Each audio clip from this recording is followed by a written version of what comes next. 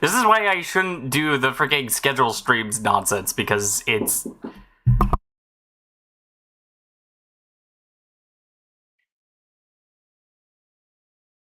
That's why I wanted to double check, because it happened last time. I was like, let's let me look at this. Let me look at the stream this time to double check. Oh my god, I almost forgot. Well, I did forget again. Oh, Tio mio.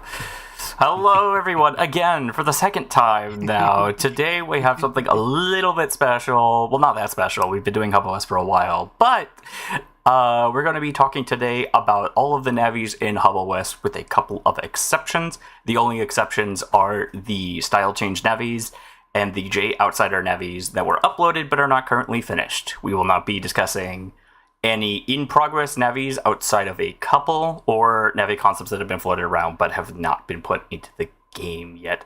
Today I have with me LDR. Could you please introduce yourself again? Please, buddy? Yes. Hello, I've made... I'm a fan of the game. I've made a few chips. Been a good time. God dang it. So the way this is going to work is, and I haven't even mentioned this to you yet, the list on the left is going to be the competitive, and the one on the right is fun to play against or not.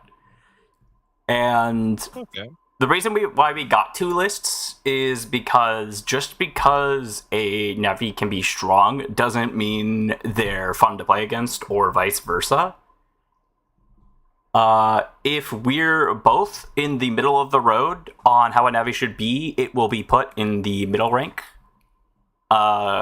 Scaling down, or I don't know, scaling up or down. What do you think? I think SS on fun to play against should be really fun to play against, and F should be not fun to play against. Oh, that's not what I meant. I mean, like, if you think like a Navi is C, like not that fun to play against, but I think it's like A, like very fun to play against, like it would like fall into B. I guess so. Yeah, something like that. Something like that, right? It's not too important. Yeah. Kind of starting off, we're just going to put Matt Rex in unplayable because this is to show the J Outsider Navies aren't finished. We have a couple of exceptions in here because they've been updated, specifically Planet Man and Thunderman, which I believe Sobel and Tim helped them on that, or they put out the updates for that. I think Tim was working on the Thunderman stuff and Sobel was working on the Planet Man stuff, or Sobel could have done it for both. I don't remember the conversation exactly. But starting off, we have Hastior. What do you think about Hastior in like a competitive sense? I think they're pretty fun. They're pretty decent, but it depends what version we're talking about. I'll take the most recent version, the one with the spreader shot. That's actually not like the most charge recent shot version. alongside the katana charge shot. I think they're pretty cool because they have inbuilt clock shield and float shoes. Even with the minus 200 HP, the amount of inbuilt utility they have is really, really good. So from a competitive standpoint, they have that. With their power rush, they have access to just strong charge shots given the right time. It is still on quite a short duration of 5 seconds. You can throw them out, but most situations with what they have, you're not really just throwing them out, or if you do, you don't have really good setup for I it. don't know. It's like non-flashing also, so it's like even if they throw it out and like it hits once and then misses, like it's non-flashing, so they can follow up with anything they have or like hold their options. So That is true. I think a lot of their init components are definitely really strong. Like you said, there's a lot of utility in the game, so having access to those before your custom drives is just really valuable in general. I could see them as a B tier. I think their power rush is really, really strong. Their break saber is kind of insane. I don't think it should be give a cent. I think it's really cool. See, the thing with that is that it costs all of your power charges. So you have a Oh, is go that for it what it early or go for it last. It does? costs every single one of your power charges. So instead of getting your 3, you can spend it to use that. And it doesn't get any stronger or weaker depending on how many you get rid of. So you more ideally want to use it last. But also, because you don't have a counter, you need to mentally keep note of how many charges you have. So you can't do too many. Sometimes you may throw one away, but That's why I like it. It's like a strong finisher. Or like if you can put it in a situation to use it, because it just makes you aware. It makes you aware and wary of your option to go for that. It is very, very powerful when it does hit, and it is very, very nice. But it isn't as free as it looks because you can't always use it because it just uses all your charges. Well, also the range, When they of block course. with their when they block with their clock shield, it actually doesn't give them a power charge straight up. It only gives them a power charge if they have haste and then they block with their clock shield. Otherwise, the only way they can get charges is through power rush. And is there a So power rush cooldown can only be on gained that? through. Or if, like, you block a bees, do you get, like, 4 power charge stacks? I do not know because the situations never really arose where I've blocked something and then blocked something again while the haste was up. Because I don't know, the haste just doesn't feel like it's ever up for that long. I'm gonna be real. So you get it, it goes away, and then you're like, okay, I blocked something else again, like a turn later. It doesn't really matter. I just get my haste and I block the thing, which is good because you block damage, and you get to move a bit faster. How But does the it... times where you do actually get power charges very rarely crops up, in my opinion. I guess it also depends on when you get the haste. If you get it on the action end, then you wouldn't get the increased returns on it until later.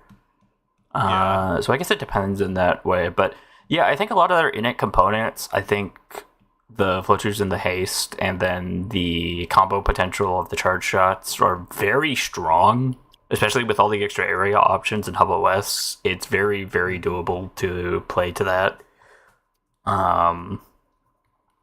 But I'm thinking B tier. What do you think? Yeah, I'm with you on the competitive viability on beta. Yeah, Okay. because they're definitely not weak, but they're not like super duper strong. So B is a solid start. All right. And to play And against and play, I have mixed feelings about this.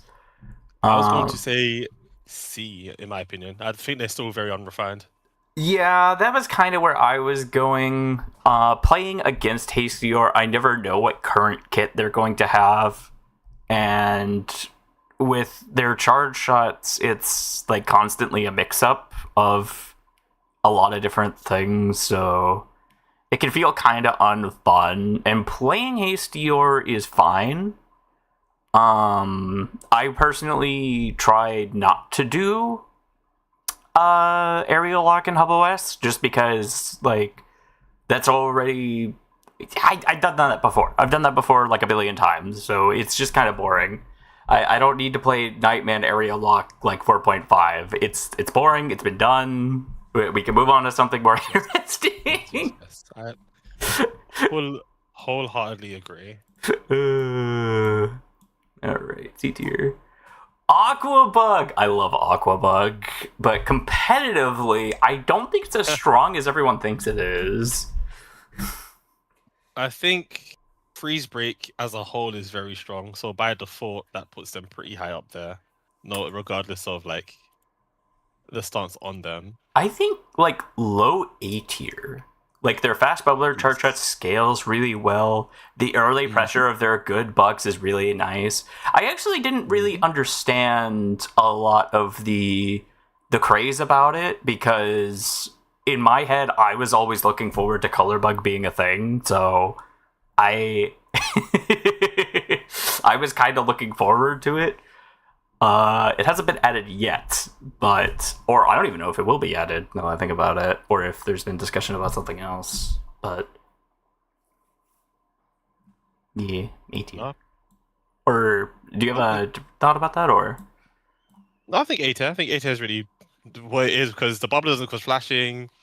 It's very good with ice. Ice is very, very strong. Freeze Break's really strong in the game as it is.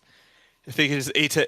Even if the Navi wasn't good, the charge shot would need to be bad for them to not be A-tier because of how good Freeze Break is. And it has better scaling than... Actually, it might...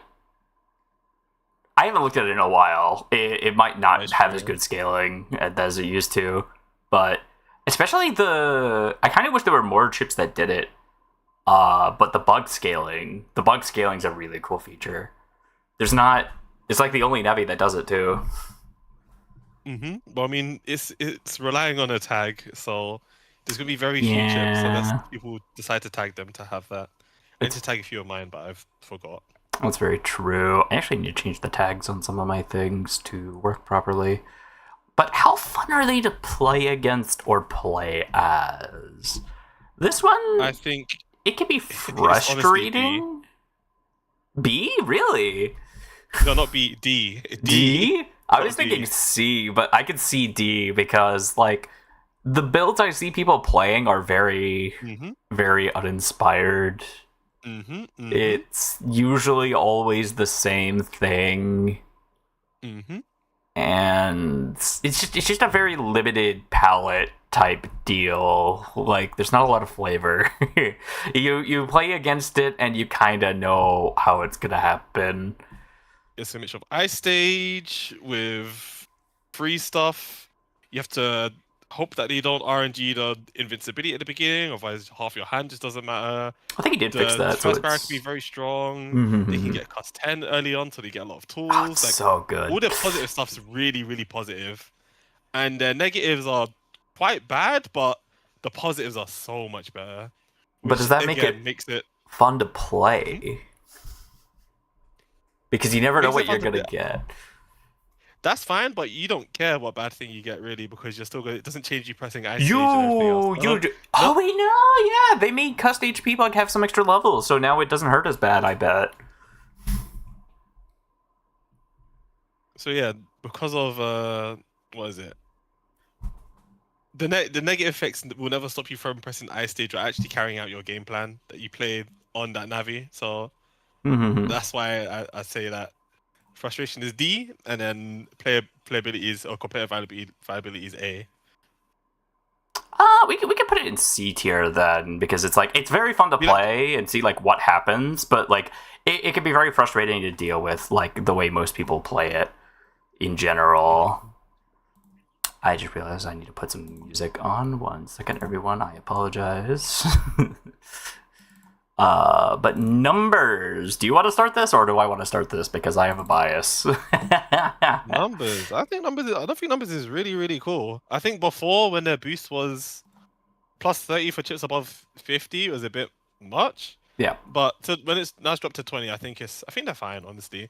I think the only gripe I would have, but it would take a bit more work from you, is the charge shot animations need more a classic tell to when they're happening more than the sprite appearing. I feel like it's a bit jittery, which makes the clarity of when the charge shot's happening or even shooting Hmm. a bit difficult to see.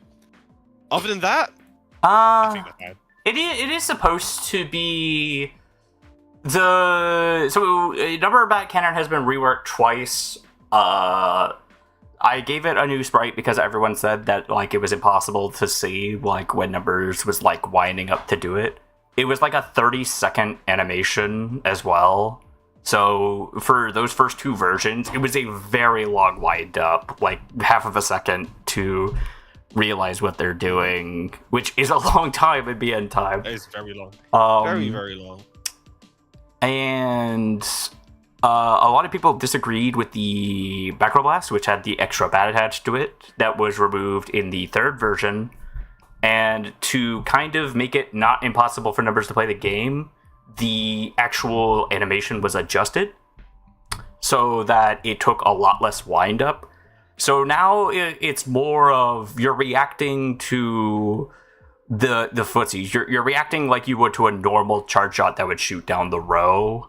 You basically are planning to not be in the row in that they do it, was kind of the inspiration with that, which is a little boring to me because that's kind of how it is with Mega Man, but it was both to make them more fun to play and less like just waiting for numbers animation to play so that it's more fun to play against them as well.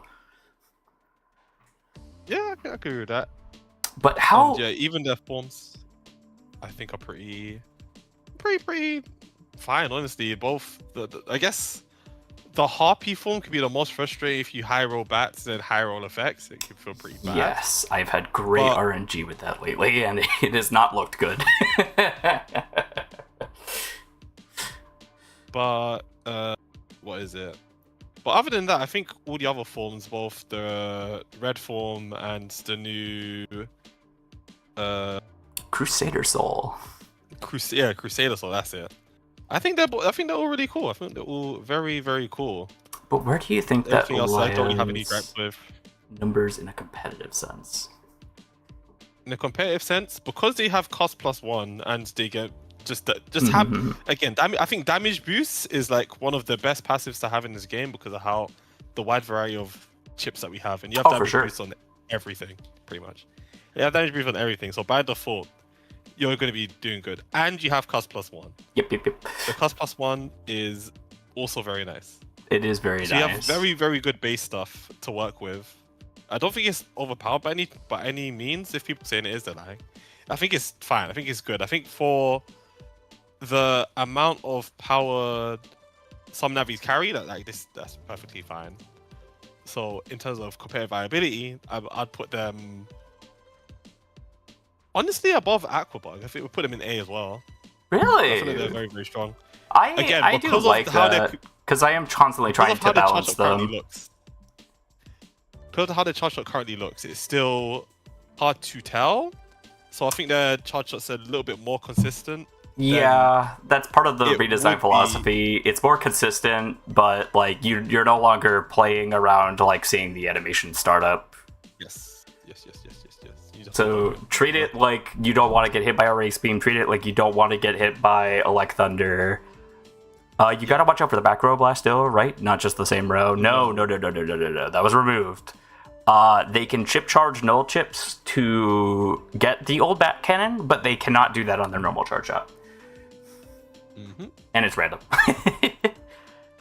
Now, fun-wise, you're one of the only people who's actually played numbers very much, besides myself. So I'm actually curious how fun you think numbers is to play.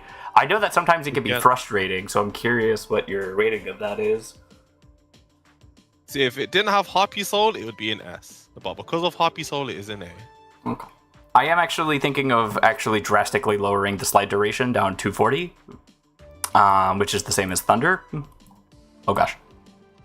So it'd be like really slow moving bats. That gives people more time to hit them. Yes. And then also gives you more time to charge up again. So that'd be pretty cool. I have to test around with it though, because I do want to balance it. Very much a in testing thing though, but I'm glad to hear it.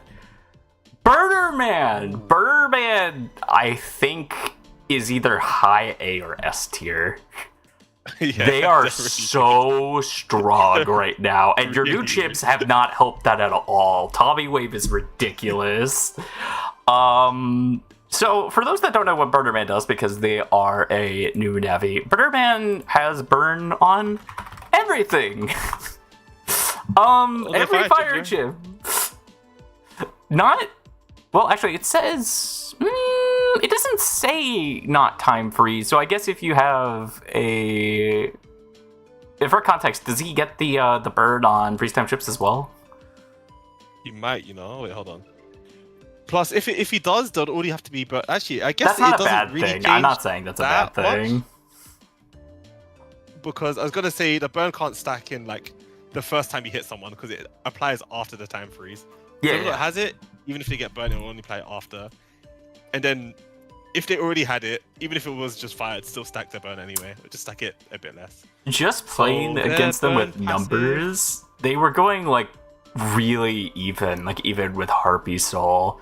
They get, burn charges, which summons the little floating funnels, called Heat Chasers.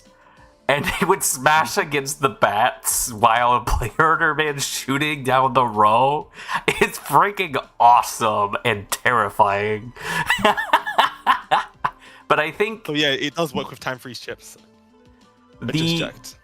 Heat Chasers also hit through Invis, doing half damage, but you retain Intangible, which is very good. Most people don't do that when something goes through Invisible, so I'm actually very glad to see.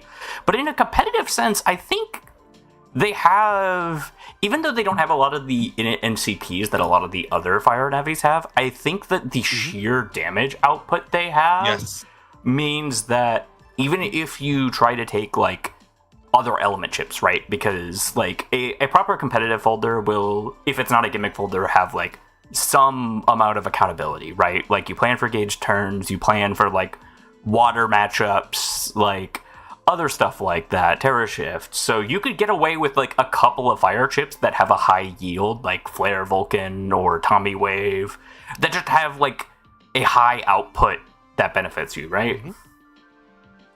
I think that alone like puts them like at least in A tier.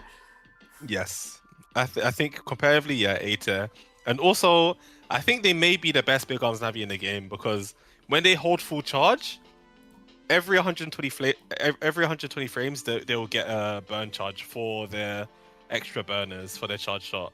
And at 2, if you're at full charge at the 2 charges, if you press special, you'll get your jet dash, which will summon the two burners, and then you dash forwards, dealing a bunch of damage and inflicting burn. That's actually the only thing that they have in their kit that inflicts burn. Hmm. So that starts all the shenanigans. So now if you hit your charge shots, it stacks the burn more.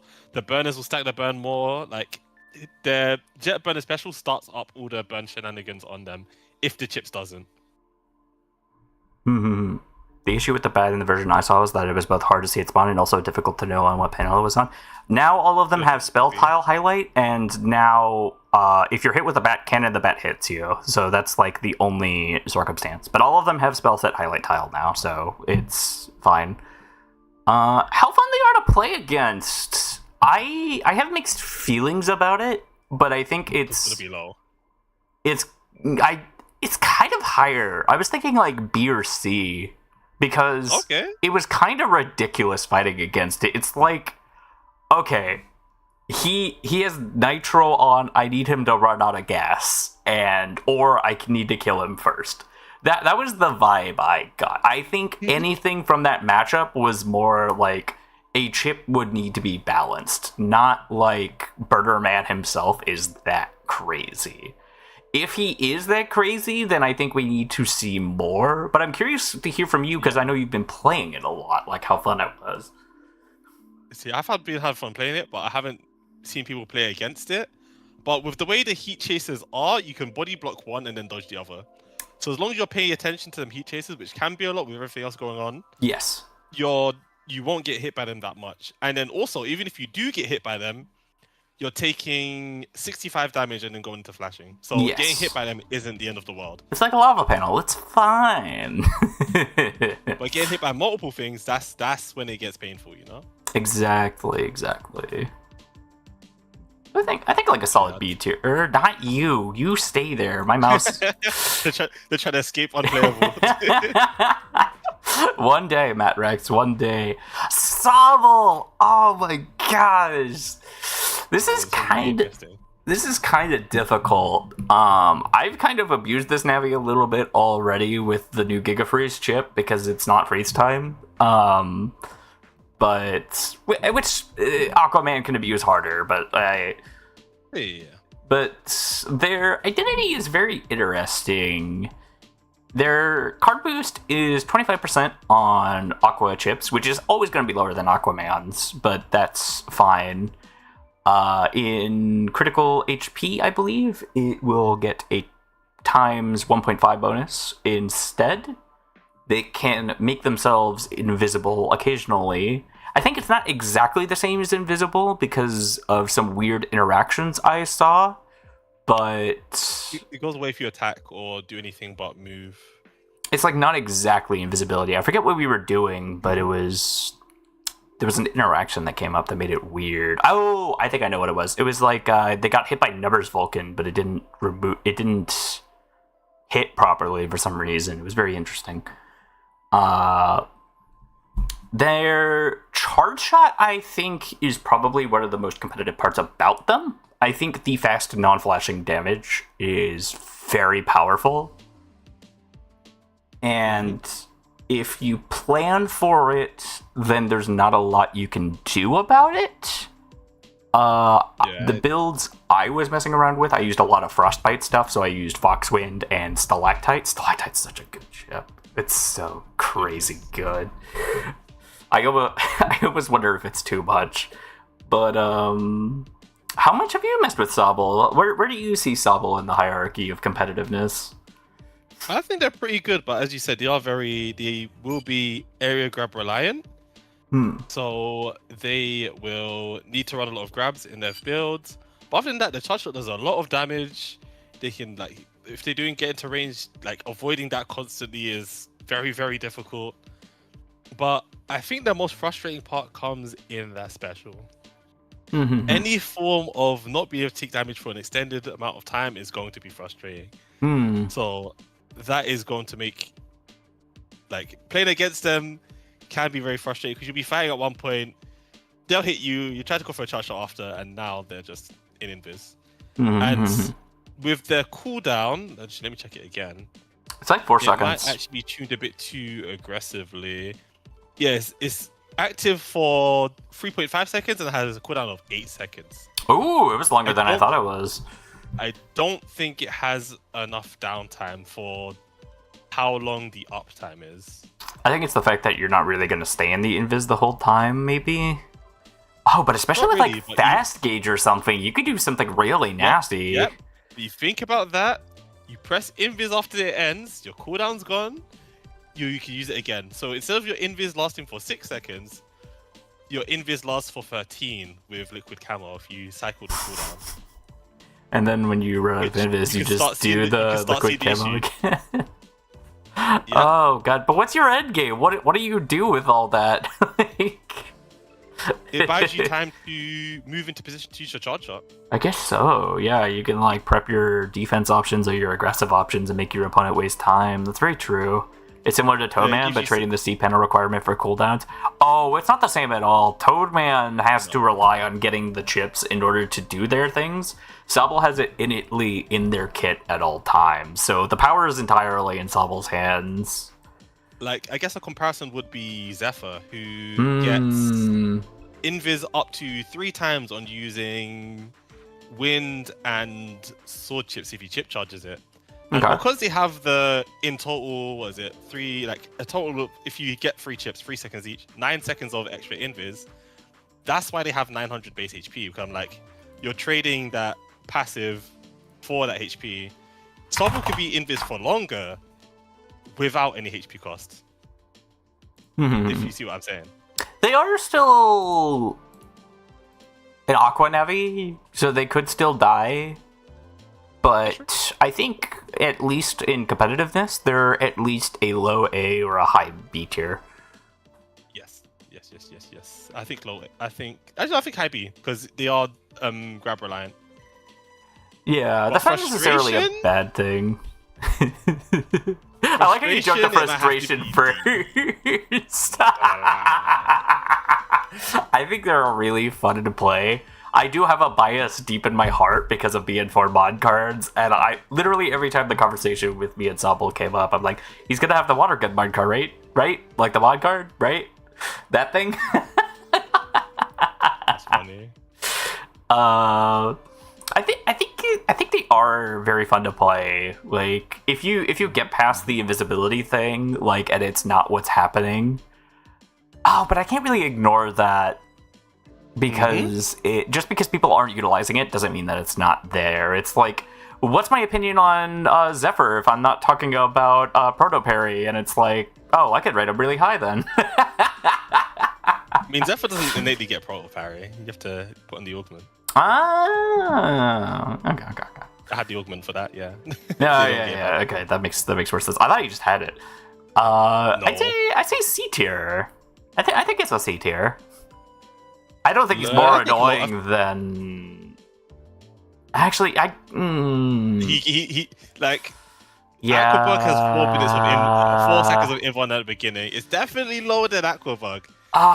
You press your special once. You press your special once, you get more invis than them. You press a special once and move around, you get more invis than anybody in the game currently. It's funny how I can't really offer opinions on a lot of Navis. A lot of this is us looking at it objectively, because of course there's going to be Navis that we look at that we don't really play against that often, So a lot of this is going to be objectively looking at it. If there's an interaction we miss, then someone can point it out and we can switch things around. Number Man! I think he's really good. I'd say at least a B tier, because number open and null plus 10, especially with bases in the game now, they're so good. Plus you have the element traps you can take 2 of, anti-stun, all of these great null options that Numberman can abuse without really hurting themselves. I wholeheartedly agree. I think literally number open alone makes them a fantastic Navi, especially because in this game you can just change your charger. If you don't want the dice bomb, you don't need it. Just change it to something else. Use the chip that changes your charger. I still think you should have had where Number there Ball. would be a big downside, you could literally just swap it out. So I think they are ridiculously good Navi. They don't need any other abilities because number open means they never have to take cost space in their Navi cost. So that's either more HP or more abilities. Today, what chips do I feel like today?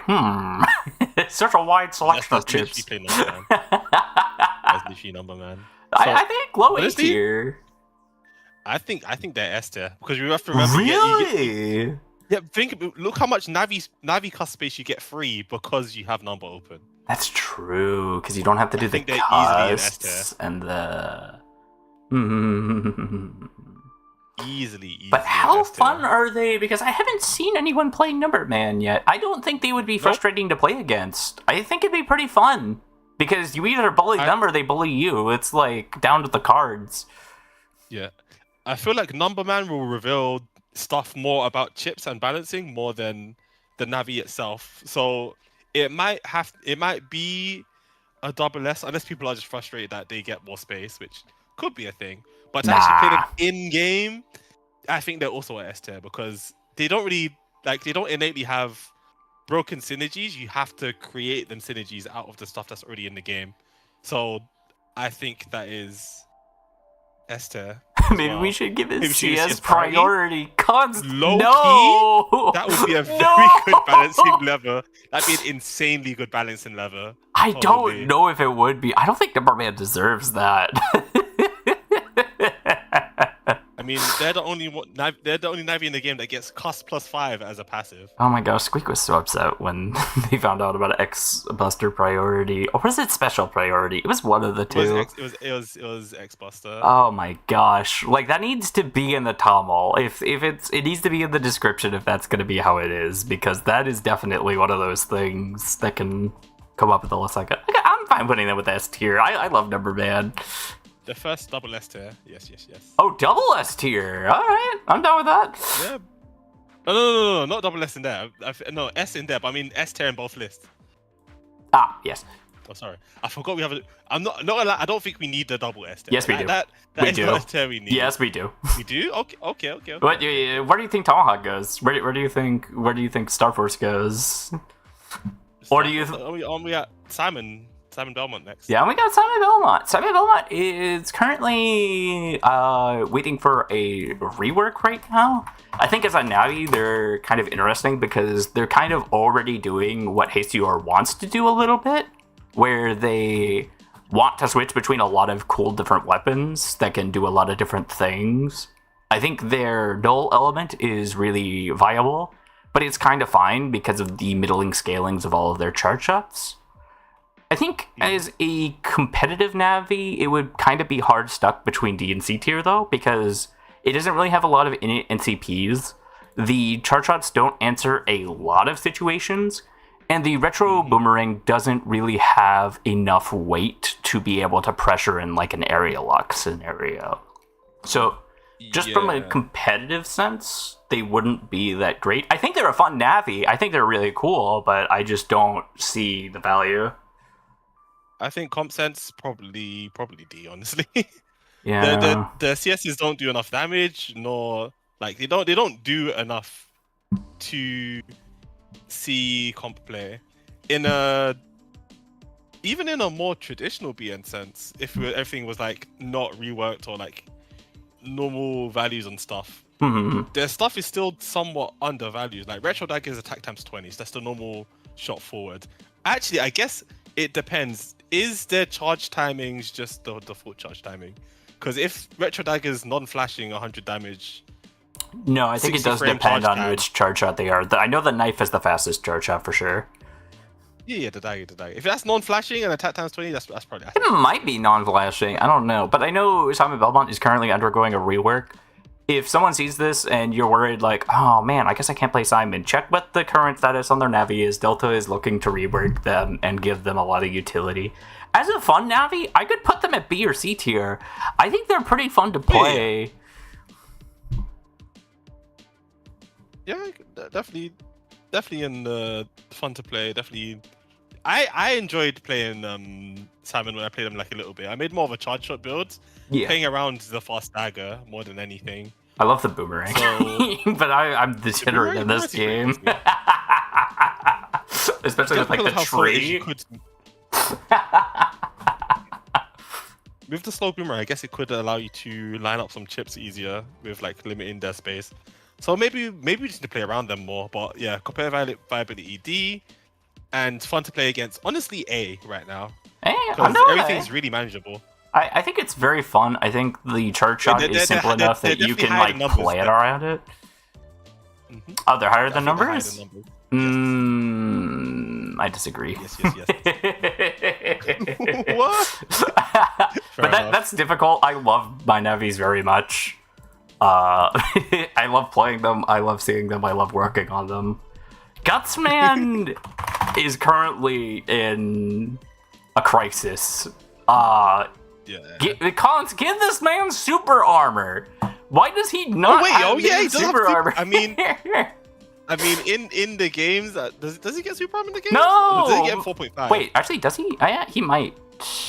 It depends. He doesn't have it in the games, but does he have it in 4.5? Oh, he definitely has it in 4.5. I know that. He definitely has it in 4.5. Wait, did we talk about the PvP patch? Yeah, he has it in the PvP patch. We can give him armor then. Gutsman doesn't have a lot going for him. Arguably enough, his best charge shot is the Guts Punch, which has the drag on it, but even then, it's really slow. Actually, no, it's like kind of decently fast, but the scaling on it isn't anything to write home about. The chip charge Gutsquake can be really strong, especially because if you have a high attack stat, it literally just destroys your entire area. So I think from that alone, we could probably throw him in C tier. Like a Buster Max kind of strategy with relying on the chip charge can be very valuable in limiting your opponent's movement space. Yeah, it's pretty alright. I'd still think. Wait, Cod says his. Also, his Buster. His Buster does like the Guts Buster thing, and it causes flinch. But Const was saying here the CS and base Buster seem too strong because, or you can't give him super armor because his CS and base Buster cause flinch. I think because of the setup, don't charge shots normally cause flinch? But he means flinch with no flash. I think he means no flashing alongside it. But I mean, I don't think that's a problem, honestly. Yeah, you can walk out of it. It's not that bad. It's not like you're being hunted down by base cross, charge shot, or base or something. I don't think you can walk out of Gutsman P shot. I don't think you can. If they cycle it right, you can't walk out of it. Probably get like 30 or 40 damage. Yeah, if you're uninstalled, yeah, you'll flinch. Oh, if you're uninstalled, that's what you meant. I mean, you could get the half movement out of it, maybe. I have to test it. I don't think you do. But again, with how much Navis have, I don't think that's genuinely not strong enough to have that. And if that is the case, it'd be, if you do think it's too strong, I'd say release it with it, and then we reevaluate if it's too strong. But I genuinely don't think it will be. If they giving them armor will be good. If super armor is too much, I would just give them undershirt then. Just like some kind of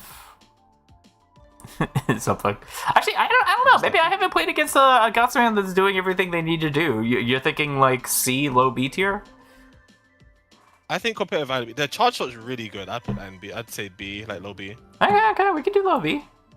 Because the charge shot's somewhat slow, but if you hit, it starts drag on it, so you can still hit confirm other things. Now, how still very, very nice. Fun are they to play? I haven't had a lot of fun playing them, to be honest. I kind of wonder when I play them. And playing against them, I'm usually never worried either. But it's not like a fun, like, not worried either. I think playing against is probably... I think they're fine at the moment. They have a pretty straightforward strategy.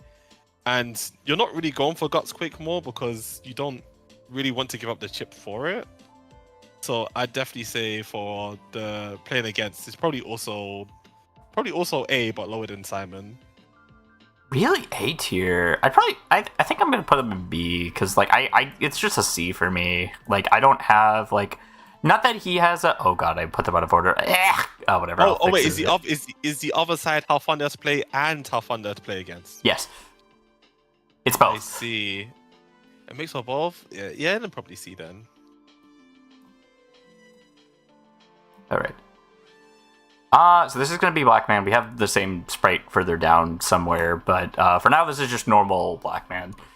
I think they're very strong. I think their charge shots dealing to statuses like that is kind of insane. Especially full proccing shock is insane.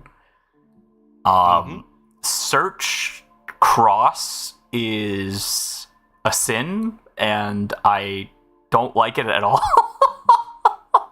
It's like the worst parts of Dust Cross and Search Soul in one. Yep. It's terrible. And I actually do need to see if they've released the Beast Out patch for it. But I think competitively they are totally and completely viable. It doesn't look like they've released it yet, but I'm considering that in the competitive nature. Even if it's at low HP, getting Beast Out is extremely strong. They don't give their Navi enough credit. They really don't. But it's because they're still learning / getting used to the game, so they're attuning it to cover for maybe stuff they haven't comprehended, or maybe the weakness in folder building. They're trying to cover that with their innate Navi strength, which can be very dangerous to do. Yeah. Oh, Delta clarified the charge timings for Simon. 65 for Axe, 75 for Dagger. Why does... Oh, because the Axe is a very particular shot. I get that. 85 for Firebomb, and I assume that's 90 for Boomerang. -5 for each charge level. That's not bad. Those are relatively fast charge shots. Okay, that is pretty fast, yeah. Yeah, they're pretty good. Hold on. If Dagger doesn't cause flashing, it's really good. Yeah, the Dagger for sure. Blackman though, I think he can go in. I think at least A tier. No. Blackman's broken. That is a very broken Navi. It does way too much. I'm kind of saving that for EX. EX, I think, is ridiculous. I think they're both extremely good. But back to the main one. They also have the innate Dark +1, which I wait. They have Dark +1 since when? Dark +1. It's not in their. There's not in their toggle. Ash is really bad with the descriptions, but they do have Dark +1 alongside the passive, which I did recommend. I put in very baseline numbers of 50 to 150 based on missing HP, which was why they have a lower base HP to encourage a more evil / dark playstyle, since that's what they want them to be, evil / dark Navi. And so evil, having less base HP with you using your dark chips to sustain you through the battle. An evil Navi that can cross and Beast Out. That is, we wasn't that far when they were first made. So that was like their base design was an evil Navi that can Beast Out. And even I talked to you. When they asked me to do a sprite for their Beast Out, I was just told, could you make it like Gregor? And I'm just like, I have other things to work on, man. Sorry. Like, if you've been in the HubOS server for a while, you would know how I feel about the evil emotion, but that is up to the community. I think A or S tier would be fine. I think lower than Numberman. Actually, no, higher than Numberman S. You think higher than Numberman? Maybe I just have a middling opinion because I just beat it so often, but like they are a good Navi. You have to remember that Dark +1 is already enough. Like Dark +1 is, people really just don't understand the value of dark chips. It blows my mind away. I don't understand how when they do so much damage I think Dark Navi's getting one more Dark Chip is fine. When it's 2 or 3, then it's like, ooh, maybe not. But 1, you get well, 1. we'll get to that later. How fun are they to play against? I don't think they are. I think you kind of get the feeling that someone's going to spam a bunch of Dark Chips on you, and there's a funny clip that goes around where a player gets swarmed with BD Dark Thunders, and it's not a good feeling. I mean, that hasn't happened in this, nor will I think happen in this, because we have more control over what goes in there. Yeah. I think to play against, they are fun to play and play against. They're honestly similar. I think similar / this is the normal one. Yeah, this is the normal one. They might be. We actually don't play against this that often. I think they're worse than Sobble for sure, because you have to deal with shuffle, the search charge shot, lock on, the battle healing, which was again made when they had no forms. I made them as like a single, like it had like one form, so I didn't know they was gonna get everything. Yeah. So I think numbers on it needs to be changed so they could be more in line with where everything else is. But right now they're doing too much, and especially the shock status one doing a spreader rather than the X shape, which it initially was. Yeah, the H spreader is insane. Yeah, it should not be a spreader. It's also, I'd say Dita. I agree with that. I just don't have fun playing against it, and even playing it, I don't like it. The charge shots have such low damage, and kind of forces me to play the chips in my folder as like the primary, which is usually the opposite of how I play. I like it when a Navi is able to hold up on their own with their charge shot.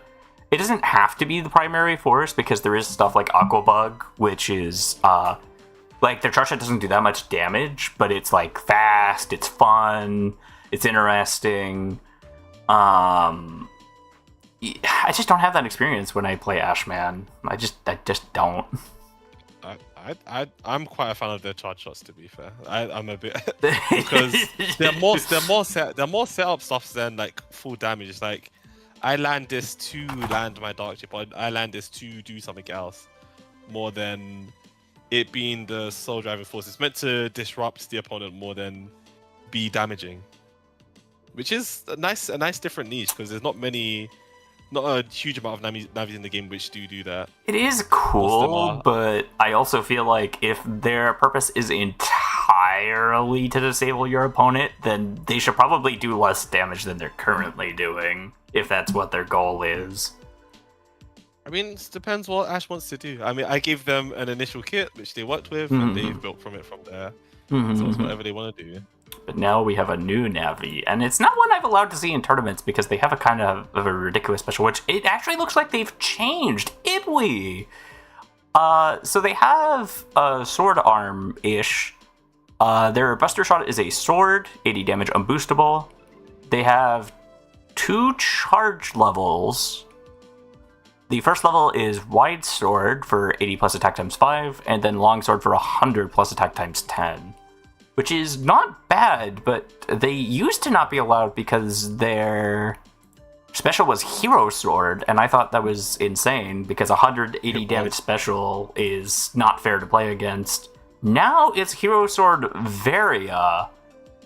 I'm not sure what that does. And now they have a form that boosts the damage on all their Buster-based sword attacks. I was gonna say like they're at least a B tier, because having such like a high damage spell like attached to your special is already really strong. It means you don't need to invest in something for long-term damage, and honestly you could just build your whole folder around just occasionally stunning your opponent and landing Hero Sword, which is that's pretty much how I played them, pretty much. Like when they had the Hero Sword special before Zomon was released, they were the only Navi with a sword arm kind of like kit with the Buster Shot, Charge Shot, and the thing.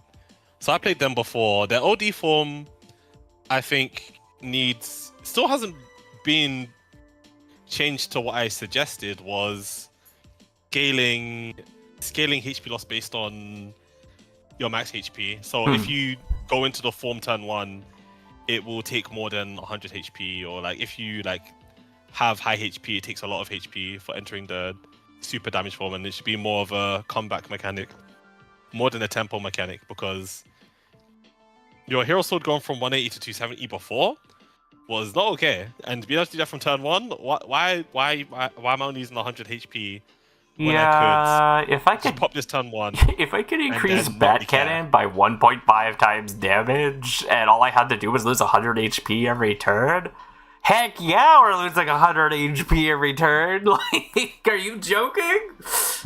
Yeah, but that's also why I didn't use it, because like this shouldn't exist in this state, so I just never used the OD form. Yeah. Because I Even- thought playing around the Hero Sword special was cooler. But now I can just do it with Zomon, because Zomon has Sword Arm.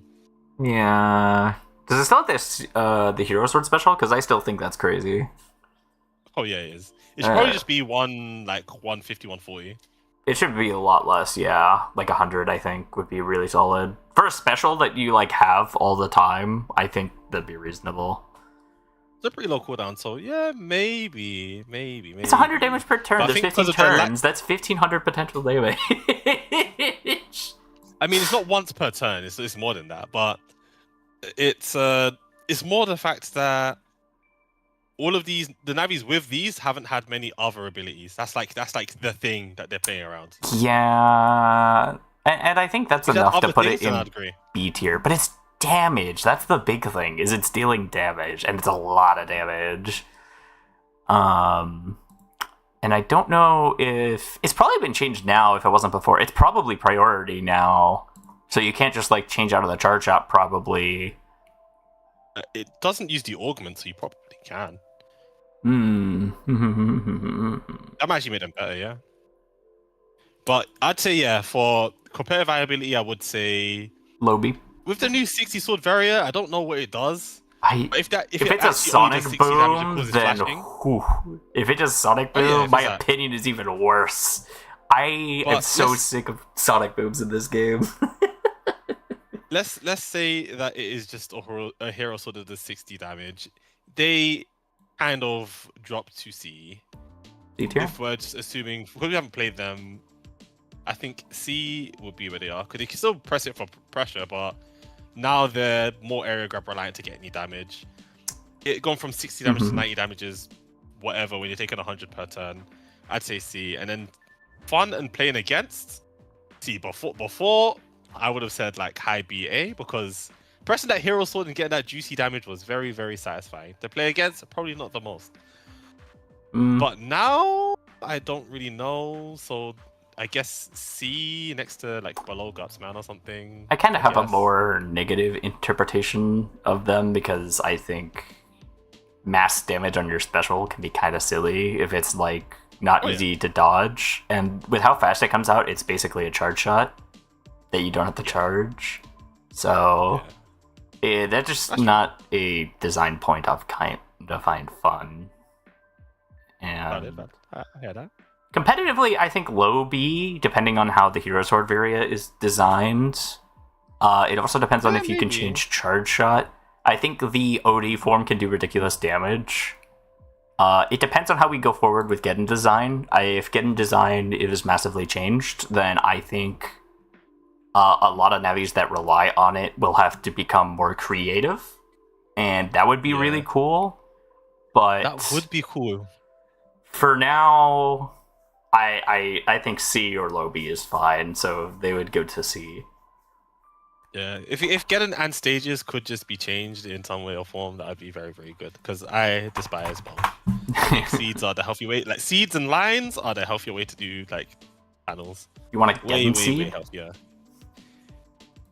Sure, if you could block it and it only cracks one I panel, don't sure. agree. The hell? Sure, the hell? Geddon seed over Geddon? Sure. Oh, over Counterplay now, Geddon? phenomenal. I'd be fine with that. That's what I'm saying. Make Geddon like a mega chip, like an LDR patch, and make Geddon seed or like break seeds or the whole seed or whatever. I still think switching Make to that- 3 codes and then limit 1 would be fine. But Oh yeah, that works too.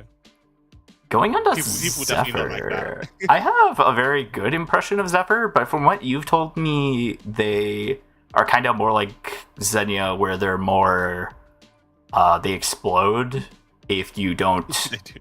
if you don't hit it right. For those that don't know how Zephyr works, their charge shot is Blade Burst, where they shoot a sword beam and it hits 3 times for speed times 3. It'll hit wide, cross, and then Z shape, and then the final one will place a trap, which deals speed times 5 damage when the next sword element attack hits an opponent. So the idea is like consistently landing sword chips like benefits this Navi, which is very, very cool. Yes. It doesn't place a trap over an active trap, which I think is very good design, because that would definitely be frustrating. Non-time freeze sword chips do not cause flashing, but only if Zephyr is intangible. Another cool thing, just in general, like, I think even then, like, it's still pretty competitive. While intangible, non-time freeze wind chips will pierce invis. That's very strong, like, extremely. And very, very strong. They can chip charge sword and wind chips, which gives them a dual identity, which is very strong. I think I could go for high B, low A. I think Zephyr has a lot of options that could see it having play in multiple competitive codes. I think the intangibility rule means that there's a lot of easy ways to combo stuff. Like, something that came to my mind as I was reading this is you could use the new Sobol chip for the intangibility, and then you can chip charge wind chips. Yes. Well, I mean, you don't need to chip charge them if you just want the invis pierce. You chip charge the wind chips if you want Ascent on them. Oh, well, I mean, I do. So yeah, so then you need chip charge. But that's the reason why I also made it 90 frames of chip charging for the Ascent, because that's true. You need to spend your time charging that, because if you can get that quickly, it would be a problem. That's It'd be a true. huge problem. It does require, but there's a lot of things you can do. There's a lot of options you can use in different circumstances, and from a building perspective, there's a lot of tools you can use here. Yes. Now, in terms of results, I don't have a lot of thoughts in my head for how Zephyr's been performing, because people haven't been playing Zephyr. But I think their utilities are unique. Their stuff is very interesting, and I could just see them being a very high B or a low A tier. I think it's just that valuable. I'm with you on that. Yeah, definitely high B, low A. But they're very, as I said, hit or miss, because your main thing you want to go for is the chip charging of them sword chips to get the dash up sword fighter into using that sword chip. The problem comes if you miss. If you miss, you're stuck in place for like, it's either 60 or like 75 frames of slowly using a sword fighter on your panel. And if you get hit at all during that slow animation, you'll get counter hit. You're counter hittable for over a second if you miss. Yeah, I'm reading that now. So missing into getting hit by anything is the worst feeling ever, because then now you're paralyzed. They get double damage. Like, it just snowballs if you miss. But if you hit people, the combos are like near unfair. So it's very hit or miss with the Navi. Mm-hmm. Now, how fun are they to play? I haven't played them that often. Playing against them, it's kind of like you said, it's like hit or miss. I don't usually know what's going to happen, but usually it's pretty fun. I could put them in like B tier or like A tier. I think they are less confusing to play against than Burn Man once you've read through what they do, because when they dash up to you, you'll be like, okay, they've just done their chip charge and I happen to be in front of them, so I got hit.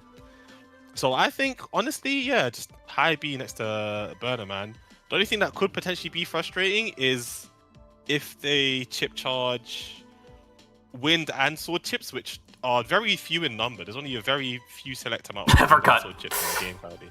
There's that cutter, there's Zephyr cut, which you do get one as a, that's not mentioned here. Is that how that works? Can you if you have two chip charge conditions, like does it hit both?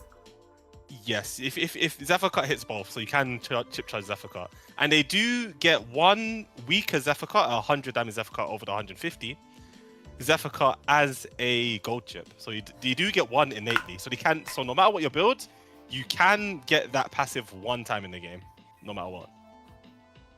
Very good, Navi. Very fun.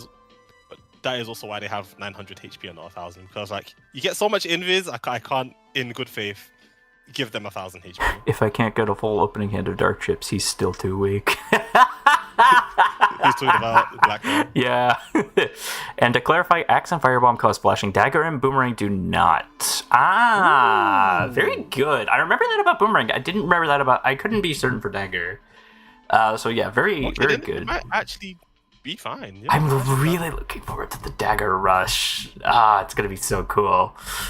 That should be cool, yeah. Ooh, next we have Chris, though. Yes. So I guess I'll talk about this because you've been more of the competitive guy for Chris. So Chris does a lot. You can choose to be wacky or you can choose to be a pacifist with him, and depending on that, it changes your charge shot. You can switch gears on what playstyle you're doing into different matchups, which is always really strong. His shield continuously keeps blocking, meaning if you have Rapid Buster, you can just end the game right there. He can't do anything. Oh, no, you fixed that, didn't you? It only does it so many times. It's up to, I think it's like 15 times or something. Wait, hold on. Let me check the number. And if I haven't, I'll fix it probably now. I don't see it in the description, so... It's anyways, not something that I need to really mention, to be fair. I feel like it's pretty important. It's very rare it's gonna happen. Oh, the limit is 15 hits. So after 15 hits, it will. Anyways, I think some of besides the shield being really strong, I think basically the way they have mechanics that give them points, and when you get enough points, you can get extra chips. That's also really strong. On top of them being null. They can lower your opponent's chip damage, which is very strong. They can also poison them, which is also an extremely strong... Wait, does he still poison them? I think he still poisons them. You can't do both. You can't do both at the same time. That's what I'm saying. These are just options that they have. Yes. Extremely strong status. I could easily put them at like low A tier or high A tier with just how many options they have. Like they can switch up depending on their matchups. And their nature doesn't really confine them into playing certain chips. I've seen the idea floated around a little bit, like, oh, what if he gave, like, Undertale or Deltarune chips, like, a certain percent decrease, and it's like, they don't need them, and it's like, yeah, they really don't. They're really strong. I said that. I was like, they don't need that. They just don't need that. So I'm thinking low A or high A. What do you think? I think high A, because their shield's extremely strong. If they can slowly scale up, if they do get the 50 TP, they can give up that TP to permanently increase the damage of their charge shot and their TP specials. So they can slowly scale into a game by just doing various things and get stronger as the game goes on. But yeah, honestly, they're just extremely solid. I think the fact that they don't have any innate abilities and use their own unique abilities allows them to essentially have their unique abilities, because they're not getting that and like float shoes or super armor or like the generic abilities you would get. And even with all of what they have, some Navis with just this element damage plus 50 ends up doing more than everything Chris has, which is very fun to think about. No, it's not. It's extremely strong. That's why most new Navis don't do that. Now, how fun are they to play, though? From a personal opinion, from someone who almost won with this Navi. To play, they're very fun. They're so fun. Because would you say you have as much fun as I do playing numbers? Yeah, I could put them in. I could put them in A.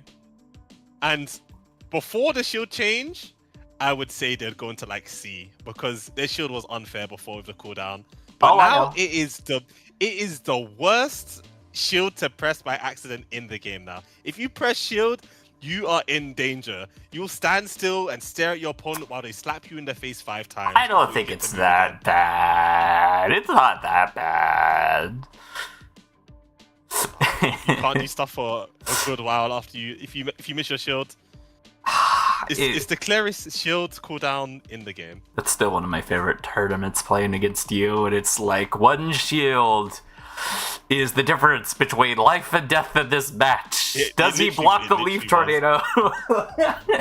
that was the game. that was several games. It was, but I think they're very, very good overall. Mega Man Black Ace. SS2. Mega Man Black Ace. They just have their crosses, or sorry, their noises are very strong. They have very little limit on what they can achieve. So whether or not you're playing a gimmick folder or you're playing a dedicated competitive folder, it just has very wide access to things. The charge shots are all very strong, and the actual Black Ace power-up on top of the lock-on is just enables so much. Mm-hmm. I wholeheartedly agree. And now after the changes, they do have their noise force and big bangs as well, which can be nice if you get the counter hit, but that does mean they don't have full synchro, which is very good. Oh boy, you can't be hit out of full synchro and lose your bonus anyways. Ah, that's so crazy. I don't know about SS though. Yeah, but at the same time, it's kind of there. They could be low SS tier, but I think it's SS tier from like how they access their abilities, like what those abilities do. They apply to every chip they use on all of their forms. So you're never like limited by time freeze or things in like most situations. It's just very wide reaching. Yeah. I do think if more time goes by, if they get reworked into turn one, you choose from your forms to like be that form in noise terms, and then it functions just like normal Half Force Mega Man, where if they deal 100 damage, they'll get 50 noise, so they'll be in the vibrant form, and then they can like get their form abilities like that. Like a fighting game weakness mechanic, like if you back up or you guard too much, like you lose your noise. Yeah, like something like that. So if they go to like normal Star Force 3 mechanics, maybe without the invis pair shenanigans and blah blah blah, without like some of like the weirder parts of it, but just like the noise mechanic as it is, I think can be really nice for the Navi. And then it will reduce the frustration of changing forms mid things.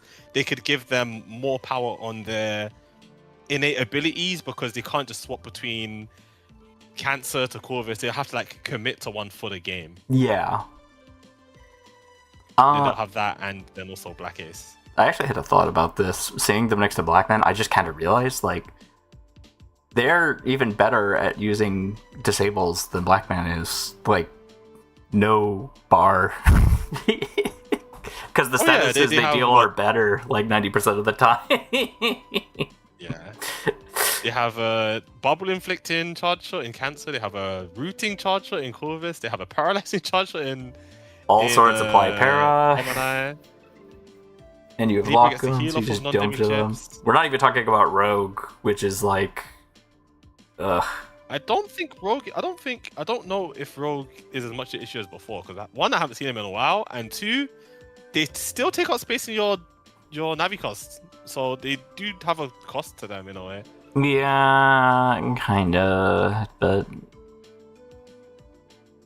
so yeah, I mean SS, that's kind of fine. Yeah, sure. Like they are very, very, very, very powerful. I mean, that's what that tier is for. Maybe to be reworked in the future to function even more like Star Force 3, because not gonna lie, the people that push this Navi are all about, oh, it needs to be like the game. So let me see that then. Yeah, it doesn't work like the game does at all. It just works like the patch. that doesn't. How fun are they to play against? I'm down for F to C tier. I think this Navi is frustrating to deal with. I think that kind of like in some fast gauge matchups, I'm kind of on a timer to make sure I'm able to do all my things before I get stunned for the rest of the turn. That's how it feels, kind of. I'd say honestly D as well with the other guys. Okay. But I say, yeah, it's just D tier. Yeah, I don't think it's F tier. I feel like I don't think any nav is really gonna be F tier. Actually, no. Actually, let's keep going through the list. And we can't yeah, no Navi. Actually, no. Actually, no. There will be. Never mind. I thought about it more. No. There will be some F tiers. Dude, but that's definitely not an F tier Navi. Love Snake Man. Snake Man is like the most underappreciated mainline Navi that's been worked on, and it's actually crazy. Their chip bonus might be better than Tomahawk's, which is crazy.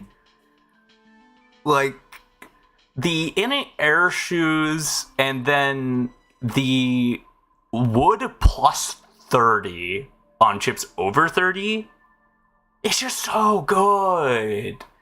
Like, their charge shot sucks. Like, it's just terrible. Yeah. It's awful. There's no justifying it.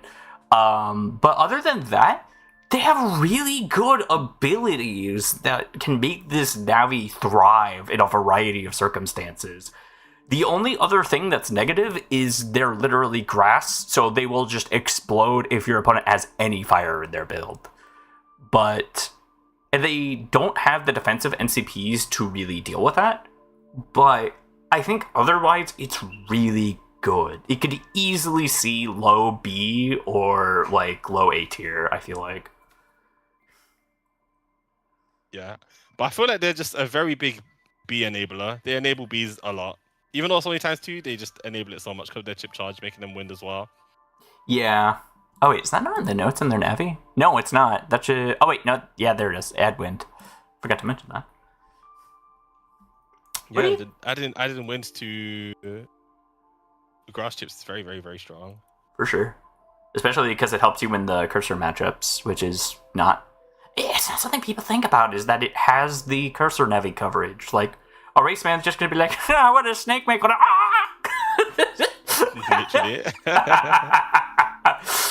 I hit my gun into bees. Why did I die? Why did I die into bees? So yeah, it deals with life aura. Like, they don't need to deal with barriers as much. So that's very, very nice. And then they get damage bonus. I think they're really cool. But I would like to see better charge shot. Because I'm pretty sure in the game they have like a Vulcan kind of attack. I would like to see that put in them somewhere. Do they have a Vulcan kind of attack? I don't remember. Oh wait, he does where he retreats into the jar, right? Like he shoots a bunch of times. I haven't played 2 that much, but I remember that for some reason. I don't know why. Can't forget about the CC that appeared to us in Dawn's dreams. Yeah, the ad wins. I would love to see it more. I think it's just very competitive, viable. But where do you see it? Good. I think literally because they have air shoes as well. I think it's just viable because of that. Like that alongside that just makes them good. Like they're a really short text Navi that's really good, which you see very rarely these days. I think like about there. It's pretty good. Yeah, that looks good. That looks good. I'm for that. How fun are they? I think the charge shot makes them very unfun to play and easy to play against. Like, you're not scared of their charge shot at all. You're scared of bees. Yeah, you're scared of bees. You're scared of bees. Playing against bees also isn't fun. I think right now they could actually have used Cact Ball with like capsules because so that would be pretty cool. I could go B or C tier. I think the highest in C, because their main thing is using bees, and bees sometimes is unfun to play against because it's never just 1 bees or 2 bees. It's like 5 bees in the folder. And it's like, can I press a button or the one of bees hitting you out of nowhere? That's the scariest bees, honestly.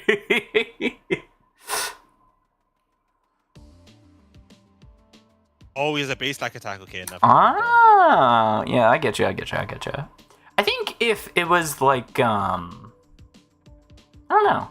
Very curious. Going on to Searchman. Searchman's been reworked a little bit. I actually forget, so let me pull him up. I think it was Search Soul that got rewrote. I think Searchman's more...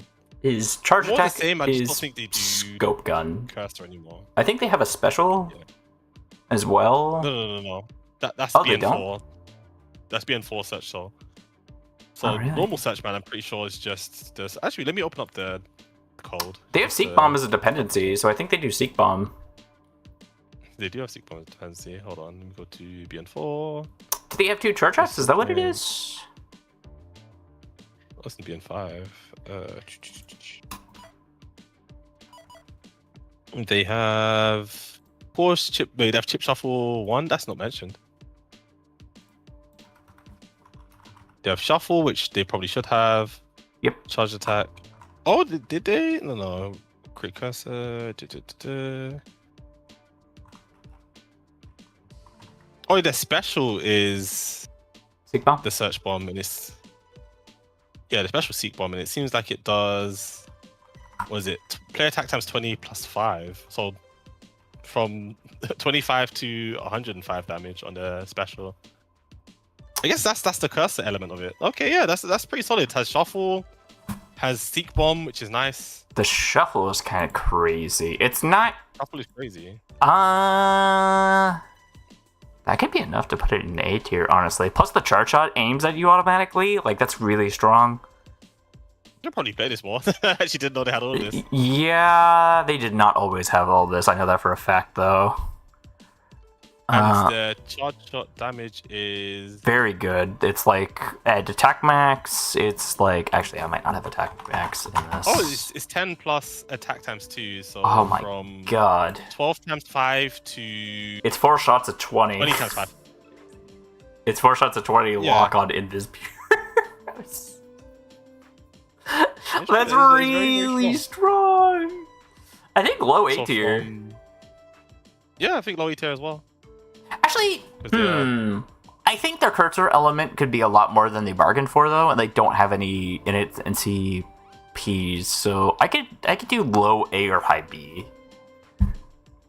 I think low A because they have shuffle. Yeah, that's true. That makes up for any kind of defense that you have. Yeah. I think they're not fun to play against. I think any kind of lock-on attack is bogus. It doesn't feel good to play against 90% of the time. It is, but it's only enabled with uninstall. Not that makes it like much better, but I don't. Well, it's more about it messing with your invis and stuff. You know what I mean? Like, it's not like you can avoid anything on your own. Like, any defense you have, like besides maybe aura, is like temporary. Oh yeah, and if they play like defensive as well, it can get really boring. Yeah, exactly. That's what I'm saying. That's fair. Yeah, there might also be another D tier. But where? I think it's worse. I don't think it's as bad as Sobble. I think it's between Sobble and Blackman. Oh, I thought it goes like this way. Like, so this is closer towards F tier on the right. Oh yeah. It would be between Blackman and maybe Starforce, I guess. Yeah, because Sobble would be not as bad in D tier. Yeah. No, I think it'd be worse. Oh, no, Mega Man's definitely the worst. Yeah. Wait, hold on, BRB? Oh, wait, they both have... I just realized they have Search Soul. I'll take your time. How is everyone doing today?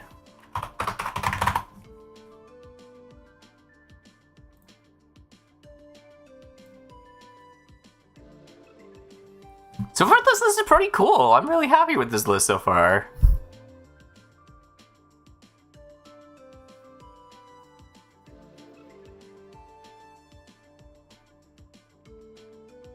We might have to come back to this list later, though, because we are kind of dawdling a little bit.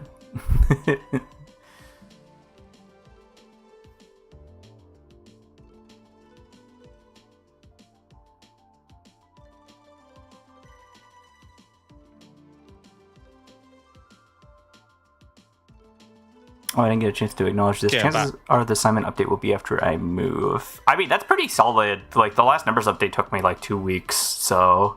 I totally understand, like, long updates for your Navi. I have returned, and we was on... Ladia. Yeah. We're on Ladia now. Ooh, Ladia. I remember speaking to Spirit Drop when they first released it. I was like, Bladia has a huge blade. Their sword chips should probably pierce guards, because that would just be like a cool, unique thing that they would have. Wait, did it not have that at first? No. Crusader Souls has guard pierce, and it's not even as big as Bladia's sword is. Ay. And I was like, you're missing the ball on this if you're not giving them guard pierce. Because I was Oh. like, that should just be their thing, you know. Big swords, their sword chips called guard pierce. So their charge shot is a wide sword that cracks panels where targets are specifically hit. Very nice. It doesn't just crack the panels on its own. It's like they have to be standing there. The strike damage is 50 plus attack -1 times 15. Ooh, very interesting. So attack max would be 60, so about 110. The sword element... Oh, it gives sword element chips pierce guard. That's not something I see. Wait, that's so cool! A unique sword navi? We don't get those anymore. Yep. That's what I told you. That's what I was like, bro. Like, make it do this. That's so good. The one line of text I do not like. They have a panel grab set chip that refreshes every 2 turns. That is so I mean, it's strong. It's boring, but it's strong. It's ridiculously strong. What do you mean just strong? You win grab wars with every Navi in the game. Is what that reads. It's very good. Yeah. So crap. Competitively talking about this, I think it's middle of B tier. Technically, it's one of the weaker sword buffs we have. The panel grabs is extremely strong, but I don't think they enable the charge shot to be the strongest thing pressure-wise. You get to deny half the cost, or deny like a good amount of the cost because you just out-grab them. Yeah. I think what ends up happening, though, is it more often than not encourages them to play defensively while staying forward on area. And in a lot of matchups, especially against some of these Navis that we've put higher up in the tier list, like if you tried to do that against Burner Man, he's like, okay, bet, I'm going to hit you with this Tommy gun and you're going to go into overheat. Most players won't do well competitively with that mindset. If it's used well, then you can do a lot of object shenanigans. You can like sneak fanfares in there. You can literally just use the panel grab to deny area grab by itself, which is how you should be using it in a competitive sense, but most people won't do that. So I think middle of B tier, if that's like the exclusive competitive factor, I think that the Pierce Guard on sword chips is very cool. It definitely opens up against a lot of stronger Navis that have shields. But I think it's a weak... You know that shield part you said there? Yes. They don't have written down that they have a shield. Yeah, they do. Gladia Guard is special. Oh, it does. That alone puts them in A, no? Like low A. I feel you have like guard special, you can pressure with wide sword, and you have panel grabs. Like they have everything to enable their playstyle. I'm fine with low A, but I think that's if you're using them right. I think most people will look over the fact that you can use the panel grab to deny area grabs. I think most people will look over the fact that they can use the panel grab along with other things in your folder to skip objects to your opponent's side. I think a lot of people will skip over the fact that they don't have to stay in the front row to get the value out of the panel grab that they're using. But I mean, the tier list is meant to be on like being played right, not on general being played, you know? Yeah. I'm just saying, like, I see them as having like a higher ceiling. No, get back down there. Yeah. How does he keep escaping? Matt Rex desperately wants to be played.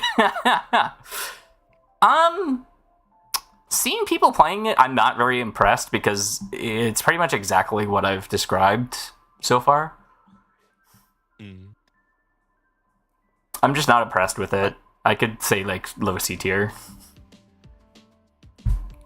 Yeah, it could be low C. Could be low C. I think. Yeah, it's like there. Omegasys is very interesting because I still think they should have their panel swap thing. There's a lot of things. I forget honestly like how much I wanted it to have. There's a lot to talk about here. So Omegasys is kind of like a pseudo Starforce Mega Man. They can do the lock on attack. and use either their charge attack or a chip. It's a weaker version that only targets in the same row, and it's blocked by obstacles. Counter hits give him a card from your folder, similar to Star Force Mega Man. And his charge art is Beast Slap, 50 plus attack times 20, so 150 at attack max that hits in a wide sword. They have init float shoes. I think they're honestly solid. Like, you have a wide sword attack that you can actually potentially hit. You can also bait them to get a counter hit, which I did do early days. Yeah, I was like, okay, gonna go for a charge shot. I'll just wait. I'll purposely wait in front of you and counter hit you. You know what I should have done? I should have put Reflector 3 in my folder and Beast jumped with him. It's so good. Oh wait, that sounds really good. Wait, hold on. Let me quickly Beast Jump Reflector 3 sounds very good. But back to Navi as a whole, I feel like they're really cool. They have really strong setup with the lock-on that makes them automatically able to use close range chips from any, like, pretty much any range as long as you're in front of them. I think honestly they're just solid. Like, they don't do too much, they don't do too little. They're just like doing the right amount, especially because they have them float shoes. I think their lack of element as well, like, makes them a lot more open to changing things around to their folder depending on the competitive environment as well. So there's a lot of things you can change about your folder and NCP design, like, based on what's going on at the moment. Wholeheartedly agree. I think for competitive viability, they would be, I think, between Snake Man and Guts Man. Honestly, I think B, like mid B. I was thinking above Snake Man, because I think they have access to more things, kind of like Haste Dior. They have the float shoes. That's true. I think that's fair. Okay, I hear it. Like, there's just there's a lot of things. They both also, like, have a wide synergy with a lot of different chips that they can, because of the lock-on and the power rush. So, okay. I think fun to play. They're either A or S tier. They're just goofy and fun. Yeah. I don't know how it is to deal with, but, like, I feel like if you're struggling to deal with Omegasys, then you haven't played against it enough. I feel you could probably easily do something frustrating with it, but I just haven't seen it yet. Yeah. But even so, whatever Omegasys could do, Arthos could do as well. Yeah, exactly. Yeah, bottom of A, yeah, I agree. That's all perfectly fine. Dark Navi. I think that's high A or low S tier. Especially because they have the Dark AI thing, yeah. Dark Hulls also give him 15% boost. He has access to the Karma program. And he has Dark Berserk for 12 seconds. I don't know if they should have access to Karma program, but... They shouldn't, but that's why they're S tier. That's also why they're banned from tournaments. I mean, it just depends if Tim ever changes their view on them to just not have the Karma program. I think the Dark AI after Const changed to them, it's okay. It's still I think it's a custom Dark Karma program, so I think it might be... I don't know if it's the original Dark chips or not. I'd have to check it. Yeah, it might be weakened Dark chips. I'm not too sure. If it's weakened Dark chips, then... That's not that bad, then. Maybe. Well, I think it would still be, like, extremely strong. Like, imagine you just get, like, a Dark Lance, and it's like, well, half my opponent's HP. What is Dark Lance that does, like... 400. Does, like, 150 or 200, then maybe it's not as bad. But if it is 400, then it's like, Even then, like, I just think that's still really strong. It is. But their charge shot's just a cannon which scales off their missing HP, which I think is the coolest part of the Navi. Having your charge shot be stronger as you get weaker, I think is really cool. It also feels really bad to use. I mean, at high HP, doing lower damage is whatever, you know? I meant in general. Like, it just feels like a not great charge shot. I think the concept is really cool, though. Yeah. I mean, for it being a Navi, maybe they make a dark version of my normal cannon, and then it can have, like, a more unique effect. I think that would be cool. Dark glitch cannon? No. No, glitch cannon. Something like normal cannon will shoot out the projectile, but maybe it will be like. Oh, that's a what you dark meant. projectile. That's what you meant. Yeah, like the normal cannon that the normal Navi has. That'd be cool. But where do you think that lands them in here? I think high A or low S tier. I think high A. I don't think it's quite low S. Okay. But yeah, I think it's just there. Oh, he doesn't want to be played. It must be unplayable. I mean, currently in tournaments, they are there, you know. Well, they're not, because I won't let it be. Yeah. Maybe they are fine. We'll just have to see. We'll just have to test around with it. Let's see more, yeah. In terms of playing against, I don't like it. I think because they have the Karma program and now the Dark AI, it drops a fair bit. Oh, that's true. It's even worse than I remember. It probably gets put in either the lowest in C or next to Sobble on D. I think it's next to Sobble, because Sobble is definitely not less unfun to play against than that. Oh, now we have a cool Navi. Now we have the cool Navi, the better Searchman. Searchman EX, the Searchman upgrade. They have non-dimming cursor plus 15, which is really solid bonus. Charge Shot is Search Snipe, which is a more skill-based Search Snipe that you can press the up or down button to move the row that it's traveling down. It'll pierce Invis but retain intangibility, so it's not like normal Searchman where it's just frustrating to deal with. And it'll do 40 to 140, attack 1 to 5. After attack 5, scaling is reduced by half. So instead of increasing by 20, it's going to increase by 10 to 190 at attack 10. Their special is a search grenade that they can pop with their charge shot. And their charge shot finds an enemy and can stun them. With their fixed card, they can get 8.5 seconds where most attacks will pass through you.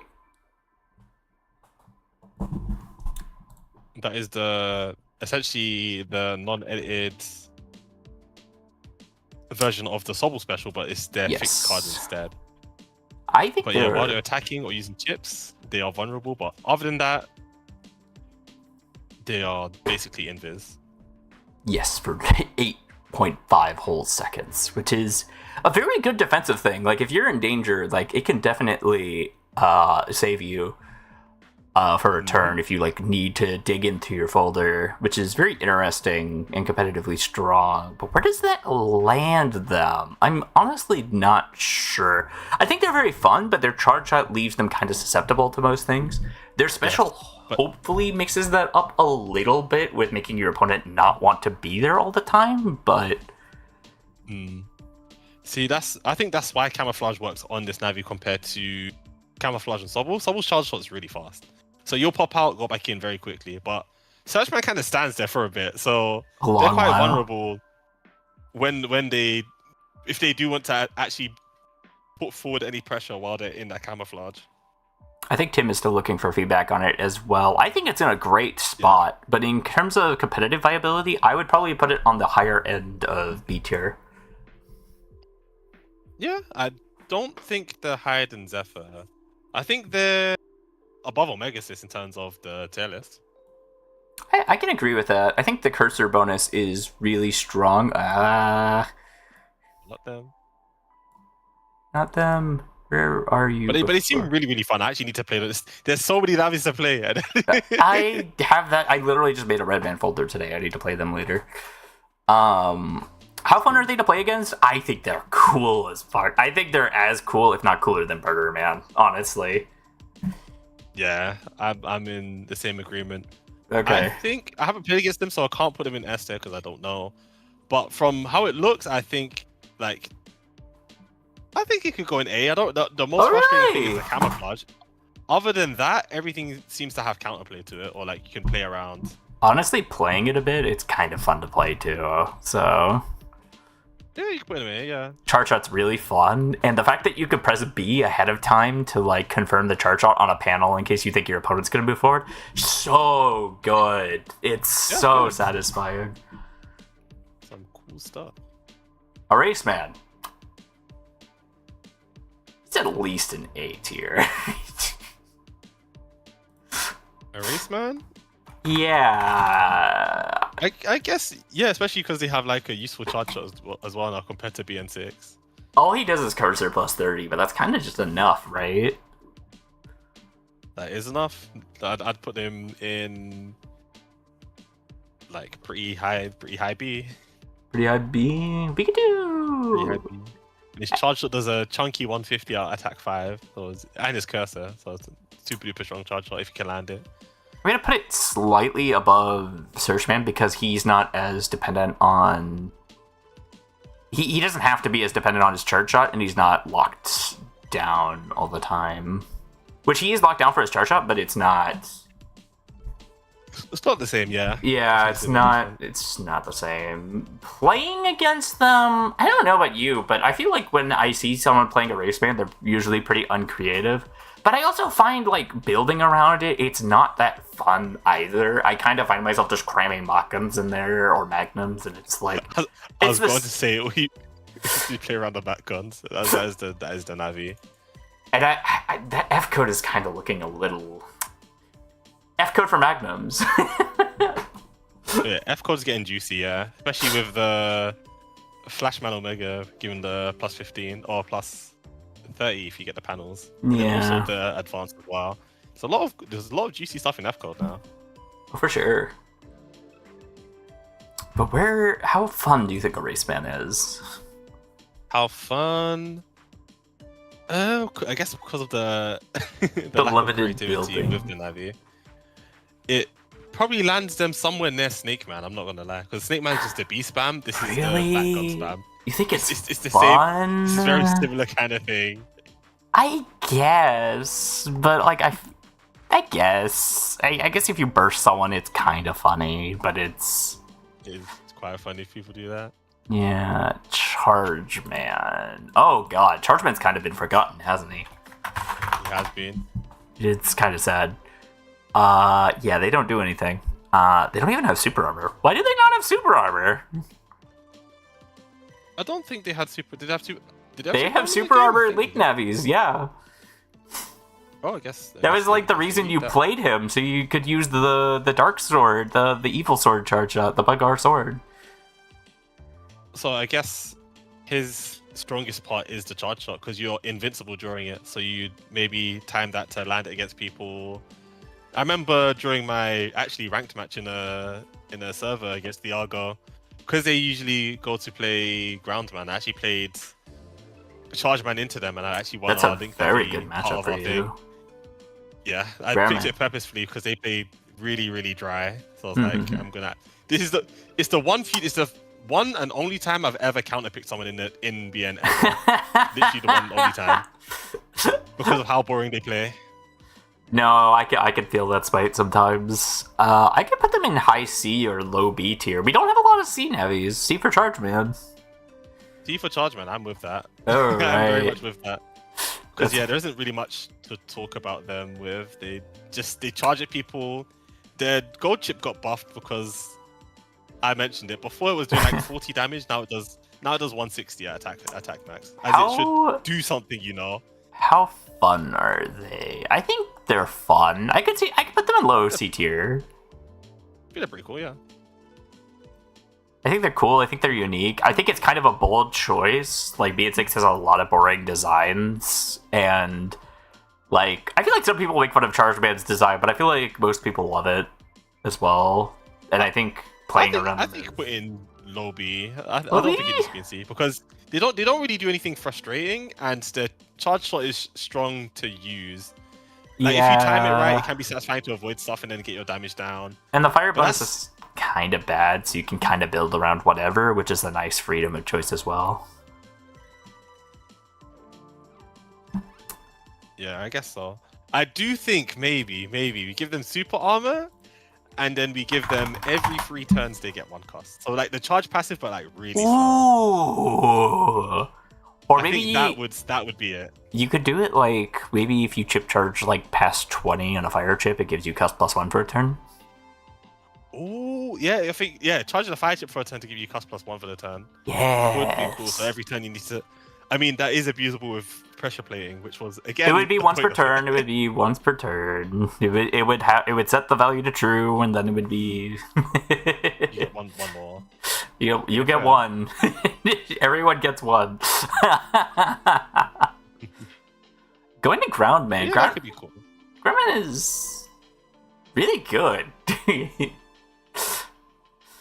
I don't think they're that good, but they're good.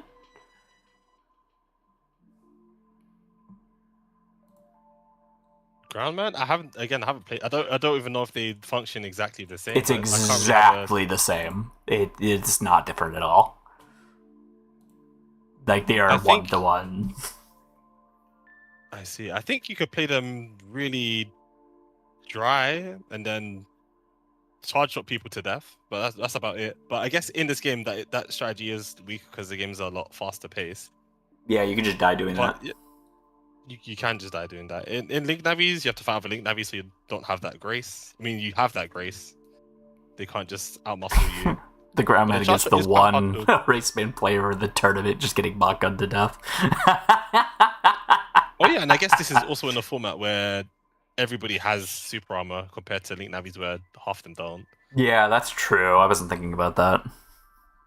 So yeah, they would be a little bit weaker by comparison. It will still be really fun to land the RC breaker though. Yeah, especially with the freeze capsule. Oh yeah, there's a freeze capsule. Wait. You forgot about that interaction? That's like the one thing he does in Link Navis. He like double points, he stuns, and then he does the RC breaker. No, but I mean you have freeze capsule here, so every rock would do double damage. Exactly, bro. Wait, that sounds like a really funny cheese strat. I was already thinking Link Navis, technically. it was, but this is even more ridiculous. Yeah, that's true. Yeah, in terms of the tier list, I'd say yes, it's honestly super armor, which is nice. So it's like I think at least low B or high C. I was gonna say next to Guts, man, like below Guts, man, because I feel like the Guts punch you get more flexibility out of it, and you can combo off of it. He has more consistent damage that locks him into place for less time. Yeah. Playing Groundman, I think they can be kind of fun, but like you said, they can be kind of dry sometimes. They can be quite dry. But if I think about playing against Groundman or playing against Beezle or Matgun, I might have to play against. They might have to be like below Chargeman, but above Snake and thing, or like high C, one of the two. Have a low B or high C, in my opinion. There we go. Yeah, that works. All right, next up we have that works. Dustman. Dustman was a recent ad, so let me check real quick. I'm pretty sure he just works, but he's better now. Yeah. he's So he can dust shoot 3 chips.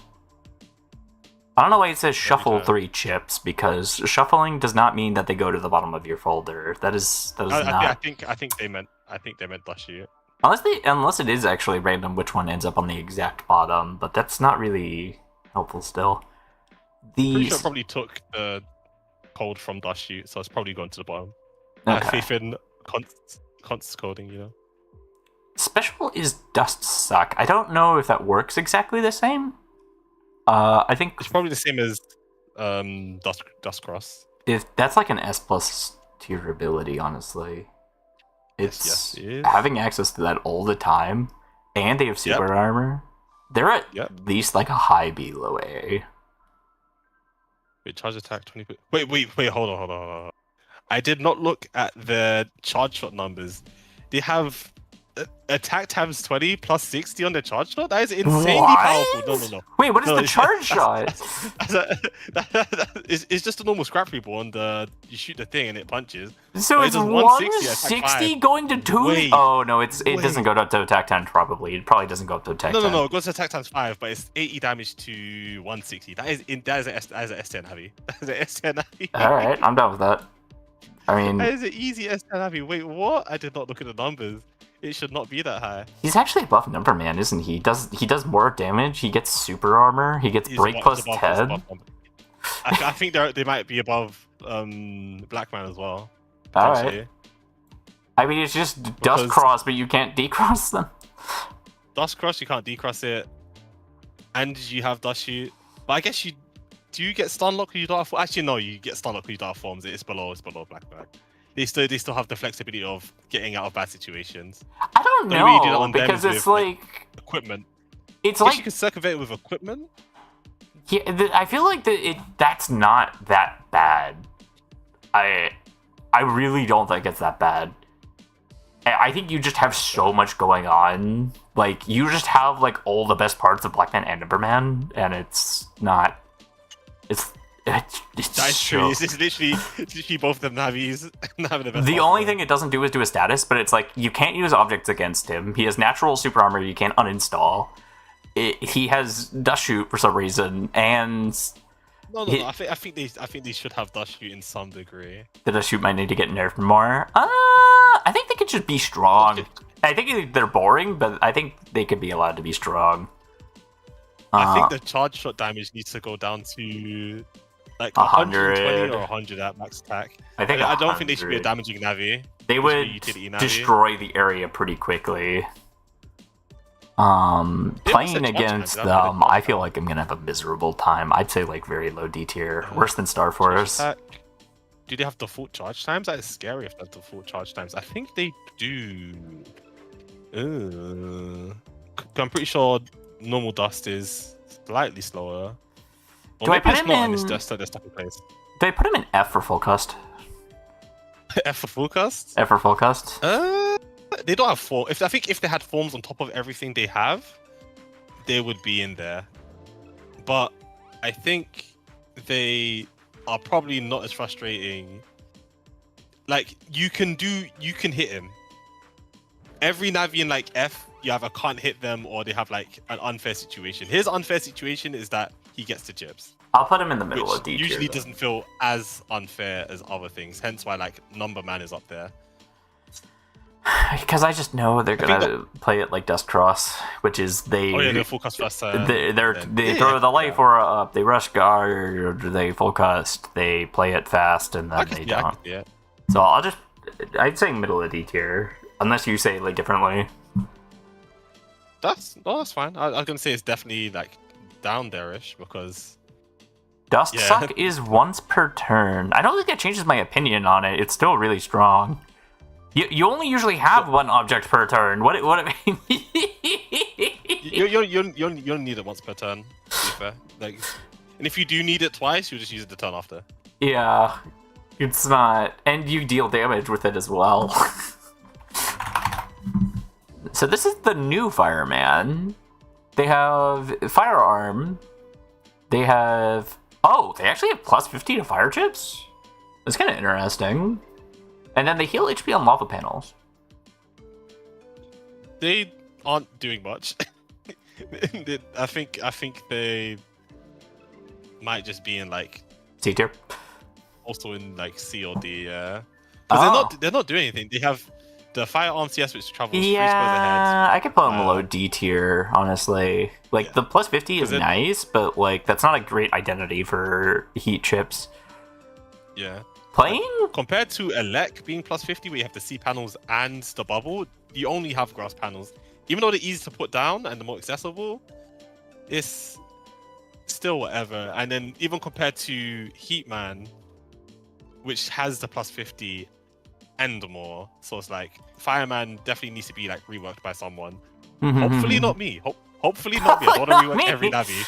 I really want other people to put forward ideas for Navis. I mean, I will gladly, tell like, people, if someone wants him to do, like, more of the meteor shtick, like, I'll gladly make a sprite for him holding, like, the freaking meteor wand or something. No, like, I mean more like in canon stuff. Like he can have the What do you mean? He chip does- charge fire. Meteors Chip is the Shot first Firebomb. attack he uses against Mega Man in BN1. Like, Was it actually? That's well, funny. yeah, when he enters the oven. See, but I mean in the boss battle. Okay, yeah, he doesn't do that in the boss battle. See, there you go. There you go. He should have like an ability, maybe a special where he puts down them little firebomb things, and have That kind of sounds like it fire should be square thing Bomb Man's similar personality. to like Starman EX where he does the star thing that goes round in a circle. He should have that with fire because that's what he does. Oh, I just realized Iceman kind of takes Bomb Man's identity a little bit, but I guess we'll get to that later. Don't think so. I think Iceman is doing Iceman things. Bombman will function very different. Okay. I think playing them, I think they kind of encourage you to mess around with lava panels, which is really fun. And then the flat fire bonus means you're not too worried. Your cust is going to be mostly pretty normal because you don't have the init NCPs. I think they'll probably be pretty fun and not that frustrating to deal with. Yeah, I think you put them I think you put them in A, honestly. Like A. Yeah, just anywhere in A. Yep. It wouldn't be opposed to anything. Xenia. Yeah, I think. I'll let you explain this. There's a lot. I know you've changed some things around as well. Xenia, about her. So she has her main passive, which is 10% of the damage from wind chips will inflict Zenny Curse equal to that stat, equal to that damage. Which Zenny Curse is essentially, just think of it as cast bug. Like when you open the cast, you take that much damage per turn. And then her second passive is Precise Poison, which is the first cursor chip that does more than 50 damage, inflicts poison. So you can only get that once per turn, not on every cursor chip. And then her last two things are she drains 15% of the damage done by Zenicurse chips, or chips that inflict Zenicurse, which will of course include them wind chips.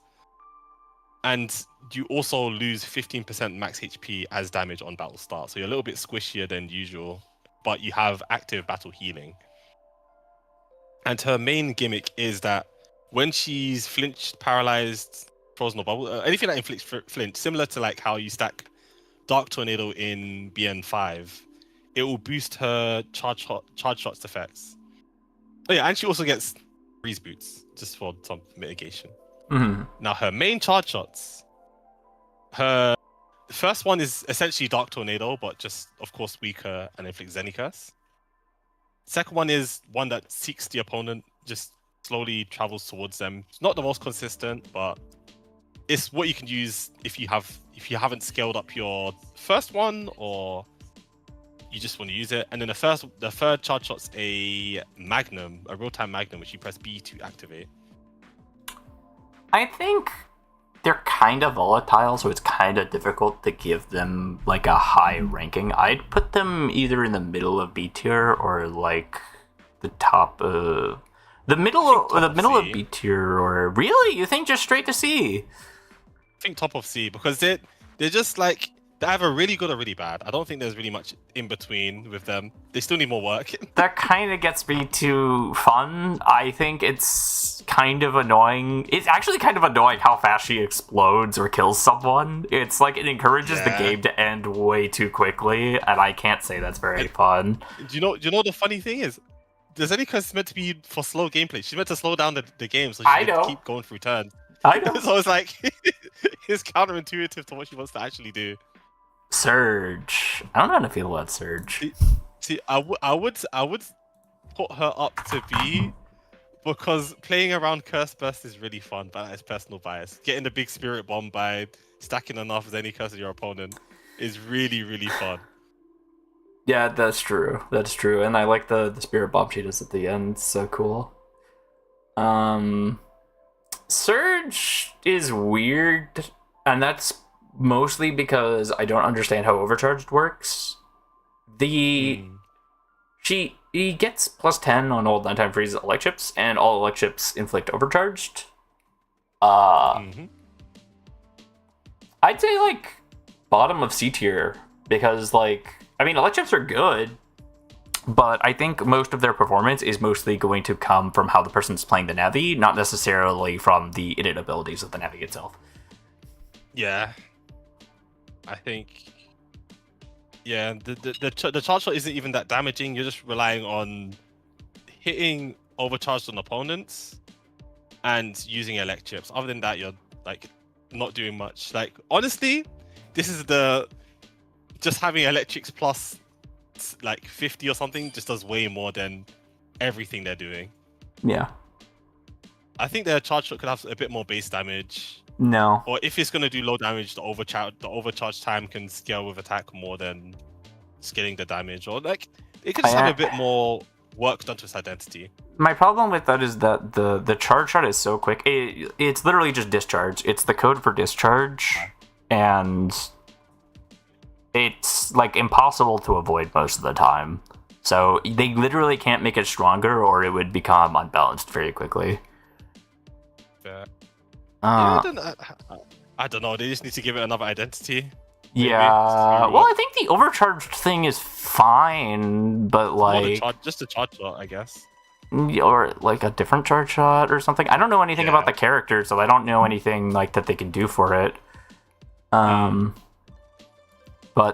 how fun it is to play against them, I think they're fine. I could put them at the bottom of B tier. I don't think they're frustrating to deal with most of the time. Like, if you're like confused, like what they're doing most of the time, but like I don't think it's like bad. And like building around them, it's like the elect bonus is nice. Like the overcharge does a little bit more damage with your other elect stuff. That's really cool.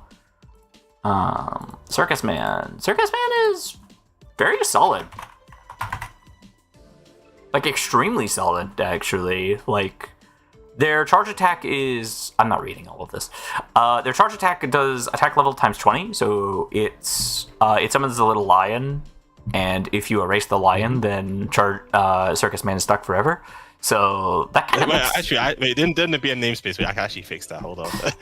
No, I'm pretty sure they fixed that already. I'm pretty sure they said they fixed that. I'm just making fun of it. Okay, that's good. Their special is a clap attack that spawns in the same column as your opponent. It has a large delay, though, and it highlights the tiles, so it's not that crazy. I think the strongest part about them is the fact that they're null. They get 5 extra chips in their folder, and they get chip recovery 10. I think you could do a lot of utility things and go for like a really interesting utility build most of the time, which is not something that a lot of players in HubOS do. I think that's mostly because of how much damage there is. It's very hard for HubOS players to do that. It's kind of really hard to just slow the game down without like only running defense. But I think it's really strong. They at least deserve to be in B tier. Yeah, I think even just having more chips and also having the chip recovery 10 will just automatically put them quite high. They have just innately just more sustain than most, if not all, other navis. And then the extra chips, you can maybe run some program advances with them easier because you have more space to work with them with. Yeah. Have a bit more defense. You have something that changes your charge shot if you don't want to play around the lions. So yeah, I think, as you said, B tier is probably where they go. They don't really do much outside the charge shot and the clap. So that's... I don't think they're high. So like after Gutsman but before Snake Man, because they don't have as much aggressive pressure. So if someone finds you in an odd spot, they can kind of clear the game away from you. But I think they're pretty good. I'm kind of sad I didn't run them for this tourney. I went with the boring option. Although, actually, I showed you my folder. It was very boring. the freeze stun folder. No, it was the protect folder with the uninstall of the BDT with like recover 300s and like. That was awful. I saw that. I was like, why are you doing this?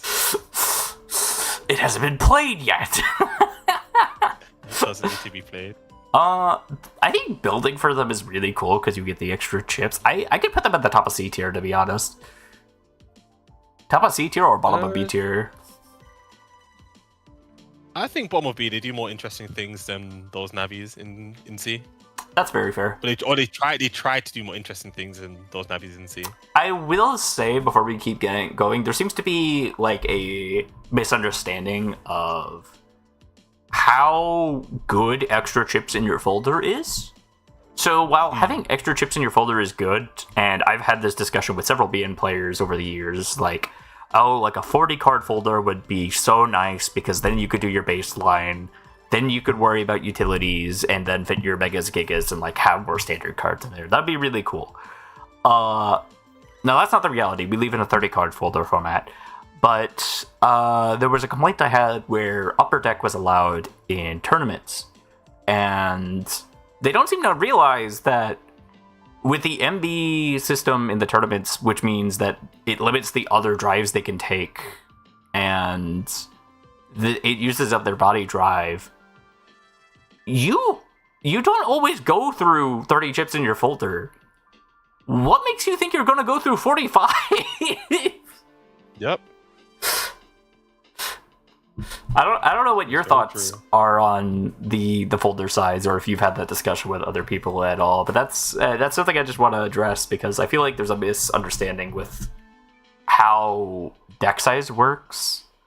Yeah, there's definitely a misunderstanding with it. People think if you have more things, you'll just have like more options, which you do, but every option you now have is more inconsistent to get. You're less likely to get everything that you have, so it makes it that much more difficult. But I feel like if you're either able to press a lot of chips per turn, or you're able to shuffle in an easier fashion, then you can get away with it more. But other than that, then not really. Yeah. Not really. It's better to just have the 30 and consistently get the things you want. Heatman, I think probably close to the top of B tier, or like around where a Raceman is. Heat plus 15 and float shoes, very good. Yeah, they're just solid, and they recently got buffed like an hour ago for their heat arm to do 135 at attack 5 rather than the 120 it was before. It's a bit low for a. I think you could go to attack 7. It's very low range. Actually, I guess you only need plus 1. Should Heatman get attack plus 1 because that's what the cross gets? I think he should. That's what I feel like. I think he should go to attack 6 because of that. I think he should have minimum attack 2. Now, how fun is it to play them? I kind of want to put him next to Burr, man, honestly. Put us to Burn Man? Yeah, they're very... I could put him in A tier too, honestly. I really love playing Heatman. They're a very cool Navi. Because of that juicy 5 chip plus 50. Well, not just that, but their charge shot's cool, heat press is cool, like the float shoes is nice. They're just very fun and they're very solid without being overwhelming. Yeah. I was going to say, I would want to see him get his, the attack where he does the flamethrower? I was thinking about it, but I feel like everyone would turn me down if I brought it up, so I just haven't bothered. No, it would be a really cool chip charge, though. That was literally what I was going to bring up to change him, but I was like, I don't want to do it, so I didn't mention it, because I would have to do it if I mentioned it. Yeah, and how that would work is... my boy is an S tier. Your boy being S tier is not a good thing. It's not a good thing. It's a very bad thing. S tier. It's like Gohan getting beaten up by Cell. Oh my lord. Yeah. Anyways, I'm putting him in A tier, next above Fireman. Yes, but I do think when we move forward in time, if Fireman staying as simple as they are, or I want the bonuses on Fireman and Heatman to be slightly different somewhere. Just somewhere. Maybe one gets plus 30, one gets plus 50, or something to differentiate them a bit more. You know what Fireman could do? They could use the... kind of like how Burst Boots has like a condition for when it uses special. What if when Fireman is standing on a lava panel, he can press the special button to consume the lava panel and fire some meteors? That could be cool, or...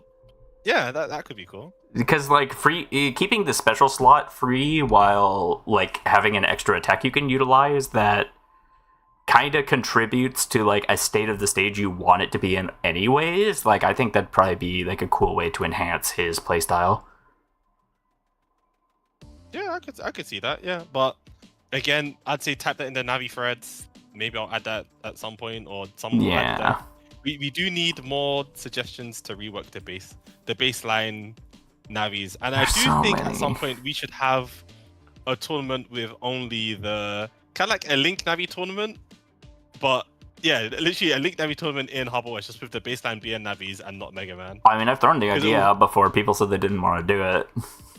Because it will highlight the strengths and weaknesses of them, and we'll be able to rework or add stuff to them. Throw the idea out to Squeak. Squeak is about to do a theme tournament, so... Ooh. I think the theming is mostly for the folders, not the Navis, though, so... Yeah, that's fair. Slash Man. I think Slash Man's Slash Man. fine. I don't think they're great. I think they're pretty. I think they're pretty good. Really? Very interesting. Let me look at this. Of their charge shot. Because of their charge shot. What does their charge shot do? Spin kunais in front, dealing 5+ attack times 5. It doesn't say how many times it would hit you if they're on top of you. It can hit up to 3 times. Okay. That is like 90 damage. And then ends with 15 times 5, 60, 75, 85. That can do a lot of damage. It's very if you're in sword range, it does a lot of damage. You do not want to be in front of Charge Man when he does his charge shot. And then even if you don't have that, it still shoots like a wide a wave of kunais. More dodgeable now after I made the changes. It is dodgeable now, rather than it being undodgeable. Oh yeah, also, guess how long Slash Man's charge time is in BN6? I've changed it, by the way. Guess. I know it's unreasonably long. No. 120 frames? No, in BN6 his charge shot is 30 frames. If you do not have, if I kept it like it was in BN6 and it would be instant. Armor, you don't get to play the game anymore. You literally just don't get to play the game anymore. I didn't know it was that short. That's kind of crazy. It's that short. It's 30 frames. I'm like, why is a wide sword charge shot 30 frames? I guess it's because he doesn't have super armor and he can't get super armor, so that kind of makes sense. So I upped it to 90 because now you can hit someone.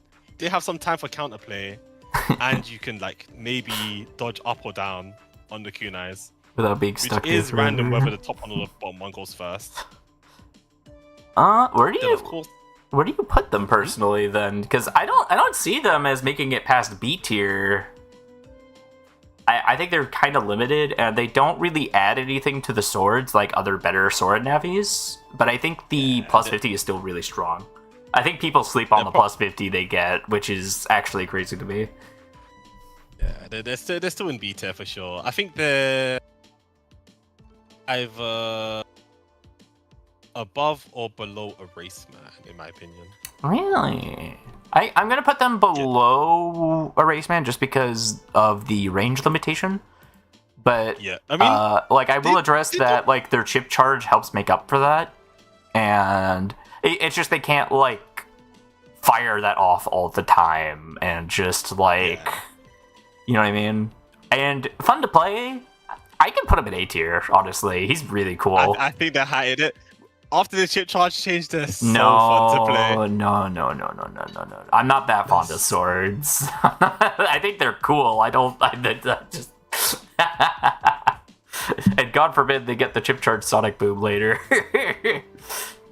Oh, you're talking about Slash Cross? No, yeah. I think Slash Cross is never getting that bad. Which is good. That's just a good balance change because like swords are already infinitely better in this. I was going to say they could just chip charge swords to do like their charge shot, but as a wide wave. Yeah.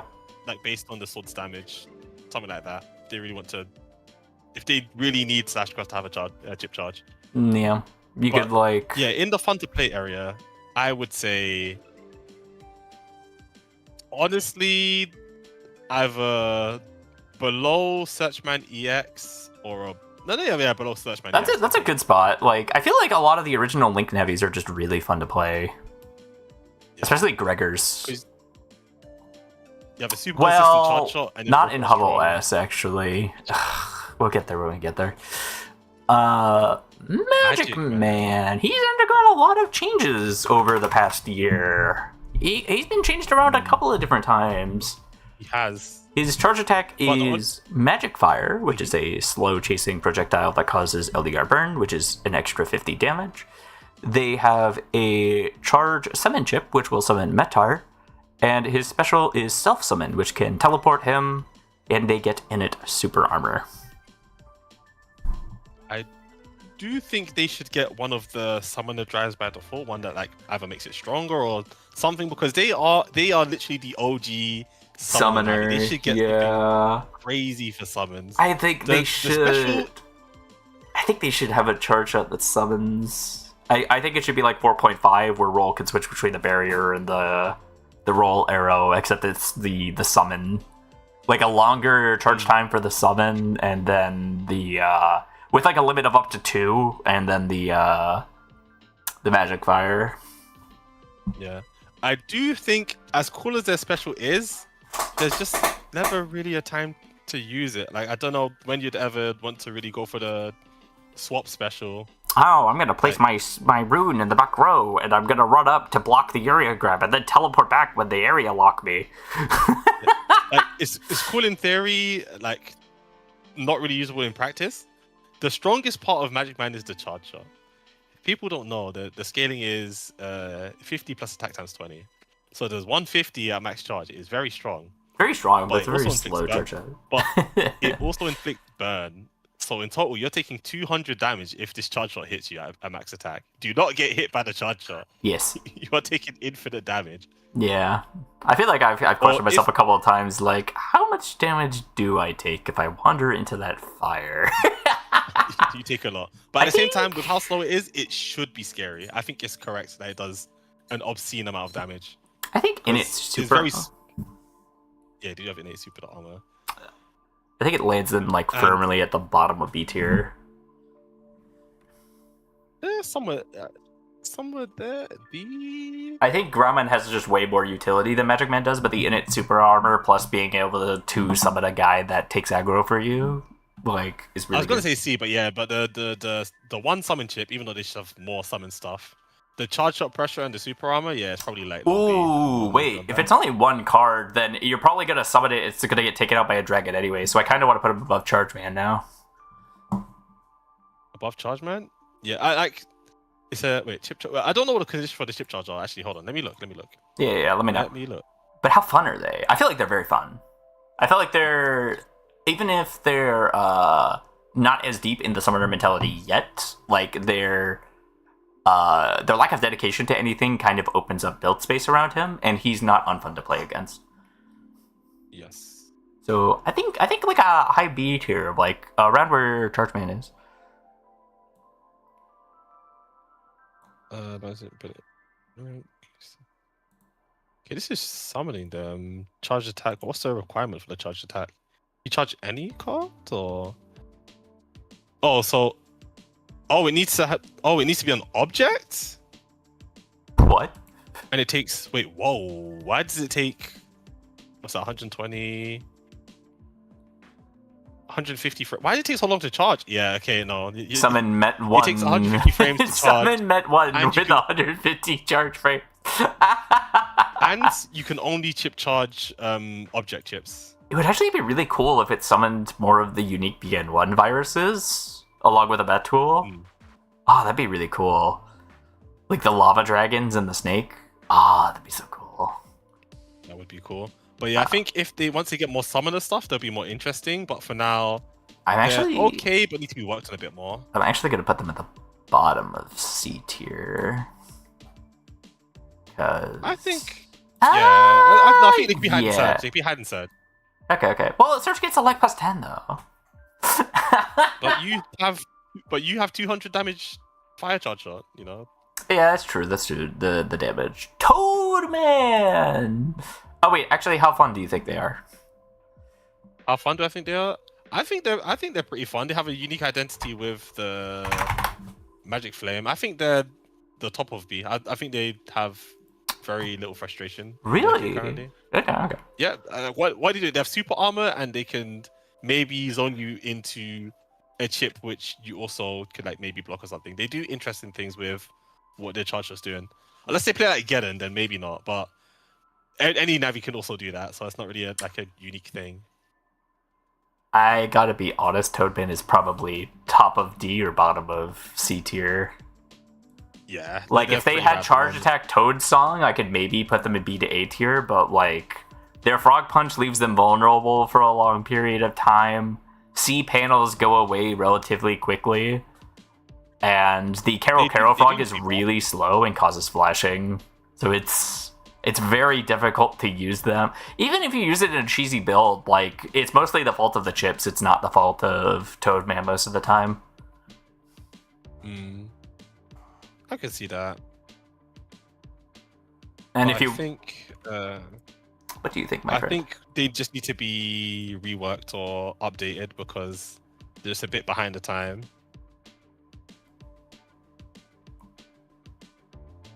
So yeah, somewhere like there. I agree. I'm sorry, I do Simon. want them to be somewhat cool though. Their charge shot do. definitely needs to be readjusted in some way. I think it being somewhat vulnerable is fine because you can use the beginning to dodge stuff while you're like searching for other opponents. So I think it being vulnerable during it is correct. But Yeah. I think I don't know. They just need a power shift around somewhere. I played Maybe the Toadman. special can be the Karakura frog rather than it being a chip charge. I feel like that'd be more frustrating, honestly. I feel like you should have to like have some kind of requirement for it. Oh yeah, because like, you can just whether hide in the it's- C panel. Okay, never mind. Yeah, like you it can has just to hide at the C least panel. be like a longer charge shot or something. Well, I don't know, because you could dodge it, so you could just make it like a low damage, like Zap Ring kind of deal. You could. This might be an unpopular opinion. I think in D tier or like bottom of C tier, because they're kind of locked into their personality with the C panels, but C panels disappear so quickly, and it doesn't feel great to play around them when you have such like limited viability, and you're not getting bonuses. No, I agree with you. Like that's correct. It would definitely be in COD. I was thinking like COB before, but after that, yeah, it's definitely COD. Yeah, top of D sounds good. Yeah, like just building around them, like it doesn't feel great to play around it. Like you can make the same argument for Fireman. It's like, oh, it doesn't feel great to play around lava panels. It's like, okay, but you could just play fire chips, or you don't even have to. His charge shot's great. Like, I feel like what if they got their like 2 lily pads?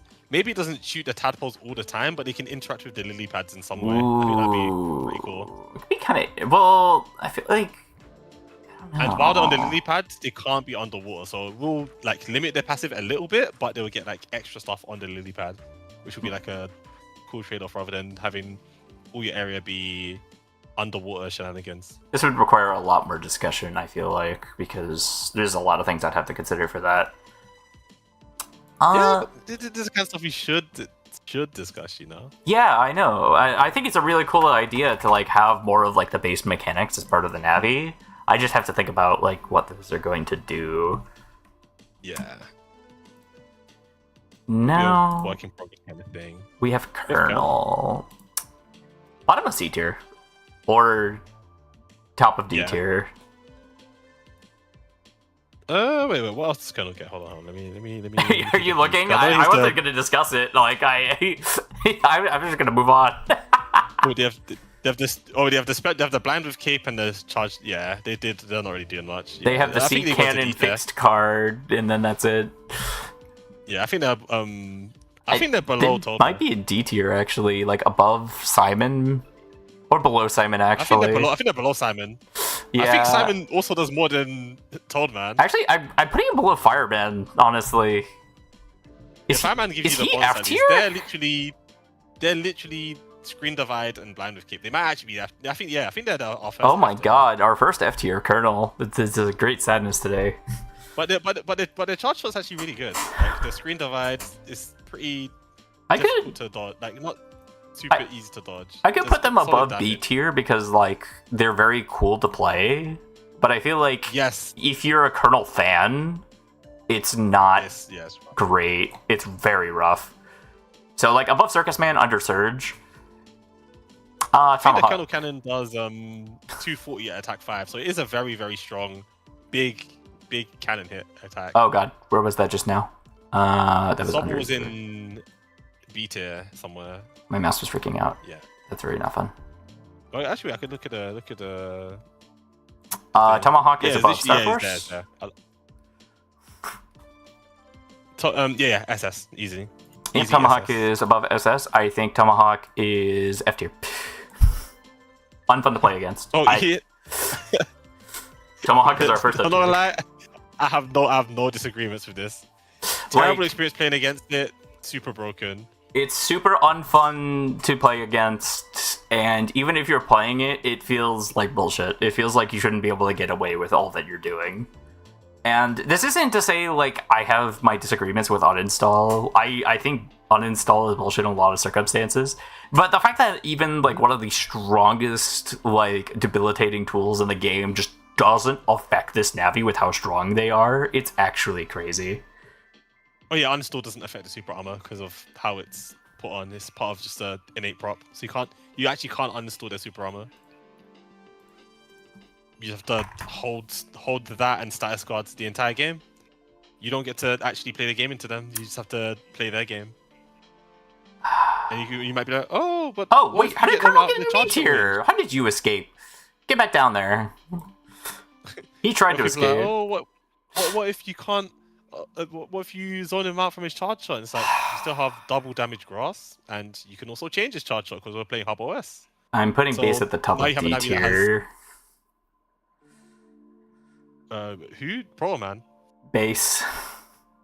Base. Yeah. I mean, They he sucks. I have don't want him to float be somewhere else. shoes and buster shooting, and you can charge a null chip for Hell's Rolling, and that's it. Base sucks. Base sucks. Base- That's kind of it. Base just sucks.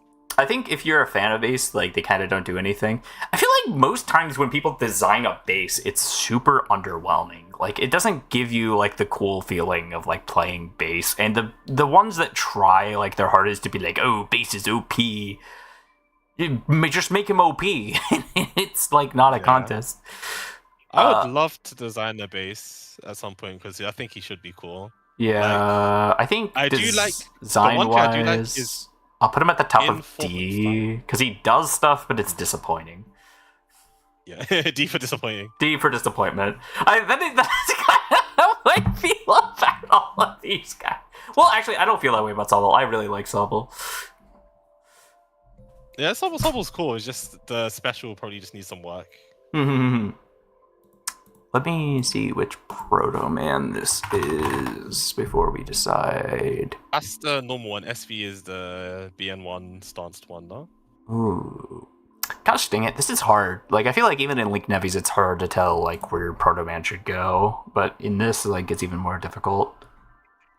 Because they can have, like, pretty explosive outcome. Actually, I think putting them next to Heatman and Iceman just kind of works, right? Because, like, he can have an extremely high output. Like, he has the defensive utilities.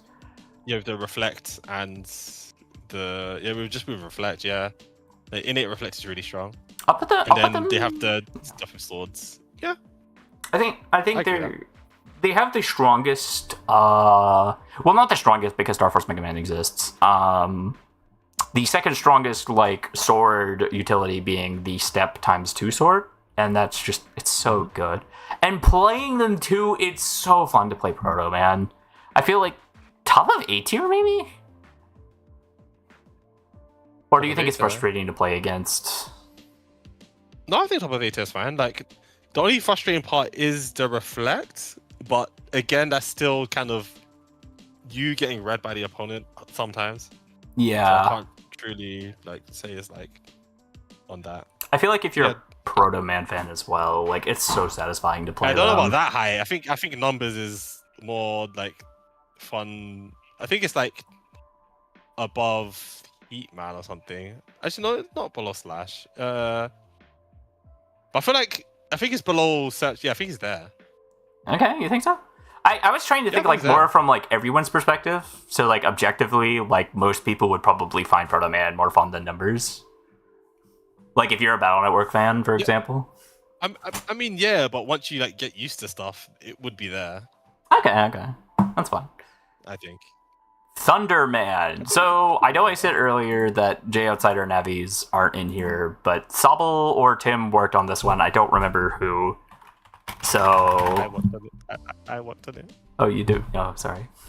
Sorry, J Outsider doesn't list the people who helped them on their descriptions. Wait, you could have changed that. You could have... Well, just re-upload it. No, don't need to do all that. That's long. They're really strong. So to read everything they do, they have a Voltrek charge shot, which doesn't inflict para.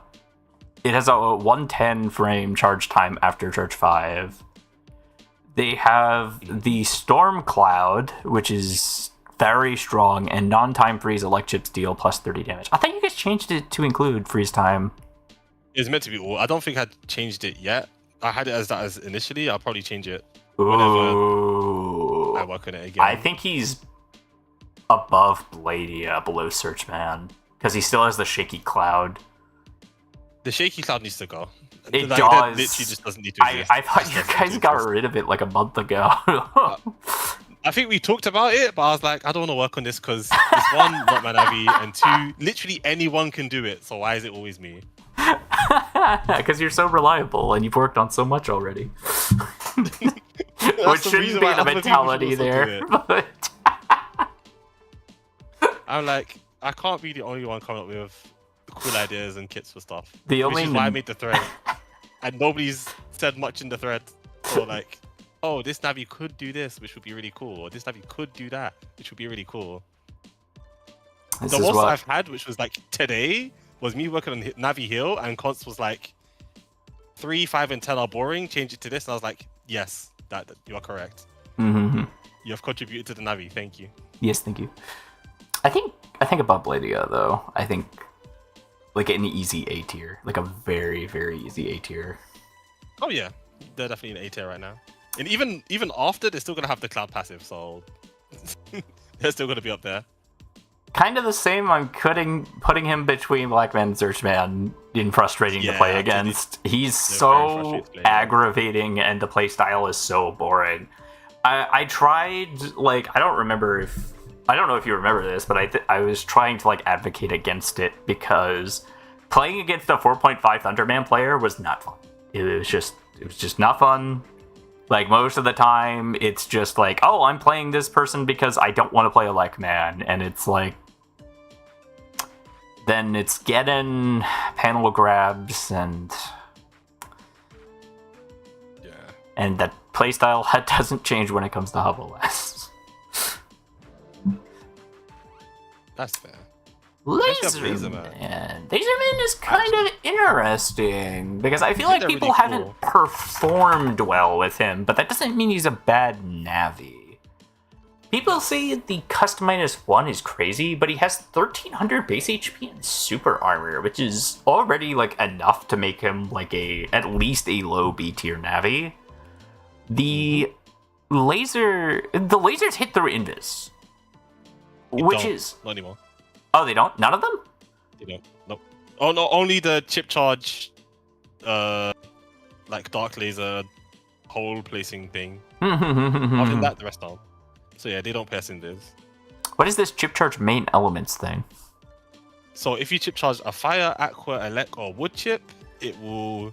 Do you know like how the boss attack where he puts his hand forward and does the laser? Yeah. He does that, and then it applies the effects that said. If it's fire, the next instance of damage above 50 will do 50 more damage. If it's aqua, You did this, didn't you? oh yeah, it was me. I was about to say this just looks so LDR coded. Not that it's not cool. It looks really cool. I've never seen that ability before. If you chip charge a aqua chip, I need to actually make the charge time lower. 75 is kind of high. If you chip charge an Well, aqua it does attack, 100 plus 50% of chip damage, so it's like it does a basically use weak chips and lot. just look at the effect. Yeah. Well, you could just put like a reflect 3 or like an element. Wait, does it chip charge? Any of them elements, regardless. Oh my gosh, that's so good. So you can just load up a small chip and then just for the effect. Yeah, Your yeah. next, if you after you hit them, the next hit on them will restore 50 HP to the nearest person. I can actually now make it to the person who hit them because I know how to do that now, so that'll be changed soon. The next one is when they're hit by the next hit over 10 damage, it paralyzes them for 45 frames, so a really short para on your next hit on them. And with the wood chips, it reduces the damage of their next chip by 25%. Oh, so at attack 10, you can just buster them once and it'll pair them. Oh, over 10 Yes. damage. Never mind. No, it's 10. It's actually 10 and over. So yeah, 10 will do. Oh, this reads wrong. It says over 10 damage. I know. No, it's fine. It's fine. I think above Snake Man. I think that's where he sits. Yeah, they could do pretty cool things, but it's just that the only people who's really been playing it is Inti, and he doesn't really use them that much. I feel like Sobble tries to play them a lot. Sobble tries to play them a lot, and like they don't really get far with them. Like Well, the other thing they have currently is that because they have their hand -1 through an augment rather than, I guess I'll change it soon as well. can actually bug fix their custom -1 that they have, which is really funny. It's kind of fine. Like if they're not playing like an evil build anyways, I think that's fine. I mean, I'm kind of more of the volition that like Laserman should be like an evil-ish Navi because he's literally making dark Navis. But I'm fine with it if you. I feel like Laserman is cool enough that it's fine. It's cool. Yeah. It's nice. And then in the other tier list, in the play against and to play, I think they're fine.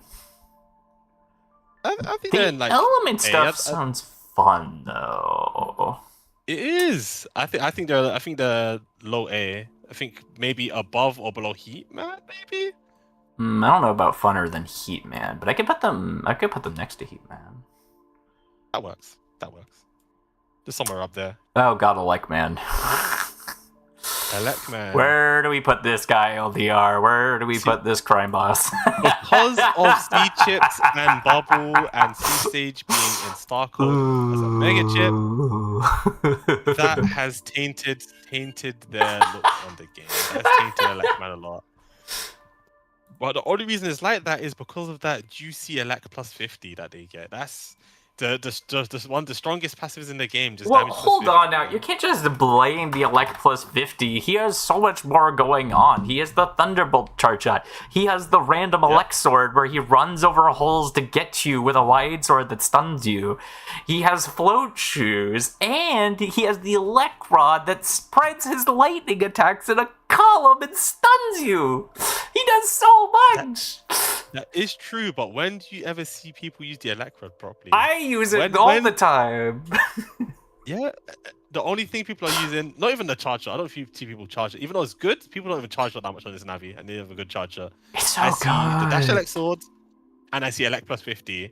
Everything else, people just don't use for the most part. It's actually funny. He's also just very, very good. Very, very, very good. It's funny because I'll like complain that he can't get to attack 6, but I look at him and I'm like, yeah, that's a broken Navi.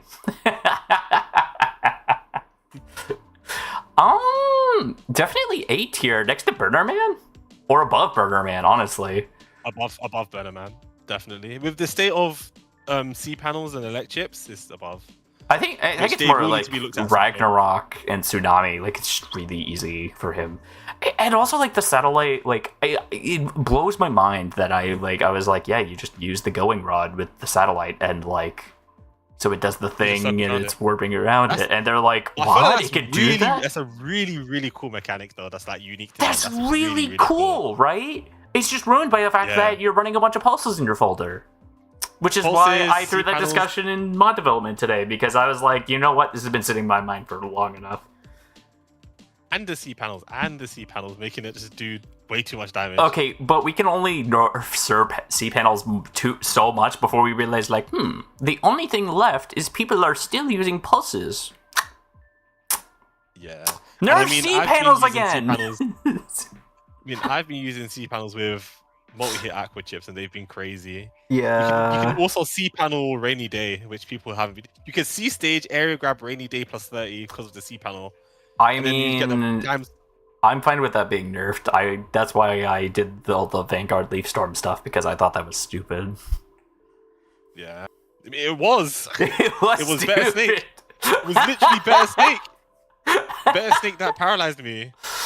To be fair, I said Snake should take grass panels instead, or like additionally, but like no one was like. I think that would actually be really cool. I forgot. I actually didn't know you said that. Yeah, Snake being grass or broken panels. I think that'd be really cool. Yeah. But yeah, pulses. I think could just get put down to a pulse 2, and then you make a PA for Death Pulse with something else, because. That's just how I feel. I think pulses have like been in the game long enough. I think they're frustrating. I think people don't like dealing with them, and I think they kind of ruin Elec as an element. Honestly, it ruins Elec as an element. A little bit. But let's before I get too off topic, Elecman, how fun is he? He is so fun to play. I feel like he has to be A tier. But the play against situation. Yeah. So, not to attack every player in HubOS, but I feel like when I see a Elecman player on the enemy team, I'm never scared of them. Yes. They're doing something really cheesy. 90% of the time. But they're not Really, good at really it. I'd be fine for unfortunately. putting them at bottom or top of B tier. I would say the bottom. I'd say below. I'd say like either above or below Circus Man, if not like top of C.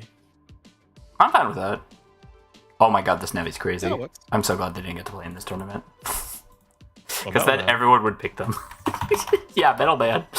The ruler of 4.5 format. In my... Well, not the ruler of 4.5, but this Navi is so good. 1200 base HP, break element, metal blade boomerang around the stage, init super armor and float shoes, and charge break chip ×2. This Navi is cracked, and that's not because they're breaking panels. Yeah, they are very, very, very, very solid. With the extra 200 HP as well is really nice. I think what they have currently is perfect, honestly. Like, I don't see the need to 1200. or any want to rework or add anything to this Navi. They just kind of do what they need to do and do it well. I mean, they could fire the missiles, maybe, but like that's the only thing left that they're not doing, and they don't need it. Even They still, don't need it. Like, where are we putting that? Like, where are The we fixed putting card. The fixed card. That? Oh, I guess so, but But they don't need it. I think you should have like Metal Gear stage by default, like it sets 2 gears up. Ooh, I was saying we should do that for Magnet Man, like, because that's cool. I kind of feel the same way about Desert Band with the Sand Lion, like, but it's only like one of the hands, not both, because that'd be silly. I mean, doesn't manage to be worked on. That's also a Navi that hasn't really been given a design space. It's just I been know I'm just like things in that realm like that have a really cool design. Just it hasn't been done yet, and it's going to be a lot of work. But where do you think they should go? I think A tier is like a really easy spot for them next to Electman or Burger Man. I think they're below. Actually, yeah, I could see them They being have like more next up. next to Blady or Thunderman. I think above Thunderman. Above Thunderman? Okay. Yeah, just because like they have access to more init things, so they don't have to worry about as much, and then you can literally just make your cust tank or attack max, and then make your drives tank. It's just very easy to be bulky on this Navi. I haven't played against this Navi yet, but I have a feeling it's going to be frustrating. Probably, but but they're cool. Oh, no, it'd be like C tier. C tier. I could put them next to. They're above Snake Man, below Yeah, Crab could Man. go there. Yeah. Yeah. They're not spamming. They're not spamming Mat guns or bees. You know. Oh, you're right. They're only spamming the spin blade. Iceman. Iceman. Oh, I think Iceman's really cool. Oh god, I don't know what Ice think Slasher they need does. to Does do Ice more? Slasher freeze you? It doesn't freeze you. It just does damage. It doesn't even set up an ice panel, which I think is the buff it needs. Ooh, gain attack +10 on ice and sea panels, and it consumes the panel. I don't know when they got that. That's pretty cool. They got it a while ago. And Chip then charge. Chip Ooh, Chip charge that's the free bomb. they got freeze bomb as their chip charge now. It'll do a icicles in a plus shape and freeze someone. Their special is a snowman, which has some competitive capability because you can area block with it. And then It's just good in general. It does 100 damage if you kick it into someone. It's quite strong. well, not even that. You can have the snowman out, and then you can kick your opponent, which is so good. Yeah, that too. You can just keep booting them for 10 damage. I think top of C, It bottom is of 1 in 4.5, but it's 10 here. I think top of C, bottom of B tier. They don't have a lot of init components, but they have some neat tools that they can use for a variety of situations. Yeah, wait, I just want to double check if the freeze bomb Do they have that charge out Wait. still? ice. It No, should. I guess I can check both. Hold on, let me check both. Give me a sec. Just charge 5. Oh, Squeaky streaming? Is she streaming? The Genesis. Ah, that's not fair. She's getting ahead of me. So yeah, let me go to the sim. I am laughing though every time I look at chat because I just read, "Yo, my boy is an S tier." This is the joke because this is most of the navis in Chop's tier list are all in no. D tier. The ice slasher does. The ice slasher does not need to make ice panels because their chip charge. Wait, all of them freezes, his ice panels? Actually, it creates ice panels as well. I'm kind of tempted to put him next to Laser Man. Then that's really strong. That is very, very strong. Yeah. I could put him below Snake Man. Would that be fine? Below Snake Man? Yeah. In terms of viability, yeah, definitely. And then how fun they are. They are like I think they're S tier. I think they're just stupid fun to play. Yeah. I think they're like playing against them, it's like the worst thing is like, man, I got frozen. What was I expecting? Because they threw the bomb chip that hit me. You know, I got hit by a bomb chip, and that's why I'm frozen. So yeah, I think that's another S tier play against Navi. Because I always have fun whenever I play Iceman. Yeah, they're always super duper fun. And then it doesn't really matter. Numberman and Iceman are both fun to play. Windman. Yeah. I think I can put him. Now that I think about it more, I should probably play pressure plating on most navies. There's a lot of navies that can abuse. Oh, but I see what you mean because of the chip charge. That's true. Yeah, you could actually set up. It'll feel more like 4.5 than HubOS because you actually be able to set up the ice per turn. I'm gonna put Windman at bottom of SS tier. Yes, because they have just constant. That you can never. They will always have area control no matter what because they could just use wind rack. You're always without a barrier, and they completely deny a whole defense type. They have a wind rack on their special, which I feel like most people don't realize how strong that is. They don't use enough. They don't use it. Whenever I see them, I'm like, please just don't keep pressing this button. Because if you keep pressing this button, I don't get to play the game. But they don't do it. They air press it shot once when they see is a fast charge and it drags. Yes. And they have Omni shoes. It's so freaking broken. Like, it's so crazy. And then how fun it is to play against? I'm tempted to put him next to Tomahawk Man. Because, like, most of the time, it's like some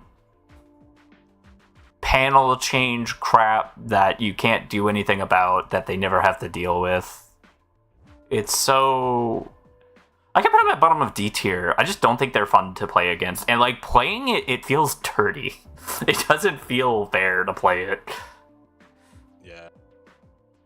You just get to pressure everything for free. So I wouldn't say he's in F tier, but I think he's in the bottom of D tier. It's not like but so like above Mega Man, or like the very top of F tier. Okay. Yeah, actually, yeah, above Star Force. Above Star Force, okay. Because you're not stunning them. Like, it's not inherent. Yeah, like, you just build your folder that way. All right. And, which Redman version do you want to start with? Where like he has like the constant gust as well. That's true. I do think his charge shot and special should probably be reworked to something else, and then save like maybe this kit for Airman or something. Because Windman already has a kit, and it's a really cool kit in 4.5 in terms of the charge shots. I think the Round Tornado is really cool. I don't know. I feel like in 4.5, I found them kind of annoying too. No, but not the constant wind BS. Maybe like something less that. Yeah. Or like they can use the gust. They can choose the direction of the gust and then press it like a Tengu gust once per turn, or maybe twice. Right. And they push you in that direction. Once or twice. Not like 1-to-1, but like I think they have a cool charge shot like that. Does like the roundabout thing. That's cool. We don't have charge shots like that. Yeah, that's true. Going on to Redman. Let's do normal Redman first because Solo came out later, technically. I guess so. So normal Redman. I think they're just a solid A tier, like either above or below Elecman. Maybe above Chris, actually. I could put them above numbers as well, honestly. Like they are above numbers. I don't like that, but I am fine with that. The reason why Well, is because they're the first consistent cross Navi besides Mega Man in HubOS. And I'm comfortable saying that because I think that's really cool. Some things could be adjusted here and there, but it's like, I know LBR's put a lot of work into it, and I know he's constantly talked about wanting to adjust Redman into a place where it's like good, like it's fun to play, and it's still there. And it is cool. There's a lot of interesting identities within Redman, so if you are more curious about how Redman is competitively viable, I highly recommend checking them out in HubOS and trying them in a couple different games. There's a lot of different things you can do. It's kind of like playing Mega Man, which is kind of why I give it so much respect. Thank you. Yes, But yeah, they just have a good amount going for them. I do need to adjust some stuff with abilities or like charge shots or just numbers and stuff. Overall, they're really fun. I think every form has something interesting or fun to do in it, and they're just solid overall. You get your air shoes and float shoes from forms similar to it's like a Falza cross with some damage components, like a more damaging Falza, but not as utility. Yeah. Like a good between Falza and Gregor. Yeah, like it's a less utility false. Yeah. It's kind of a funny way to put it. Falza with less utility. How fun are they to play? I feel like playing against it, most people would probably say B tier, but I feel like I'm fine with it most of the time. Like I remember the days when I would just like play match after match against Ruby playing Redman when I was playing Vanguard, and it was just fun. Like, even if you're weak in the matchup, like, it doesn't feel like Redman is just like putting you in the dirt like most of the time, which is how a cross navi should feel, by the way. Like, if a cross navi changes into an element, it shouldn't like utterly decimate the navi that's the weakness of the element, right? But I think they got a solid balance to it. I could put it like top of B tier or like a good spot in A tier. I think B is fine because there's still frustration in not knowing from most people. But I guess even if people do know, okay, but I could put numbers like, in B tier for that. I could put Chris in B tier for that. Like, that is true. Okay, I guess. So, like, how much fun do you have? Like, don't think about other people for a second. I have a lot of fun playing Redman. Whenever I play Redman, I grin. I'm like, I get to do all of the stuff I made, which looks really cool. Okay, so I think they are at least next to Chris then. Okay, I'm fine with that. All right, now let's go on to the slightly more frustrating, because we don't know what they do, Redman version, which is the Redman solo version. I don't know what they do. Of course you know what they do. So I don't think they're in. I think they're definitely A tier for sure. I think they're definitely less viable than the original Redman, but I think they're still very, very strong with how they apply stuff, especially to objects and their charge shots. The parry and the forms are just very consistent, and unlike Redman, I kind of feel like they are very strong, but you lose more if you lose them, I guess is how I'd put it. Yeah, I get what you're saying. Yeah, the more you want to use it in the kit, the more you lose while you play them, because you lose your passives. Yeah. Yeah. So I could put them between Electman and Burnerman, I think. Electman and Burnman. Because I don't think they have as much aggressive potential as... Well, I don't even know if they have more aggressive potential than Burnerman, because Burnerman is just so aggressive. I think in Vulcan form currently, yeah. Yes, for sure. Still needs more work. But the rest of it, parry forms, you're not really super duper aggressive, because a lot of your things you can get counter hit by if you do it at the wrong time, so you don't really want to. Right.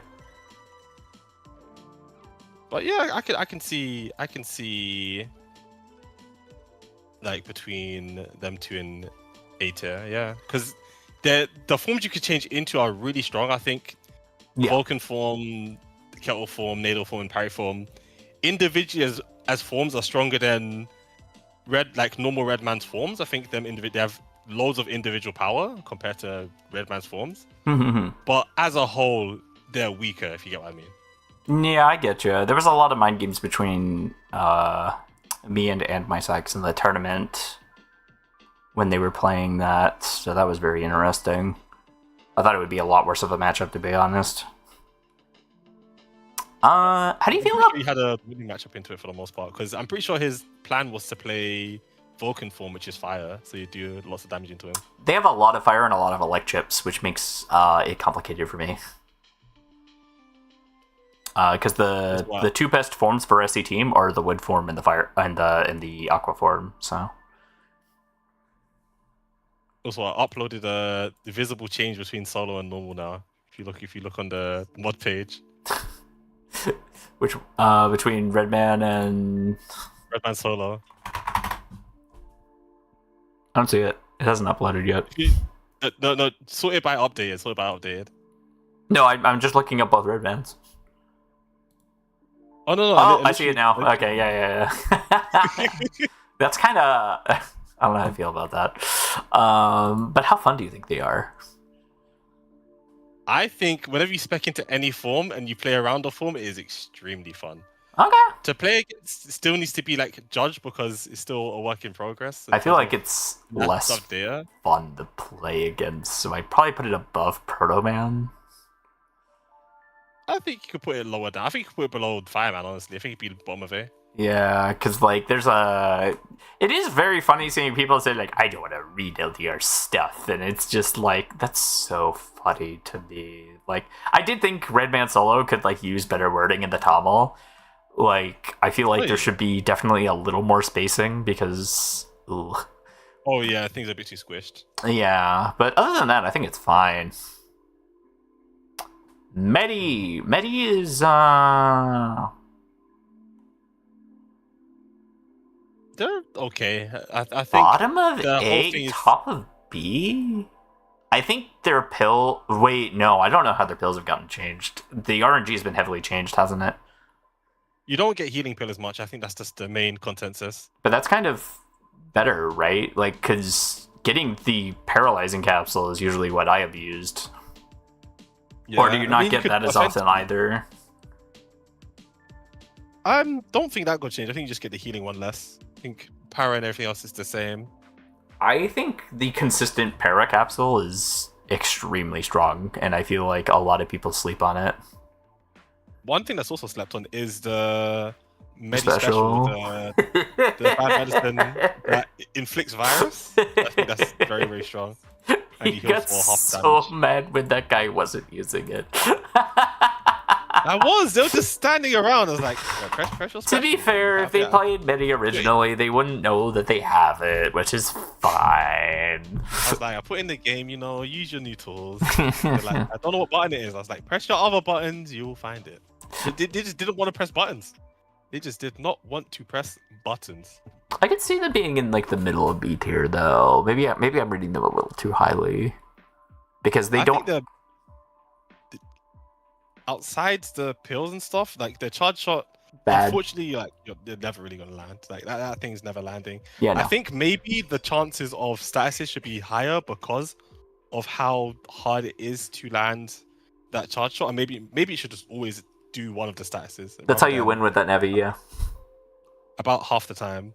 So yeah, maybe that needs to be changed for it to like more rationalize the charge shot. I kind of don't agree, just because it's kind of part of the identity of the Navi. I think like changing recovery was a good idea because health is more accessible in this game. And Medi doesn't have like a locked HP value, so it just makes sense to make it less frequent. But I think otherwise, like, it should still be random because that's kind of the spirit of the Navi. Yeah, they should still have access to all of the random pills, and I'm pretty sure that they still do. It's just that you can't get the healing ones early, and the healing was also reduced on the Navi anyway. Like the healing on the healing pills were reduced. I'm thinking above Hastier, but under Omegasis. I think they go below Hastier. Yeah, that's true. They don't have the aggressive pressure. It's kind of very chip reliant. It's very, very, very chip reliant. Very true. I think they're very fun to play, though. I could put them at, like, close to the top of B tier. I think playing against them, it's not frustrating at all. I think E tier, S tier for Medi. I'm fine with, like, S tier. Let's put them in S tier. Why not? Take it, man. Speaking of the exact opposite of the top of S tier. For wanting to play against them. Yeah. They have the Tengu back B. Why? They have Omni shoes. I'm just gonna slide that there. If their charge shot paralyzes, then yeah, they're definitely up there. I was thinking either top of S tier or SS bottom of SS tier. Actually, I don't think they're SS because they're still. The wind gust is. It depends on if. Let me check if the wind gust actually moves you. Because if the wind gust moves you, then it's SS tier. It does move you, of course it's going to move you, but that's what I'm saying though, is like that helps you confirm so much, and that's so powerful on something you can't get decrossed out of. You know what I mean? I think it's only once per turn. I could be wrong. I'm loading up right now. If it's, I feel like you only need it once per turn though. That's true, but it's not once per turn. In that factor, it is. No, it's not. I'm spamming it right now. Oh, it's 60 frames. Never mind. Yeah, that's broken. In fact, actually, I'm going to slide him above Windman. He might be more broken than Mega Man, actually. No, because it's... Do they have... It might be a PvE thing, though. I don't know how to do that, though. Okay, so if you land the tip of the charge shot, it paralyzes. That's how it originally worked. Okay, then that's fine. I thought it was just any part of it paralyzes. No, it's only the. Okay, that's fine. But yeah, I think the back B is insanely powerful, and it sets up so much. It's strong. I don't know if it's SS though. Like it is compared to like that's like 90% of what you need for drag combos in BN6. But you can't. And you have so many more defense piercing tools in HubOS, so like people are going to be less able to get away from him once he starts doing that. Yeah, but I think the reason compared to at least Windman is that Windman gets to confirm area grab for free. Like, you don't get to choose to play against the area grab. Tengu Man you can, which is why I was fine with Windman and SS, but I think Tengu goes into S. You could actually area control against Tengu Man. Like, you can play forward into Tengu Man, you can never play forward into Windman, ever, because you just get wind racked away. So you're thinking top of S tier instead? Yes. I'm fine with that. I think it's still really strong. I think that makes sense. I think playing against... they barely miss SS for that. Like, SS is, you can deny, like, you're really powerful and you deny, like, entire playstyles. Yes, I agree with that. And Tengu kinda can deny you moving back, but still, like, not. I guess all the time, yeah, kind of. But it's not like. I know what you mean though. Like pushing someone off of you, like instead of like dragging someone to you, is like definitely stronger. Now how fun is it to play against them? I feel like the answer is it's not. Yeah, it's like I'm not interested at all, and people are like, "Oh, what about the airspin?" And I'm like, "Especially airspin." It has to be above. Has to be above Windman. Oh, you think it can't so? be below Windman. Yeah. Windman's more frustrating in every case. So now we have OG Nightman. Another frustrating Navi. I don't think they're broke. So we need to discuss this because like I feel like this is gonna be taken the wrong way. We shouldn't judge him based on the way he's playing the game. That doesn't make him SS tier. We can put him in F later for being unfun to play against. But like how actually good is the Navi? So he gets the Royal Wrecking Ball, and he gets... Wait, does he not get the other charge shot anymore, or does he still get that? No, he doesn't get the other charge shot. Oh, that's so weird. I don't... And he has like a new kind of shield, which I think is really cool. Yeah, it's Stone Body. It's super cool. It recharges after 3 movements, which is an odd choice, but it's fine. But they have the reduced movement and the it's really good. super armor. Because they're reduced movement, it makes it hard to like Give them a high spam it. You can't just rating. cancel or use it, and it forces you to move from your spot. So if you're camping ahead, maybe even in like the middle, like use panel grab, you can't actually use your special until you move off of that panel. So 3 movements is actually really smart from Const to make it like, a cooldown. That's very true. I think the high damage on the charge shot, the Stone Body, and the super armor means that it at least gets a high rating. And the fact that they're null body as well probably comes from a place where the player has a limited movement anyways, so they don't need to have less defensive capability. Yeah. I think that could land them squarely in the middle of E tier. I just don't know where. I think they're in B... Minus? I think below Hastia. I think above Medi, below Hastia. Above Mini, but below Hastier. This is heresy, but I will respect this opinion. No, what are you thinking? What are you thinking? I'm thinking... Well, actually, I wasn't thinking that far off. I was thinking just barely above Hastier. I think that the charge shot makes you respect the area that the Nightman is on, so you can't just, like, aggress him constantly unless you're playing a ranged playstyle. Mm-hmm. I agree with that. But that kind of gives Hastier and Nightman like a similar niche. So, I think Hastier would be the stronger option when considering all of the factors. So it makes sense that they would be below Hastier. Yeah. Playing against, stop it in F. Put in F. Yep, I'm done with that. It's never fun fighting Nightman. He is at the top of F tier. I'm almost tempted to put him in unplayable next to Matt Rex. I honestly am. Because nothing comes good from that playstyle. Nope. Nothing interesting comes good from the playstyle. There's nothing to play around. It's, can you keep them back? You win the game. Can you not keep them back? Okay, you lose the game. And that is it the entire time. Yep. And that's not the fault of Const. That's the fault with like how the Navi's designed. It just encourages that playstyle, which isn't fun. So before Const beats himself up about it, like that's not their fault. They've done a lot of things to make the Navi more interesting already. Yeah, the Stormbody shield is like, I always give props to it, especially the cooldown of being 3 movements. It's extremely good. Now to move on to a Navi that's less interesting, let's go to Shadow Man. Oh man, a charged attack that dodges a special that you can spam for anti-magic and float shoes. Man, oh man, a null Navi if ever it was one. And a fixed card too. And you get 180 frames of flashing. Oh my god, this Navi must be hard to play. Okay, the change to the gold chip was my idea because I thought it was just thematically correct. It is thematically correct, but I still want to make fun of it. I think either the top of B tier or the bottom of A tier. This Navi is like so good defensively. If Kunoichi hadn't been changed, they would be better than this. Bottom of A. Kunoichi's triple S tier if they had their old special with no cooldown. Yeah, because you literally couldn't block it. You literally can't hit them.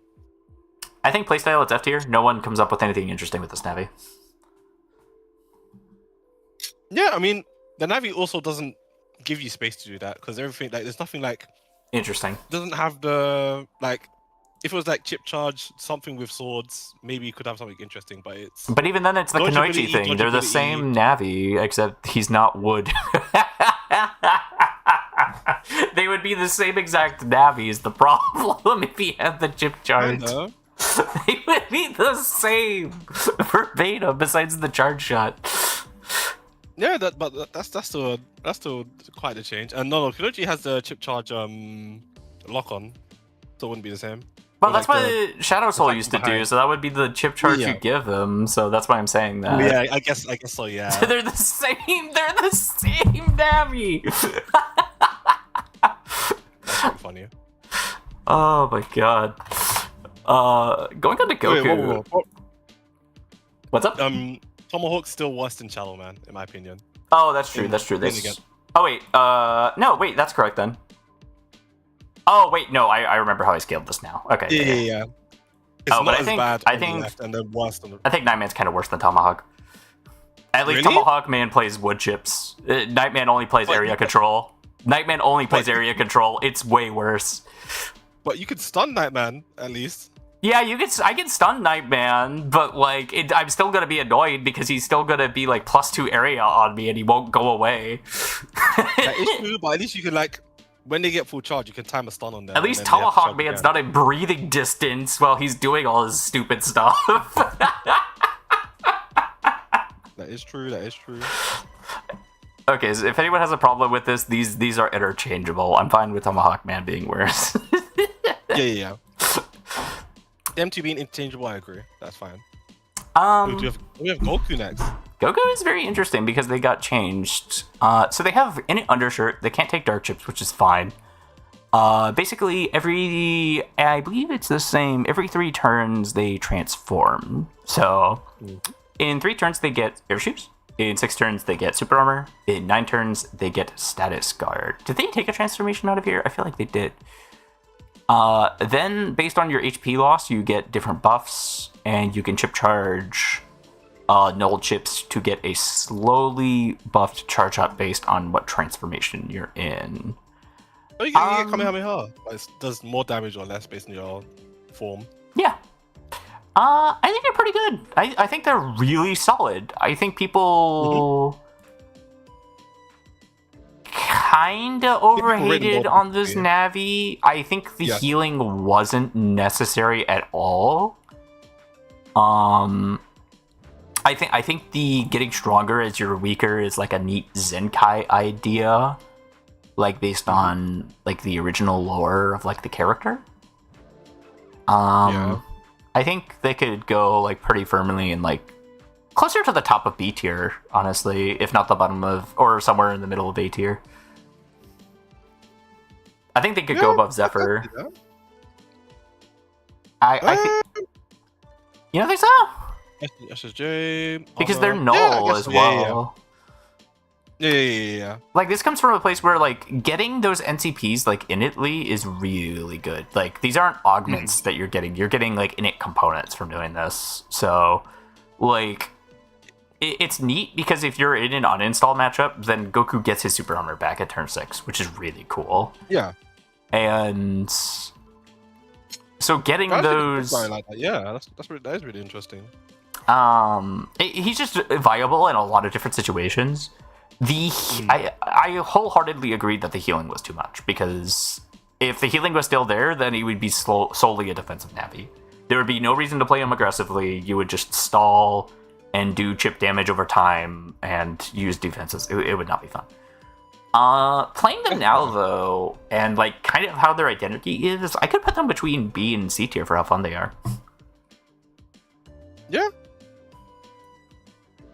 They're fun to play against. I agree. I think they're in a good spot now compared to before. I'll put them above Circus Man.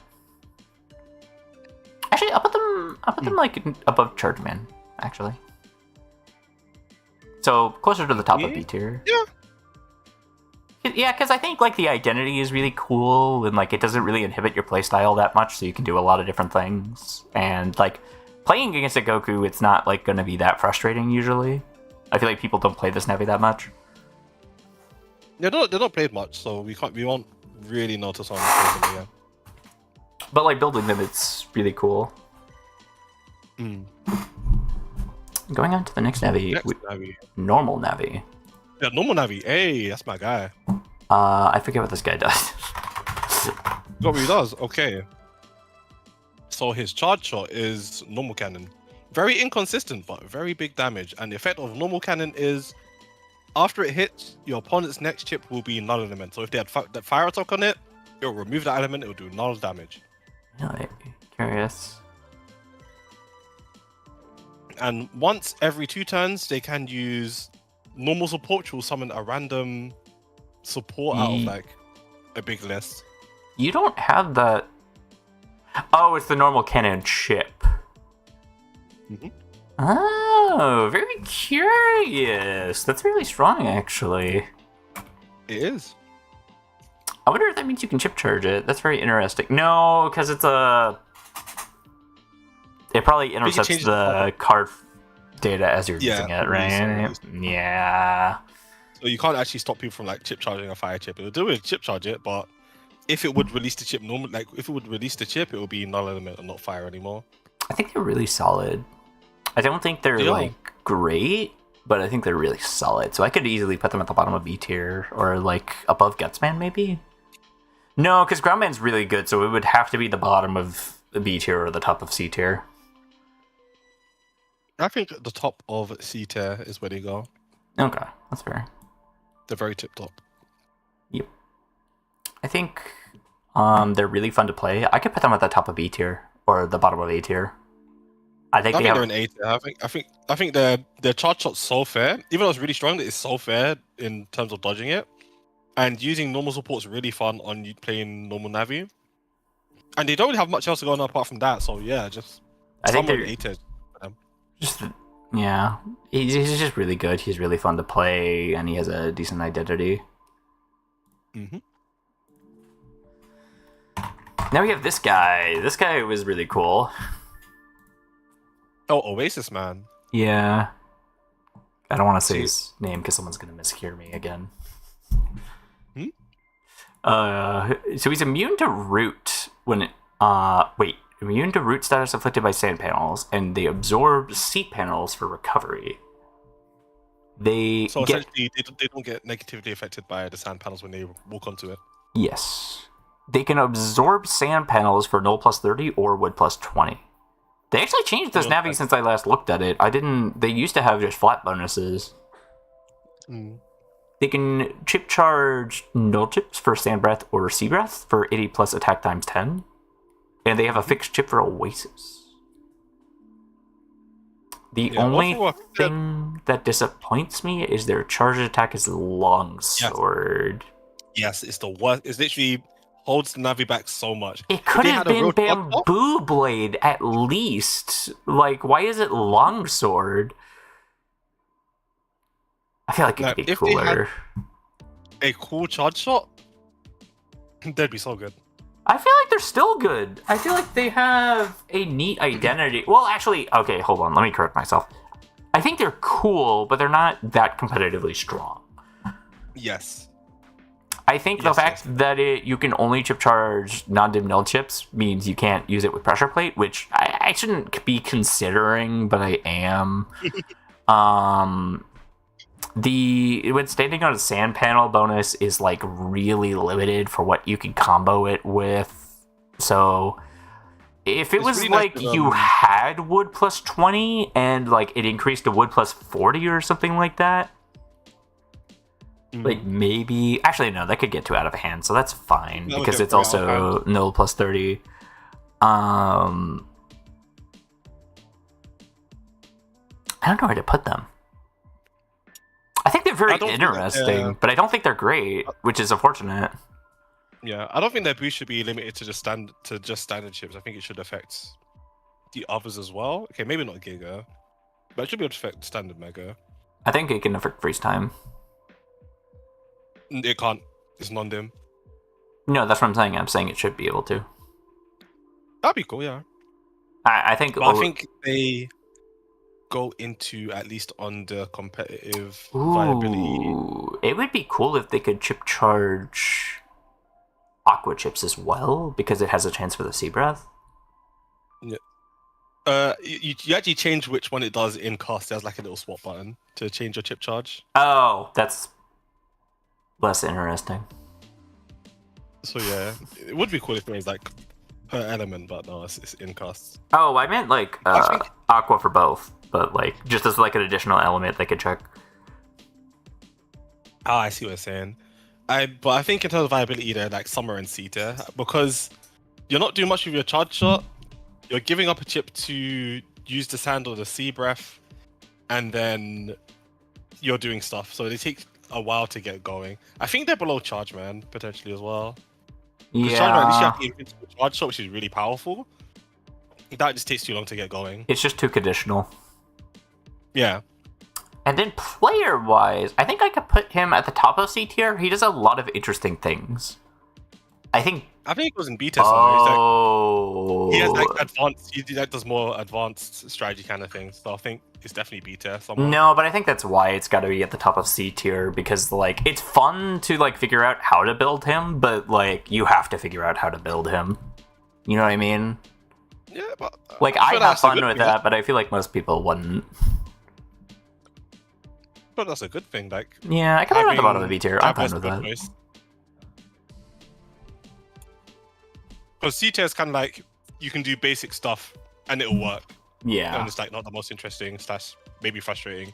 B Yeah. is kind of like you have a bit more flexibility with your builds. You can like find cool ways to use certain tools. Yeah. Make things happen. Yeah, that's true.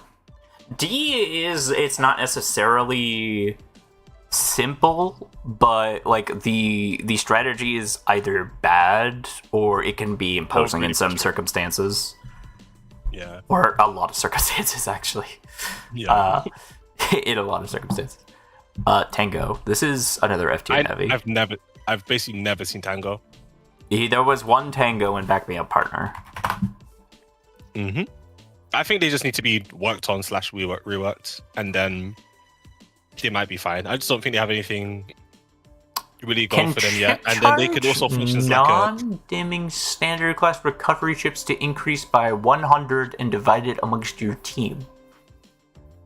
So you could stall. Yeah, it's like a teammate Stolly Navi. So I don't think they're, especially because our build at least sheet here is based on 1v1. Then I think I'm with you on the F tier Navi.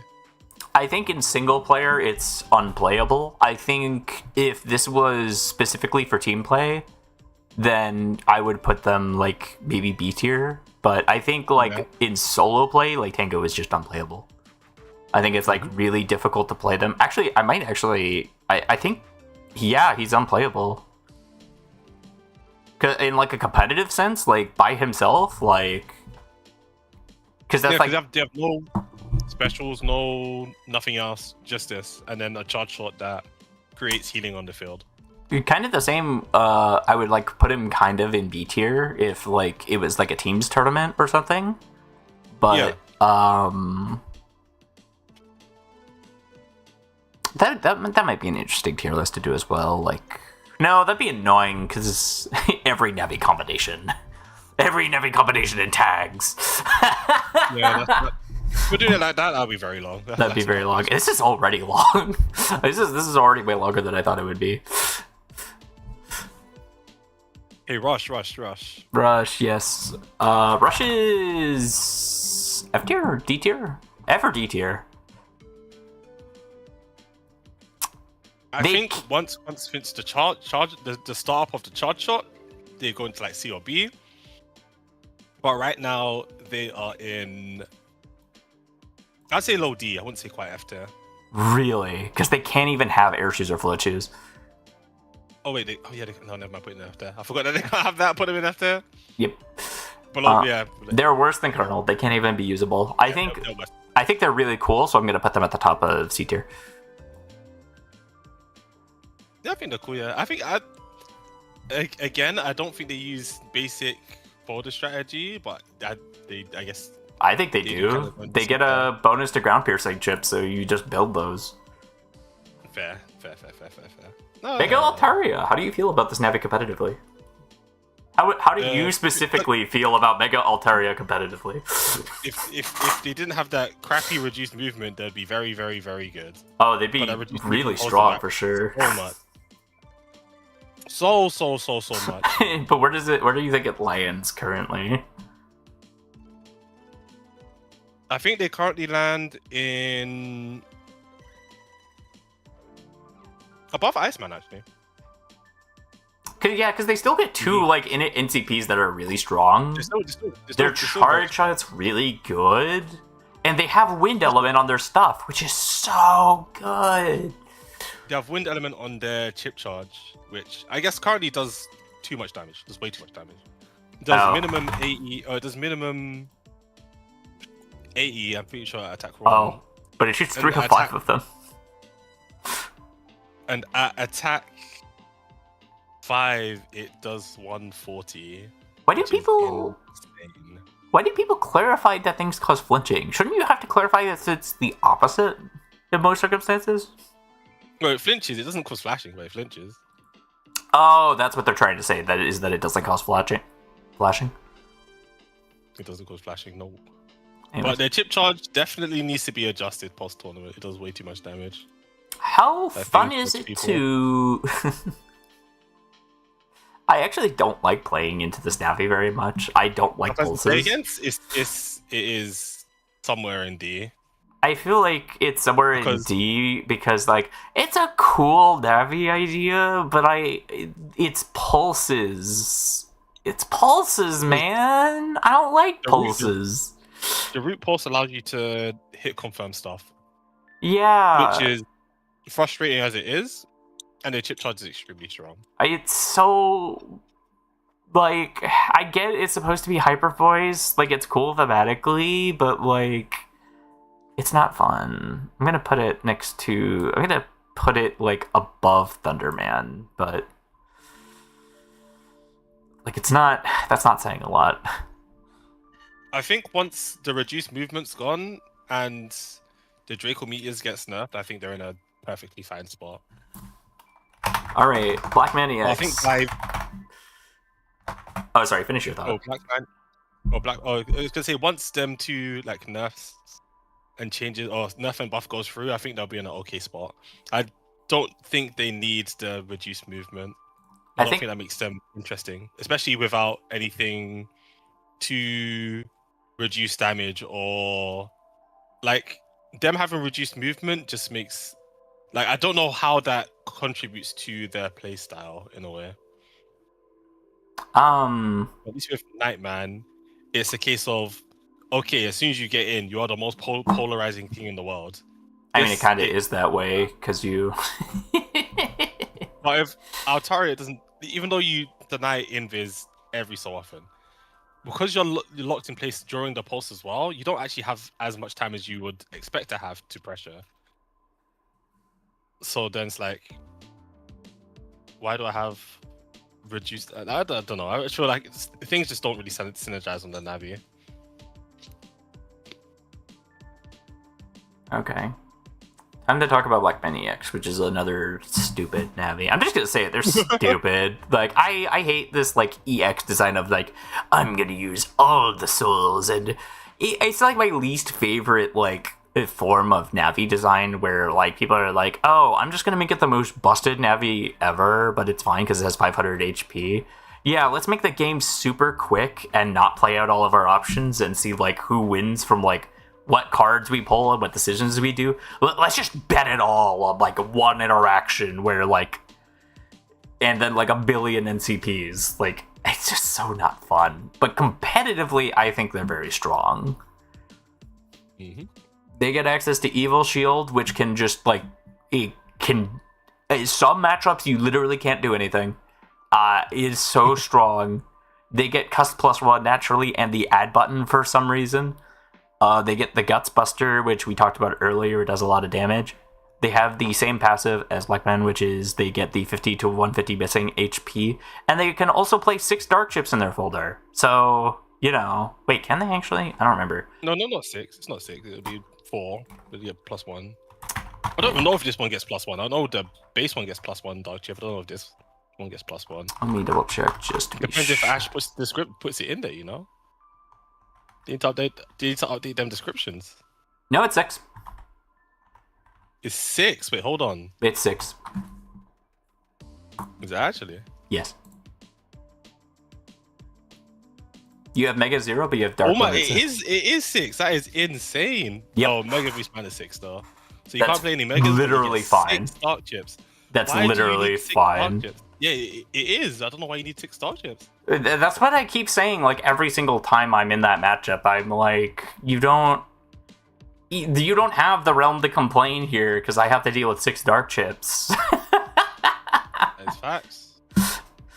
Like, that is so strong. So for those that don't know, Dark Chips were reinvented in HubOS and rebalanced to do between 200 to 300-ish damage approximately, with the exception of a couple that do damage in more circumstances. So... that's basically, like, 6 300 damage chips, which is like 1800 damage. And this is like frequent, like 300 damage, by the way, like 300 plus damage. So they do so much damage. I mean, they do use the star code dark chips as well, so maybe not quite that much because they are weaker. Yeah, but those are still good. And like, I'm not considering how Ash plays when I'm saying that. I'm considering how the Navi plays. They also get Dark AI, which lasts for 16 seconds. Oh, it definitely doesn't do that still. Yeah, they really need to update this. I think it goes above normal Blackman. I think it's not above Dustman. Not above Dustman. It is Next to himself. Yeah, I mean that you should put them. You should swap them two images around because the Black Man EX is the one with the Mega Man parts behind him. Oh, I didn't even notice that. I thought they looked the same. No. EX is the other one, I didn't even see that. I was just looking at the helmet. No, I was like, no. The EX is the things behind it. That's a good call out. Thank you. How fun are they to play against? No. I think because of Dark AI, this one is worse to play against. It is below that one. It is probably next to Searchman, between Searchman and Tengu. I think F tier. I think it's I think it's pretty boring. I think the whole like appeal to dark navies thing. Like I think it's like an atrocious movement. Worse than Tengu and Windman. I think so. Yeah. I think it encourages like a really unhealthy thing, and like yes. It encourages something that I feel like people who don't play the game that often, which is weird because they're playing the game more often and they don't see the problem with it. So I think the Navi itself just encourages like unhealthy game design. Yep. Like solely from that perspective, and like irregardless of like how fun it is to play against, or with which it's not fun to play against. Playing against Dark AI isn't fun. Anyways, Photon Man. You also swap the image positions between the two. Oh, did I do that? Yeah. Hold on. You put the one next to. You are not. No. Move that down to pretty much. One more. Yeah, move Black Man left one. No, I put him above Thunder Man. Yeah. Hey. Oh, okay. Yeah. I think Altaria is a little annoying to play around with the Bruce movement, so I think it's fine. All right. Moving on to Photon Man. I don't think Photon Man is as bad as people say, especially since you could change around the charge shot. Dual 1000 HP Navi with innate super armor and float shoes. I think that's really solid. Yeah. And the Zon can stun you, which is great. The Zons can't. No, it's just damage. It doesn't inflict shock anymore. Oh, they removed shock. that because it was like. Before it was shock, but now it doesn't do anything, just does damage because they forgot that it does that, and they're like, wait, hold on a second. I think shock that you can't dodge is probably not fair. So dual NCPs that make them really good. I think they just go under Hastior. Under Hastior in terms of thing, yeah, I think they're more viable than the Night Boy. Yeah, just because they have like more innate options, like that just makes them more viable. Building them, they're kind of interesting. I don't have a strong opinion about Photon Man. I kind of want to mess around with them because they have the Fantasy Star attacks, but I've heard they're pretty interesting. Yeah, they seem pretty cool. I think their identity is kind of limited. So I'm kind of tempted between C and B tier. C and B, yeah. I think somewhere more in C, because there's nothing really like advanced building on. You just but you could though. You could like build thematically around it and like run technique and stuff. I guess, but it's not really a synergy with the Navi. Like, There's not. No, it's just purely theming. It's for fun. Yeah, that's why. It's fun. It's for fun and it is screaming. But I don't think it's like when I think B, I'm thinking you have depth to your Navi. Yeah, you're thinking like it's a gimmick, like it's like something interesting, like interesting, like something to like build towards, but that's not really doing that. Yeah. Normal Navi Omega is very competitively viable. Normal Navi Omega, they'd probably still need nerfs, but they're so fun. Oh my god, after using a null chip, your CS becomes 5 frames? Why? I didn't even know they could do that. That's so strong. The whole thing is the normal charge time is pretty short as it is, but the whole thing is weaving in charge shots. They're meant to. I have pressure plate so that I can use my charge shot for free.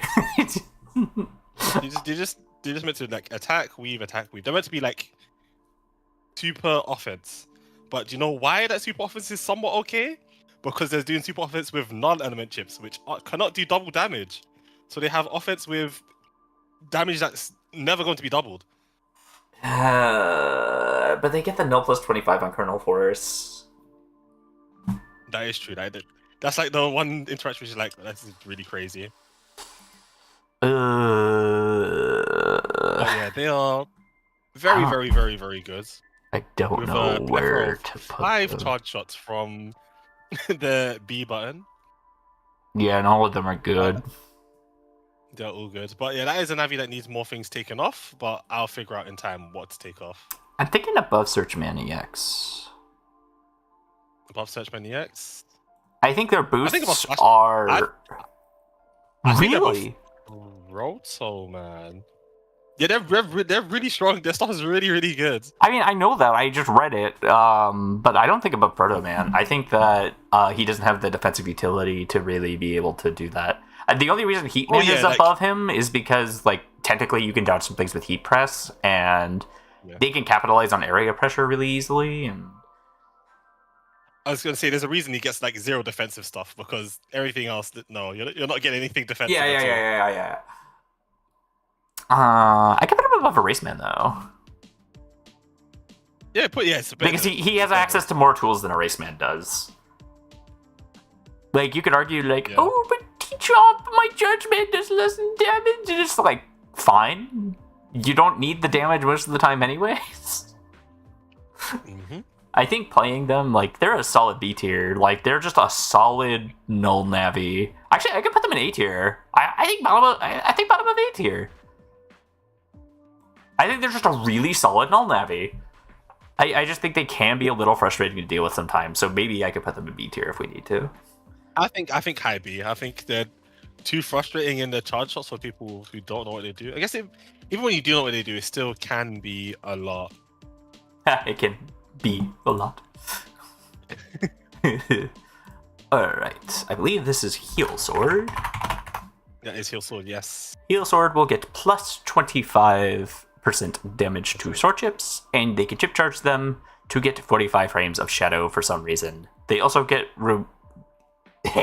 they also remove flashing for sword chips with less than 200 power, which I can't think of sword chips with more than 200 power that are not freeze time off the top of my head.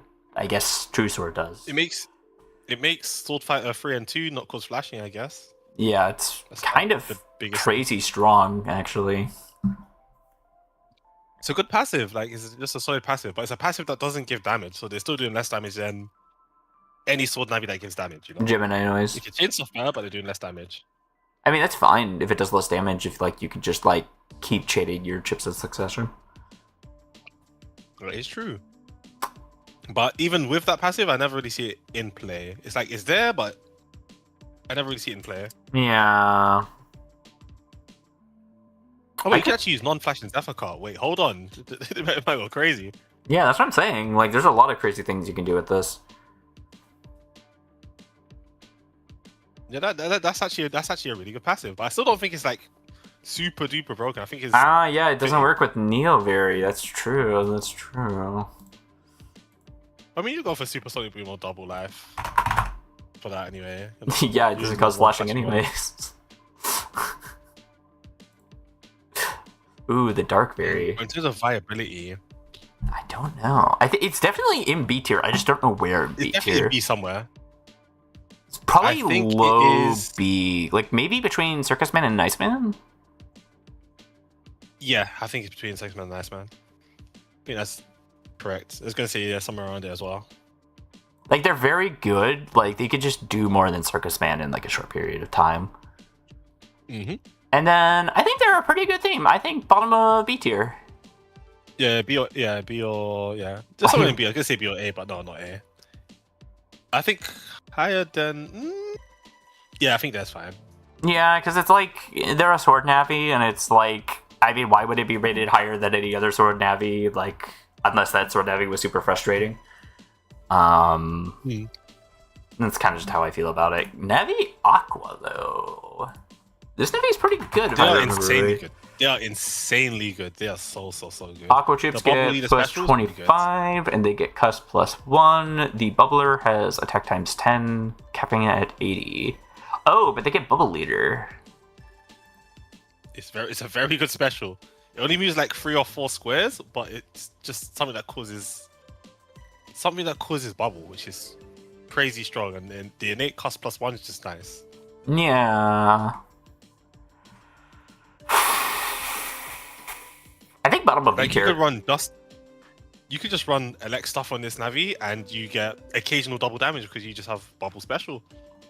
Somewhere in B, I think it's bottom of B. I think there's like Aqua Navis that do better things, and like there's Navis that have custom NCP that do better things here. And then for thematically, I kind of think same thing as Heal Sword, like bottom of B tier. They do Aqua Chip stuff, and they give you Cuss plus 1, and it's nice. You can build around it, and it's fun, and it's not super unfun to play against. Yeah, I agree. The baby! It's gotta be A tier, right? A or S tier, I feel like. Not S tier. Yeah, not since it doesn't require the chip charge anymore. I mean, it goes into double damage aqua chips on a pretty short charge time is very, very good. Still very good, yeah. I'm trying to think of where that would place it, though. Definitely closer to the top, maybe next to Elecman. I was going to say next to Elecman. I was going to say but either above or below Redman. Is that solo or no? Normal Redman. Remember solo. I think it's below Elecman solely because of the Elecman matchup. Yes, for the matchup and just elect chips having, on average, just more bonuses. It's just the C stage, man. C stage and bubble. But because of don't even say C stage. I don't know why people say C stage. Like bubble comes up more often than C stage. Nah, I've seen C stage a lot. I haven't, so that's I feel like A or S tier. Oh, but it is frustrating to deal with. Yeah, it's definitely not an S tier. I think it's in B or C somewhere. Top of B? Top of B, yeah. Okay, yeah. I think they're a very fun Nevi to play, and they're like a very simple Nevi to play. So I think it's like very fun, but I think like against certain matchups, it can be really frustrating. Yeah. Starband EX. Oh my god, this Nevi's really good. I don't know if I was on a hate spree with this Navi so long. I despised this Navi. He's so dumb. I don't even know if they fixed him. Like, he might still be crazy. I was almost just like, yeah, I get hit 3 times and I lose, but I'm just not gonna get hit 3 times and win. And I did that over and over again. Stupid! It really does depend on, like, if he made the arrow less or more reasonable to deal with. If he made the arrow more reasonable to deal with, it's fine. But for people who don't have context, before you would get hit by this super fast arrow that drops down stars, and they would move forward and drop this moon dance special that boomerangs around your whole area. So you would be dodging stars and the moon dance, and gosh forbid you get hit by the freaking stars, because then you're confused until they're ready with their next charge shot, And you have to make the conscious head decision to immediately switch from confused movement to regular movement in that small time span. It was not fun. It was not fun. It was very strong. I'd argue it's still strong. I think this Navi is very, very viable. Even post nerf is still very strong. But I think another cool thing that they have is the chip charge for Nautilus 15, which also creates the stars. I think that is a very cool charge shot. I don't know how to feel about Kernel Force with stars. That's very funny. There's only 5 stars. It's not stars the entire time. It's only 5 Thank stars. God it was random codes that tournament. Yeah, bottom of A definitely somewhere in A tier. Bottom of A tier or bottom of A tier or like actually no, not bottom of A tier.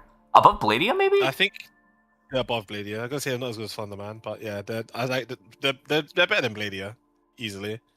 I think like Thunderman just creates more dynamic situations that are easy to control. It really depends if Starman EX's arrow is still like really fast and egregious, then it could easily be better than Thunderman. Like it's not even close with Thunderman. Like Thunderman would just like die in a couple turns and they would suffer. But how fun are they? How fun do you find the Starman EX after changes?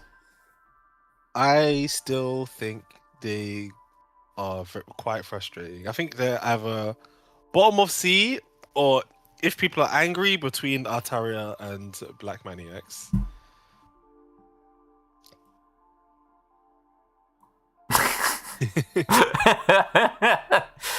I do think the Navi's cool. Let's be real, but like I think they're just very frustrating to deal with.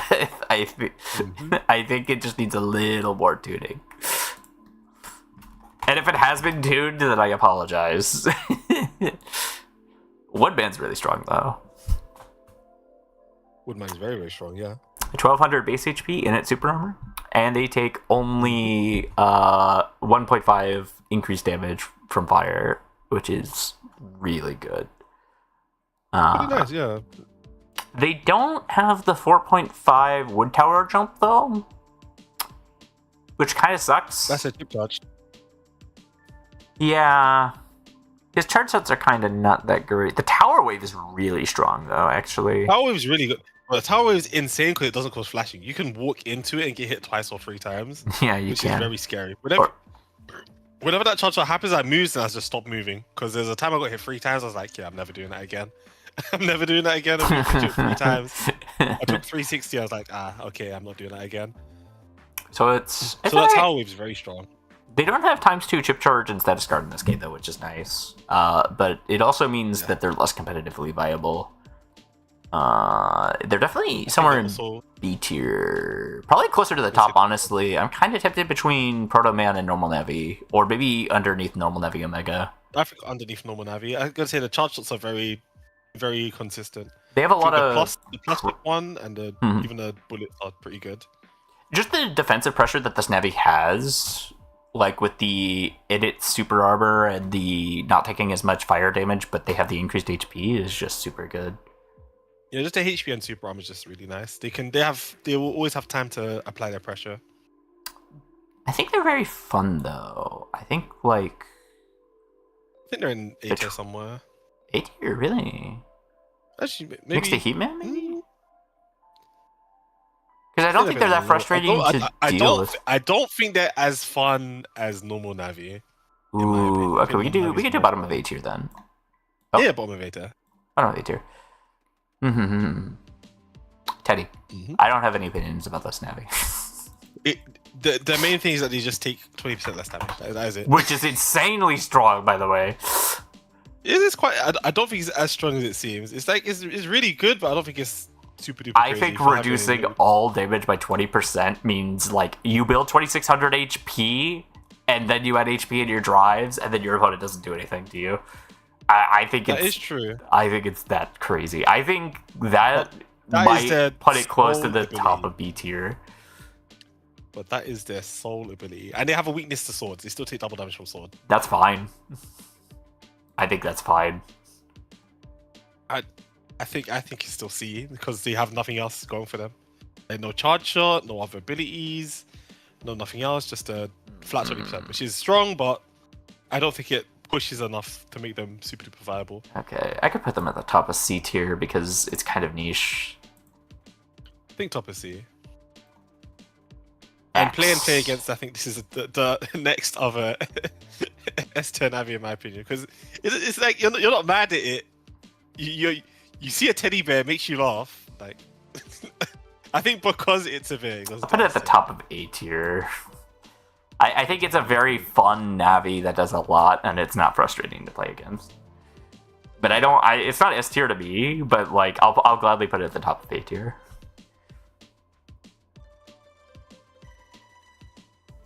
Okay, fair enough.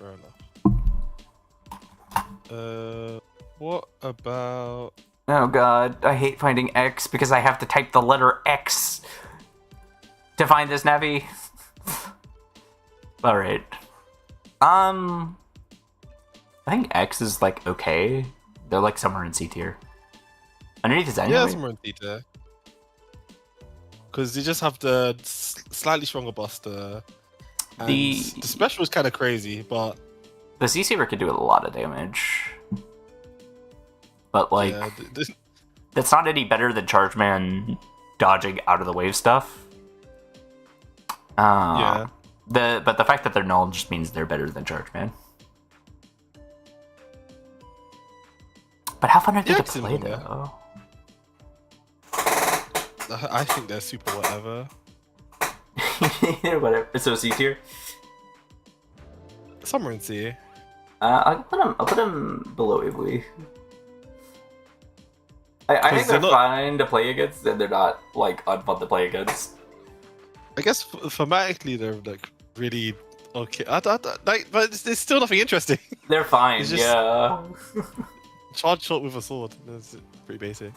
Speaking of time to talk about another Pulse Navi, Heal Cursor. Is that Heal Cursor or normal Heal? That's Heal Cursor. I think, yeah, slightly darker. That's Heal Cursor. Yep. Heal Cursor. So their charge attack is a Pulse that does attack times 15, cap attack 6. Their special is Pocket Sand. I have no idea what that was. I have never seen that before in my life. They throw a tuft of, like, they just throw air forwards and it causes blind. It's like Colonel special. Oh, okay. They have Init Float Shoes, which is really strong, and they do Cursor Chip plus 25% damage. So they're definitely... Actually, are they worse than Erased Man? They might be better than Erased Man. I think they're worse than Erased Man because you need area to pressure for their gaze. But I guess once you do have the area, you can deny invis, which is nice. Yeah, I think it's better for what it wants to do. Like, it capitalizes more from area control, which is something that you kind of have to constantly be on top of in a competitive setting anyways.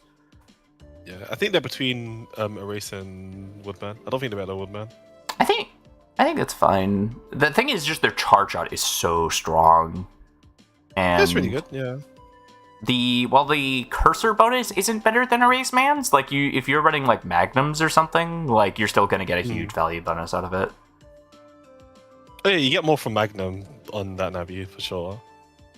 Plus the Init Flow Shoes, so nice. Yeah, the float shoes are nice, yeah. And then in the play against and building, kind of want to throw this in C tier. It's kind of just it's just area control, legal gaze. It's below Ibui, between X and Ibui. I think it's below Bladia. Oh no, it's above Bladia because it's like that. Because like Bladia still has like the I paddle grab and step forward. And nothing else. I love Heal Break. Let's go. Heal Break's pretty fun. Heal Break is pretty strong, but they probably changed a little bit. Their charge attack sucks though. Rocket Punch. Attack times 20 plus 30. I think the charge attack's really good. No, it does like 130 and it's super slow. It's not that great. 130 is good charge shot damage. That is 10 less than... It's okay charge shot damage, and it's not that bad. It's good charge shot damage. It's okay. When it does nothing else... Yeah, but does it do guard pierce? I don't know. I don't know Yeah, if it does guard pierce. It's breaking guard pierce. It is a very good card shot. That's Their special they were my is early go-to Navi because of that, because they just had a consistent charge shot that was strong. their special is grapple, which I don't know what that does. I think it's like a close range counter, but every time I've used it, it's been really janky. So I've never been able to use it, even though I've tried. yeah, like I feel like the conditions need to be changed for it, or something needs to happen at range, because the close range condition feels really bad for it. Passively grants guard pierce to null chips with 100 or less power. I feel like you could just grant guard pierce to null chips in general, and it would be fine. Yep. Like, that's kind of just unnecessary. Like, 100 or less power? What are you... Vulcans, I guess? But, like, why are you running... You can't block Vulcans. Is it, like, pure null chips? I bet it's pure null chips, so it's, like... Vulcan 3 has guard pierce? I hope it's not pure null, because it just becomes so useless. But let's talk about the most broken thing on this. Break chips plus 25%. You can get away with so much. I love doing this with Meteor Knuckles. But how competitively viable is this Navi? They don't have a lot of great init NCPs, and their charge shot it does okay damage, I'm fine with that, but they have a weakness that's usually accounted for in different Navis with the cursor. The special isn't that usable. I think bottom of B tier. The bonus is great, but it's not like you have a lot to defensively utilize. I think it's still below Navi Aqua, so literally the bottom of B tier. Yeah. But how fun are they? How fun are they to play against? They are quite fun to play against. I guess if they're doing freeze breaker stuff, it's not the best. It either be like top of C, bottom of B. I think they're like most of them are just like all together for the most part. Frozen Fist! Yay! All right. No, we have A Django. Blue Django or Red Django? I had to figure it out. Red Django. They have super Red armor Django. in Italy. I think all of them do for some bizarre reason. They have special Gundel X. Yeah, it's 100 damage, 120 damage. And they transform... They have a bunch of forms that deal a bunch of really broken statuses. They have a chip charge that goes through invis.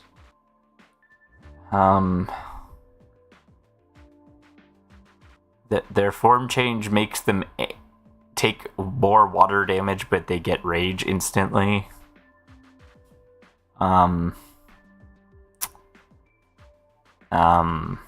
Ultrons. Chocolate Gundel Soul. They're really boring. You just use Gundel Soul for the most part. Oh, the Gundel then the Souls don't pierce invis, according to them. But I feel like you're still hitting a 2x3 with the Gundel X, which is really strong. Yep. Mm-hmm. And it's like, what, 180? It's 120 damage. It does lock you in for 74 frames, but that doesn't matter. 74 is not that long. It does burn you, which your opponent can capitalize on, so it's actually not that great.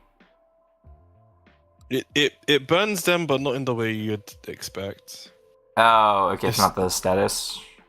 It can't. No, it does do the status, but it doesn't stack because of how it's coded. And at the time, even I didn't know how to code it properly. Okay, but now okay. I could change it. I think their big bomb is stupid, but it's really strong.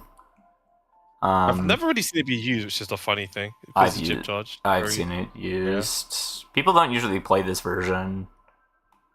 Or they do, but they go immediately into the form change for the life sword, which is... I don't know how much form, yeah. the chart it does damage, I guess. Not too sure myself, but in terms of competitive viability, they are pretty damn strong. Yeah, Invis Piercing, a wide range special attack that deals damage, and they can Invis Pierce on a large area just because. High B tier, probably above Woodman. I think they're better than normal Navi EX. Normal Navi EX? I mean, Omega. Oh, really? Yeah, Yeah. because they don't really have to deal with anything. You have the Gondels, the Forms. Yeah. How fun are Stats they when you need to it. play? I think. The somewhere in detail. Yeah, I'm just gonna put them here. Below Starmania. Those menus. Oh yeah. Yeah. I just. They are not the most fun to play against, or No, and they're not people who design for Boktai just aren't creative as well. Mm-hmm. So this is Navi Wood. Navi Wood. They have the wood stuff, the barrier and shields, just wood Navi doing wood stuff, and a very strong charge shot of Twister. The interesting thing is that it scales. The shield where they heal off of it, or am I thinking of something else? No, just normal shield. Mm-hmm. The standard shield. But they do have the Twister charge shot. Very, very strong charge shot if you can land it.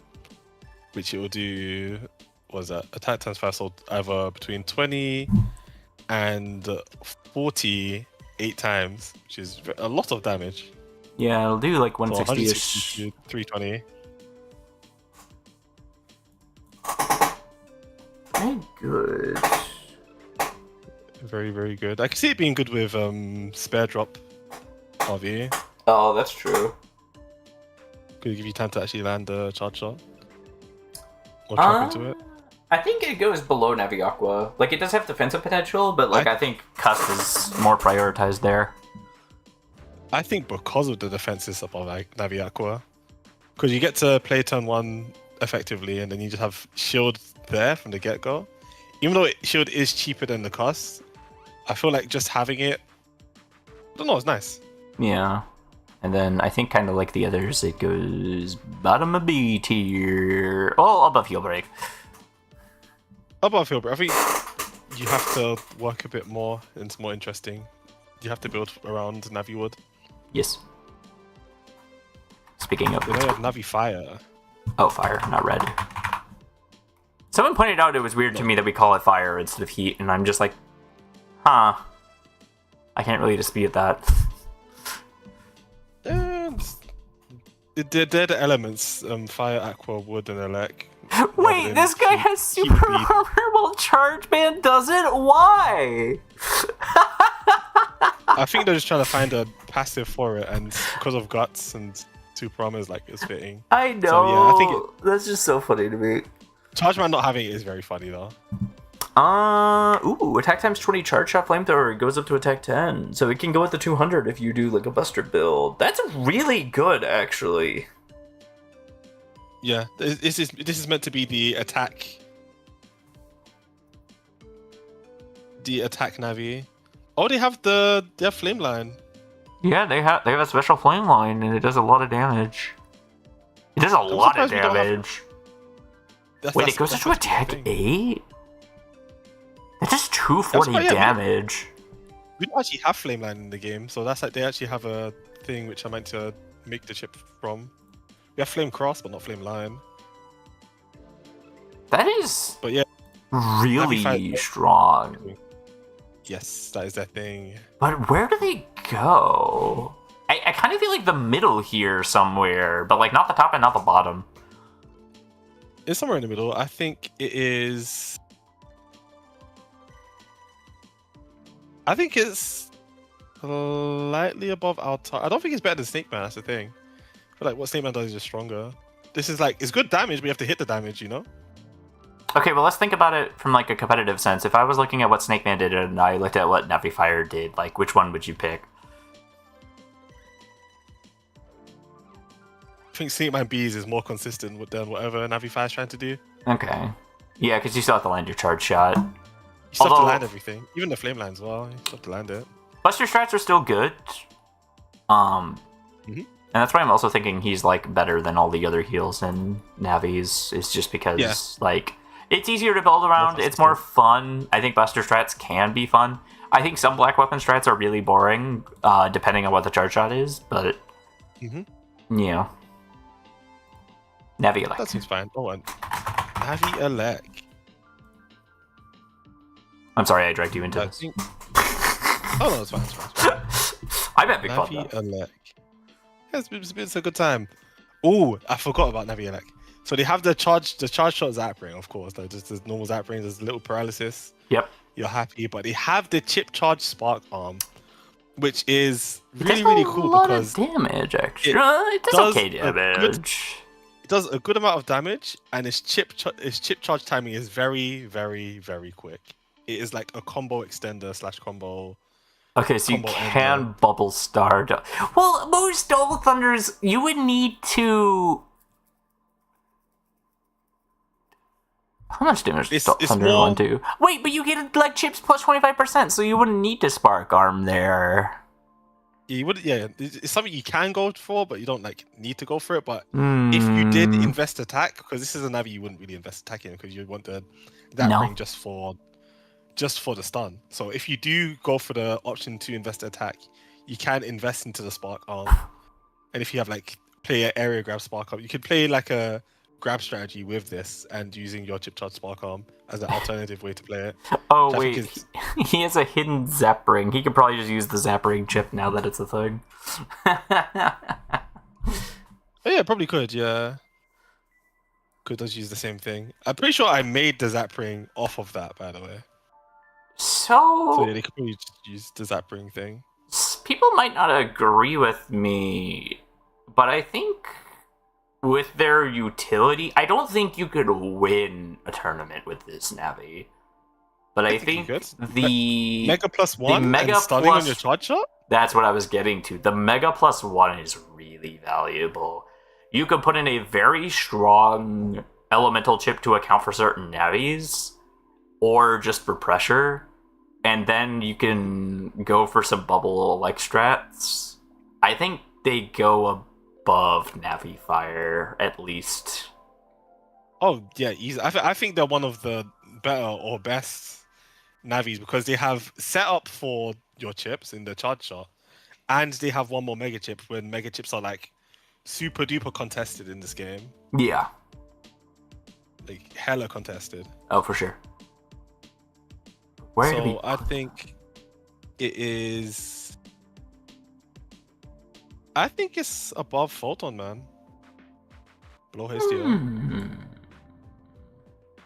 It's very interesting. I guess because of the element you're boosting and the Mega +1, yes, you could make that comparable to the Super Armor float shoes that they get.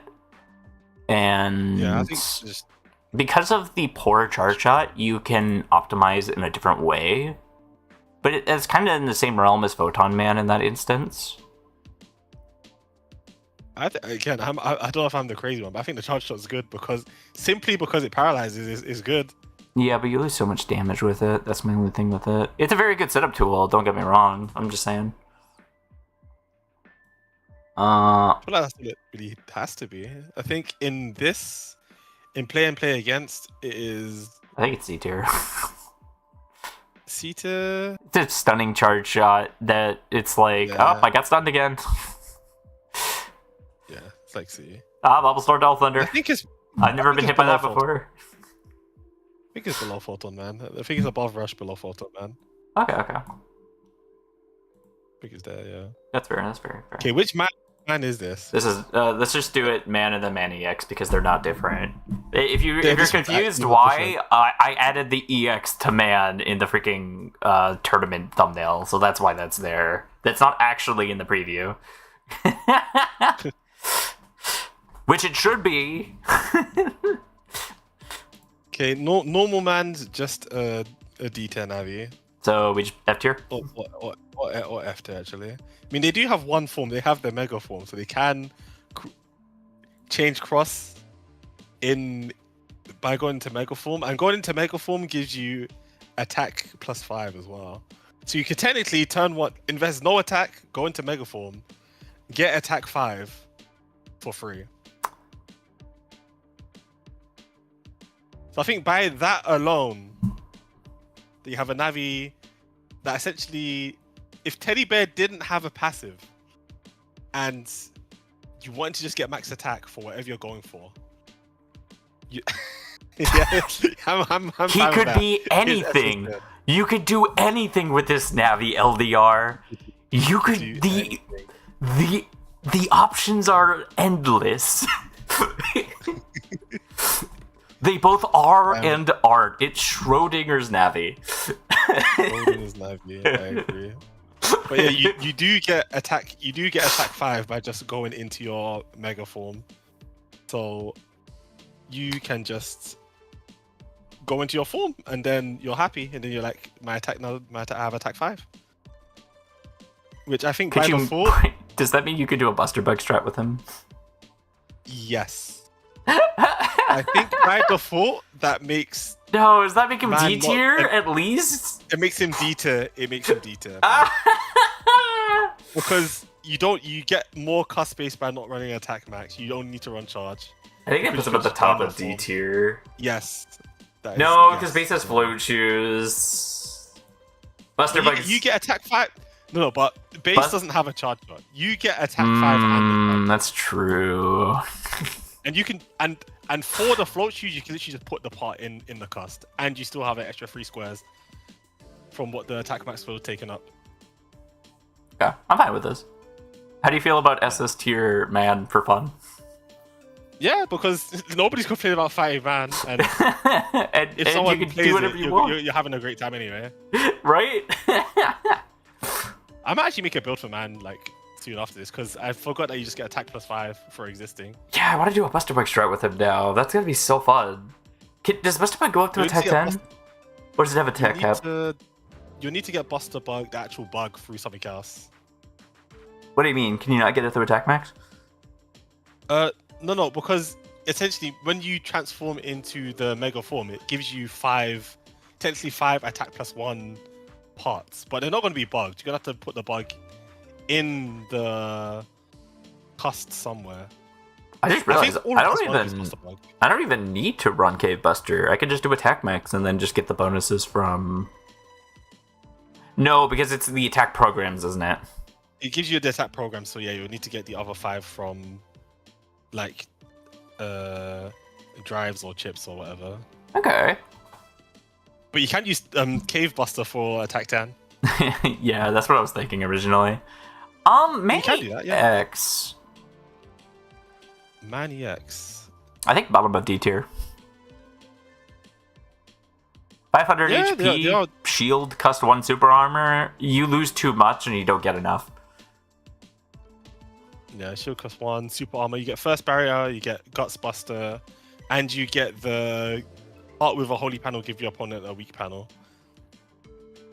I think the bottom of C. I don't think they're D tier. I think the bottom of C. Okay, I'm fine with that. You get a lot of abilities. You can put in HP to circumvent the others. That's true. You could put HP on the other side because you don't have to put anything there. Yeah. Yeah. So I think you're there in C. How fun are they? How fun are they? I think they're C D tier. tier. They're relatively unsplit. Like C tier or Yeah, D tier. They're pretty I think D tier. I think they're really uninspired. Yeah. It is between Altarian and Starman. No, I think it's like just above Django. Oh, yeah, that works too. Like, cause Starman at least like he has some like identity, like a little bit. Manny X, it's just kind of like a trend people had, and they're like, "What if man did this?" And it's like, I mean, Man EX was the first EX. That was the Hub Style was the first EX. but it didn't have EX in it. You know, it's not the same. I guess fine. Vanguard. Ooh, I'm curious cool. What your thoughts are for this. After the nerfs from the 90 frame Giga Paralyze, I think they're pretty fine. I think they're still A tierable. I just don't know where they would go in A tier. I think it'll be pretty lowish. Yeah, because I think below. There's a lot of Titans. Starman EX. I think below Starman EX. That's fine. Because I feel like Starman EX is doing what this Navi does, but better. Yeah, their charge shot's better, it's faster, and The damage is pretty comparable. they like debilitate you long enough to follow up with any of the things they want, and they don't even need to stop your movement to do that. Yeah. How much fun do you have playing Vanguard? Because I have a blast. But I know dealing with it is less fun. They're okay to play against, but even just the one chip that inflicts Giga Paralyze is annoying. Grating. Because it paralyzes and is that it roots and is stronger, which is I guess the issue of them both the effects. But for a no form Navi, they need to have something that's strong, so it's not really like a problem. Yep. But playing against it is somewhere probably the top of C, probably next to either Photoman or the bottom of B. It's top of C. Really? I would at least put it in B because like there's like some identity there. Like it's not. I guess it is kind of just a wood Navi though. So wood Navi, and then the first one roots, which is roots and it reduces your damage while you're rooted. Yeah, I don't know. We could go above the Navis there, yeah. Okay. Yeah. I know how people feel about it, so I don't mind rating it a bit lower. I'll always have fun with my Navis. Ooh, is his name Chaos? Oasis. Yeah, Wait, not Zero. Oasis. Chaos. Chaos. Chaos Zero. I know this isn't the Navi we're talking about. I want to see that new role so freaking bad, man. People keep showing it off, and I'm just like, yo, that looks so fun. The new what? The new role with like the Mega Man cross and all that. Oh, that's for Spirit Drop. Whatever Spirit Drop wants to play. I know, it looks so good. It does look very good.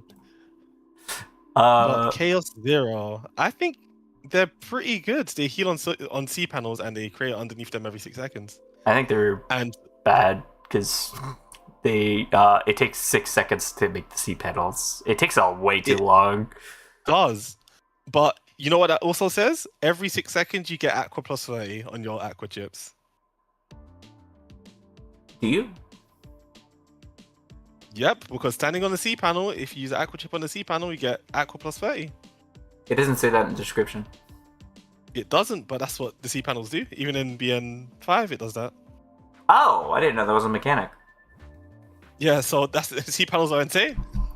Okay, let me check that it actually does that. I didn't know C panels did that. Yep, and it works for non-time freeze and time freeze, so you can use Ice Shock plus 30. C panels don't have a description. They don't. But they got the BN effect, and that's what they do. So they get healing and Aqua plus 30 on the C panels. I could put them under Surge, but they're not really doing anything that you want to happen. They're cool, don't get me wrong. Like, I think, number one, they look awesome, and the Bubble Art Charge Shot is good. But other than that, you kind of have to wait too long for your condition to be set up if the goal is boosting your Aqua Chips. And that's not really time action economy that you should be willing to lose in a competitive nature. So that's why I'm kind of thinking under Surge. But it's true, but the Bubbler Charge Shot is consistent, and that if you play C-related things, you will heal up slowly. And if you play Aquaman RV, you'll heal up even more. Are you saying that this Navi is better than Teddy? Definitely better than Teddy. Definitely better than Teddy. I don't believe that. I think this Navi just doesn't do anything. Like, placing the C panels is cool, but I think it just happens too infrequently. Like, you can't do it consistently and in a way that matters. And also, you're going to lose track of time. You're not going to remember, like, between turns, like, how long it's going to be until you place the C panel. Like, it's going to... you can just play other chips that place it as well, because you have Sea Breath now as well. Well, you have to... You have Sea Breath, you have plan for that, though. Like... I think playing that's pretty strong, and then you can play elect chips alongside it to get the double damage on the C panels. C stage goes crazy on this Navi as well. And before someone brings it up, they don't take the extra elect damage from C panels, so yes, yeah. So that's why we're not talking about that, because they don't deal with that. depending on how C panels get reworked, I could easily see that Chaos Zero is really good, but it depends on how it gets redesigned in the future. I think right now, Chaos is kind of in a very difficult environment as long as their C panels are very infrequent, so I would be fine placing them higher in C tier, but I think they're not making it past Xenia in the matchup. I think Xenia just does way more, and same with normal Navi. But they had to do more early. Well, not just that, they do more in different circumstances. That's the big thing as well, is... I mean, Chaos doesn't get that much from their stuff, so they could build anything, but... it's also like they're not getting anything, you know? Yeah, I can see it. Yeah, I could put some. They're definitely in C. They're not in D tier. That much I can say. Yeah, I agree with that. I think they're not like misleading like where they're going, and I don't think they're better than Charge Man or Oasis Man. That's why I'm thinking like below Surge, because like Surge is a very consistent charge shot also, but at least they get the elect bonus. I guess so. I'm thinking of the infinite sustain on the C panels. The infinite sustain of the C panels. The C panels go away. That is true. Okay, we can put it below Surge. We're not even talking about the fact that the areas change like all the time. Like, we haven't brought up for the fact that, like, any of these grass navies up here could just, like, go up in flames in, like, 2 seconds. That's true. Okay. I hear it. Actually, Oasis Man could take 1.5 times damage. Nah, he's got immunity on sand panels. I like his sand panel identity. I think they're, like, a high B. I think they're really interesting. Chaos. Yeah, I think they're really interesting. Just playing around C panels and like the interactions around it. I think it is. I don't know where up here they would go though. I think it's that super high. I think it's maybe above Charge Man, I guess. Because you have to like innovate a bit with it. Yeah. You're not complaining against it. Yeah. Roll's identity has changed a lot. Yes, you have the healing arrow on the charge shot. You heal for the damage it does. She is. When did you add Summoner Cowl? Has she always had Summoner Cowl? There's no way. You definitely added this last month. No, Glade added it. Really? Interesting. Yeah, they added it. Oh, okay. That means I put Summoner Cowl on them for no reason. Gosh dang it. Anyways. Yeah, they give them Summoner Cowl because eventually they're going to get the Summon Meta stuff, but it just depends whenever someone wants to put them in. So for people that don't know, the roller charge that roll has now doesn't chip delete, it heals for the damage it deals. So I'm thinking that's, what, like 50 plus attack times 10 or something like that? I don't think it would be that high at base, but let me see how much it does do. That was a Navi I forgot to check their base damage for. I thought she did her virus dance in this game, but I guess she doesn't. No, her charge shot just does player attack times 10, so from 10 to 50. That's so bad.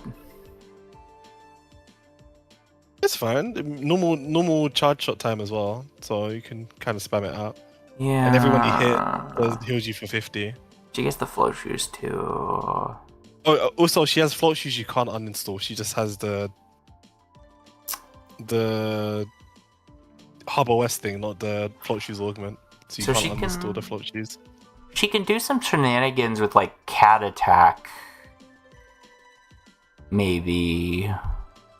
Because of the summoner cowl in it. Yeah, you can limit that. If you can stop them from moving and then hit them with roll arrows to sustain, it could be pretty good. But she's pretty basic all round. Yeah. Until she gets fleshed out with a rework of some sort. I'm trying to think of like how she does pressure, but she doesn't really do that, which is the problem. She gets a good defensive passive like the float shoes, but and the healing from the charge shot, but I feel like like I'm looking at Xenia right now and I can't think of like what roll would do to Xenia. Like they would not survive. Oh, roll would get eaten up because Xenia would out sustain her. Yeah, I know. That's what I'm thinking. She's like in C tier above X. I do think they should have the on real-time chip heal 50. the passive she has in 50? the one she has in 4.5. Pretty sure that's what she has, right? But she also has super low base HP in 4.5, so that doesn't work. I guess. Like, if all the other Navis have like 1400 to 1800 HP, she has 1000. That is true. There's just 1.2k, no? She has 1.2k. Yeah, it was like 1200, but like the point was like that they purposefully designed her with less HP so that it wasn't that crazy. Yeah. I guess so. We could definitely look at stuff for that. I think they're a Navi that everyone definitely wants something cool for her, so. But I think You need something for it. I think right now, like, they're fine if you play them. They're not bad. They're not going to do a lot of damage like X, but I think that their float shoes and the roll arrow can definitely get them some games if the opponent's running into the arrows a lot. What if we make her the first like true lifesteal Navi where she like kills based on damage she's dealt? I mean, that is what she's doing. No, but that's only Oh, through you charge mean shot, like charge putting it on the and chips? Yeah, That charge would be shot and evil. I mean, we could try that. I think we could do a test run with that. I think Because that'd if be she fine. heals 25% of damage dealt, I think it's 10. she deals like I think it's 10. 10%. So if you do 100 damage, you heal 10. It's like chip recovery 10, yeah, but it's better because like some chips do over 200 damage. I guess so. I guess we make the minimum 5. It's fine. We can do minimum 5. I'm fine with that. Yeah, But how sure, I'll fun test are that at some point. they? I think they're a little The only thing fun, is that- especially with the summoner cowl. The only thing is that they'll probably need to put a invisible augment on the enemy What do you mean? just to detect when they're hit.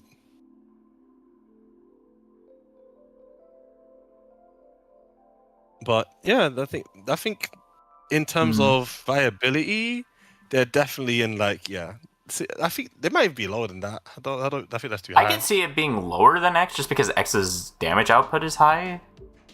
I think they're like below Magic Man. I don't think so. I think they both have like great NCPs, but like Roll's chart shot is easier to use in more circumstances. So I could put her above Magic Man, but I don't think she's below Magic Man. I know Magic Man's attack does more damage, but it's also like not healing them. I guess so, but you get super armor. Yeah, but she gets float shoes. Yeah, they're kind of the same. Yeah, I guess you put roll over Magic Man, and that's it. I like if they fought like in a competitive matchup, I think it could go either way, but Yeah, I hear it. And then roll as fun to play or frustrating. I think giving her the summoner cowl like at least lands her in B if it's a low B, and it's not frustrating to play against. It could be pretty high B because you play around the summon fantasy or thing. The charge shot is just basic sustain, so you can play it with alongside other things. Low-key, I feel like if the charge shot healed her for the half and then heals her team for half the amount, that could be interesting. Why would it do that though? I don't know.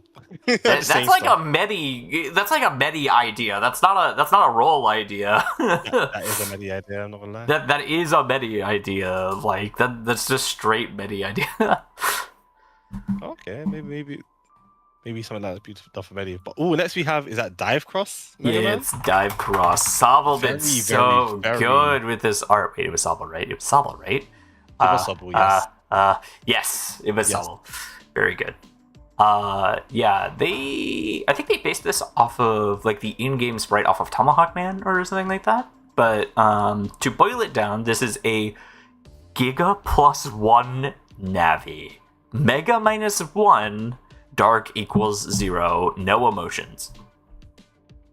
700 HP, no. They can chip charge non-dimming sword chips for double life sword and non-dimming wind chips for Falzar Breath. Not the Invis piercing Falzar Breath, just Falzar Breath. They're very strong. Especially with that Giga +1. I could put them above Laser Man. I think simply because of Giga Plus Monday in A tier, they can abuse so many RV passives, and because they have 2 gigs, they're more likely to get one of them. I don't know. I could And maybe then the put them at charge the shot's just bottom of A basic tier. Because I agree, the Giga Plus One is insane. I feel like that's like a passive that like someone puts without like thinking about it, and I feel like I'm kind of right about that. I feel like this is the right place for it to be, though, with like Mega -1, the reduced HP, the just normal basic charge shot. Like they're not like Giga Plus One is taking a lot of their power space. Yeah, and they're not getting any NCPs. They're not like transforming or anything like that. Yeah, they're not getting anything else, and they can't even double the damage of their chips. They don't get full sync or anything. I don't know how much damage their double life sword or their false air breath does, though. I'm pretty sure they're pretty reasonable. Like, there was nothing super crazy. Let me check. We could put them bottom of A tier, top of B tier. I just think like I think bottom of A, personally. You could do that because otherwise they're not really doing anything specific. And if you're investing in a Giga Plus One, like I feel like even in a competitive sense, if you take Giga Plus One into your tournament build, which is actually relevant to this tournament, you're investing a lot of what you want to happen based on that Giga going through, and if it doesn't, then you toast. And the double life is 50 plus attack times 15, so 125 times 2 attack 5, and a very powerful 200 at attack 10. Oh my god. Do crazy damage at attack 10. But how fun are they? Attack 10 chip charge could be crazy. How fun is it to deal with 2 gigas? How fun is it to play 2 gigas is very fun. Yeah, but how fun is it to play against 2 gigas? They do have 700 HP, so you are likely to... Oh boy, and they get 800 HP from their cust and then another 300 from their drives because Oathcrown doesn't do anything to them, so... That's true. Oathcrown just still changes it. That's still 1800 health, so... Well, okay, first of all, people like understate like how much it affects your folder building when you don't play dark chips, which it's fine if you don't, but I don't know why people say it's not a downside. Definitely a downside, because especially in V code, the V code dark chips are insane. Yeah, I don't know where to put them though. But I think they're kind of boring design wise. It's mostly just Giga Plus One. The chip charges are really cool, but I don't know. Chip charges is just being like quite hard to use for some characters. I really do not know why. They just you're never. There's very rare situations where you're like, I want to use this chip charge over just using the chip because of what I intended the chip to do. Yeah. Unless you're like specifically building around the chip charge, you're not gonna go for it. That's kind of my goal with numbers. Is like it's supposed to be like a fun play on like, oh, it's more RNG stuff, but like you could do more damage in these circumstances, like if you set it up properly, or like you could disable the opponent a little bit. The only time I really see chip charges be used is like similar to BN6 is if you're in B style and you have an aerial grab you can't use, so instead you chip charge it. That's the only time you really like do stuff like that. When you can't use the utility and instead you can use it as damage, which is why I like to. We're thinking of different things, because I'm thinking of just the erase man on neutral area chugging null chips and firing erase tails. Yeah, that you just like, this thing's broken, so I'm just gonna go for it. Yeah. But for dive cross, I think it is definitely in C somewhere. I think it's top of C. Top of C, yeah, top of C. I think it's like, oh, Giga Plus One is your identity, and it's like, Giga Plus One is what you're building.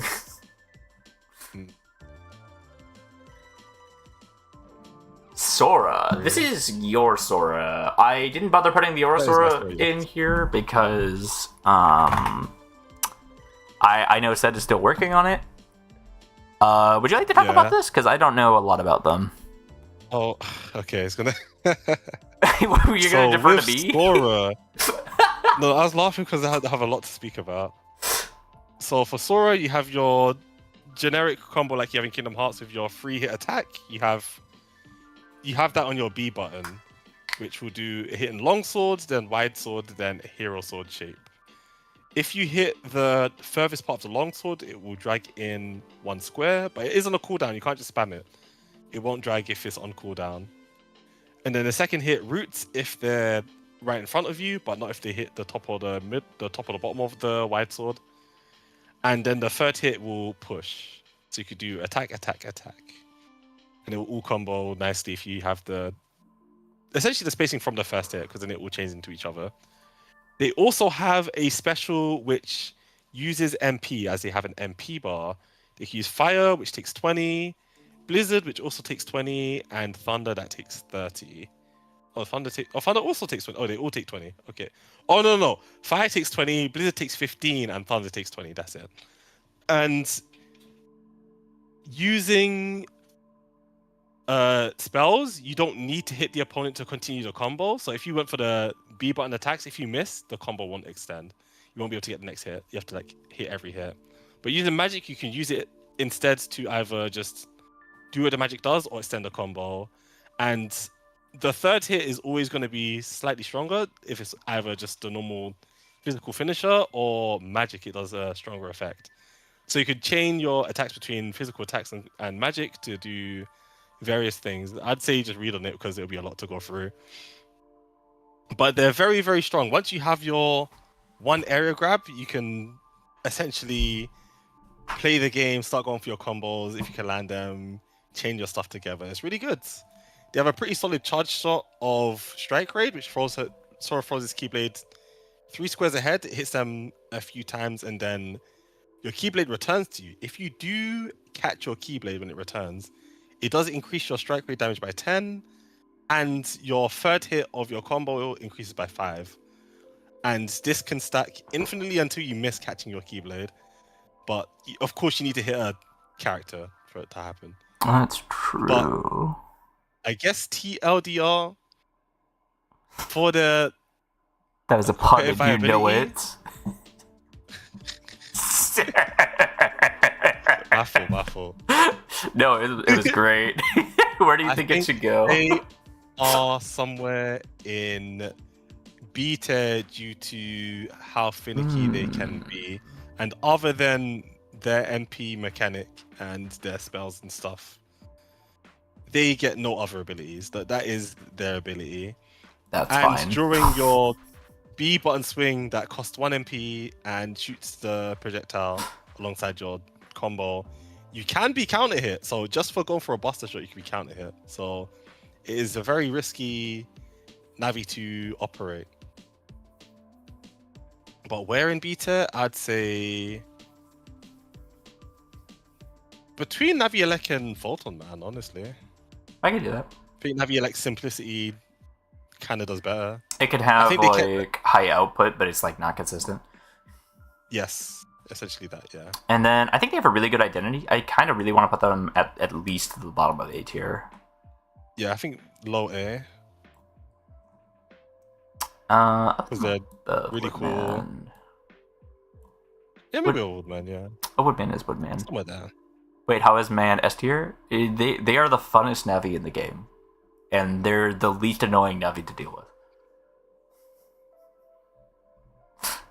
That is why they are SS tier.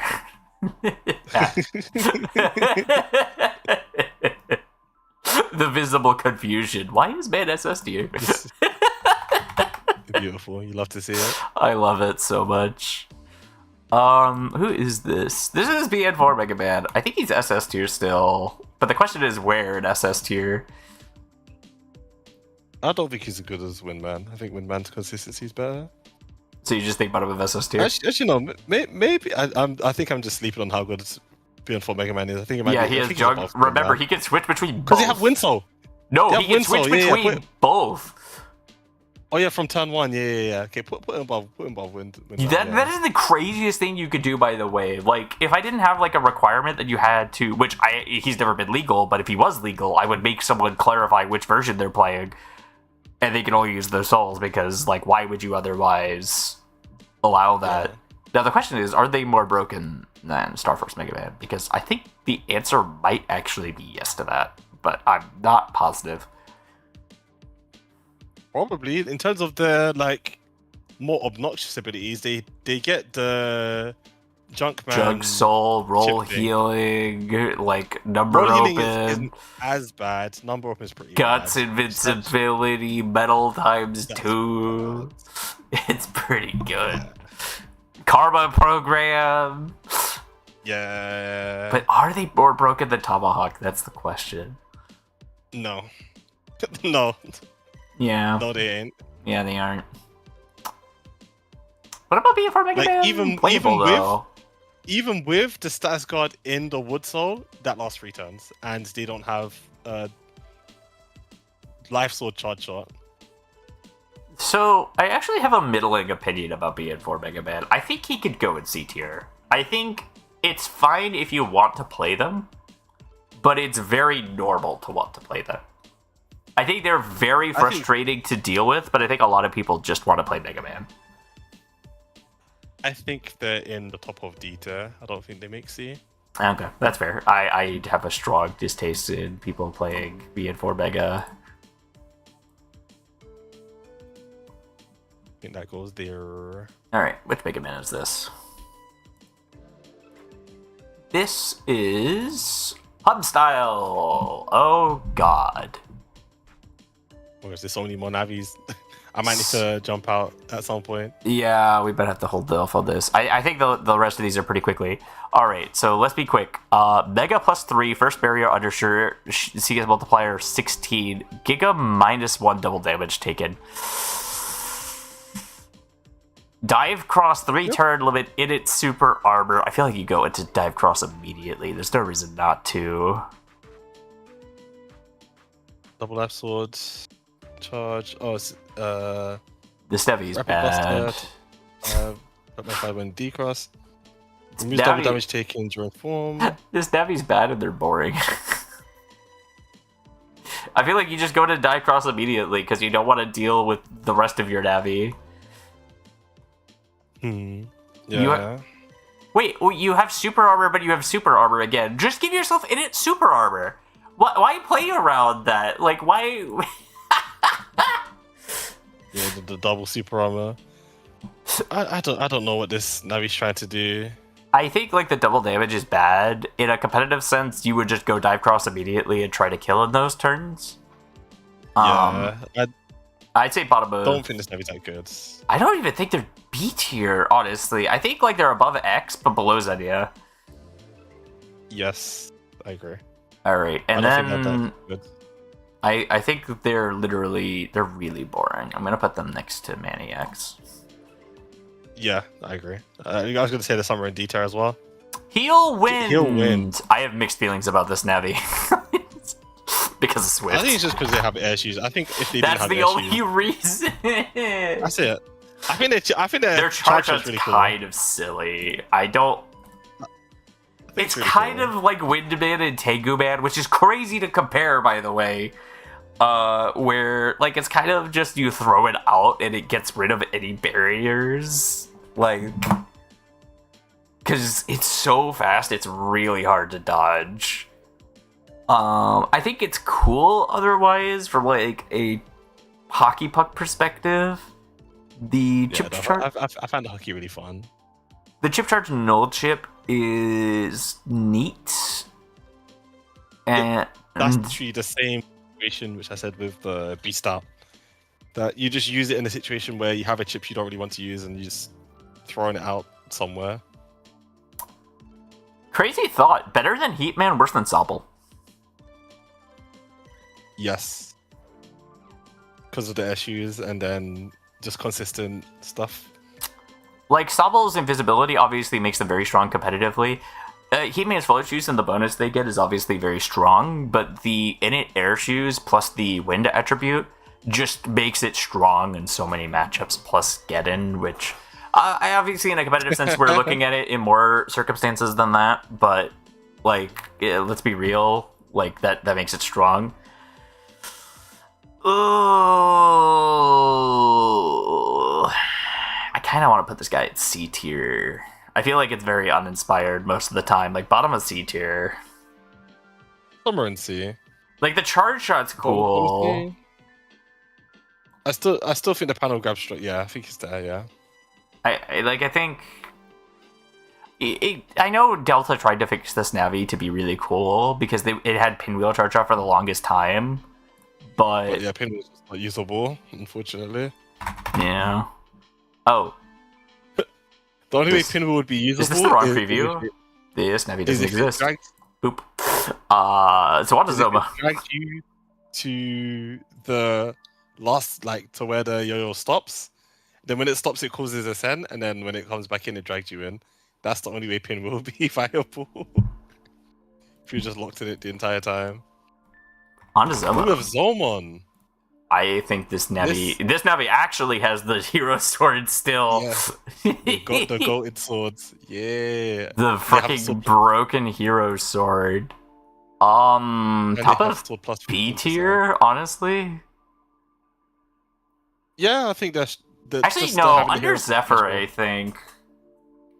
I think the hero sword special is so easy and consistent to use. Yeah, that's kind of how I agree.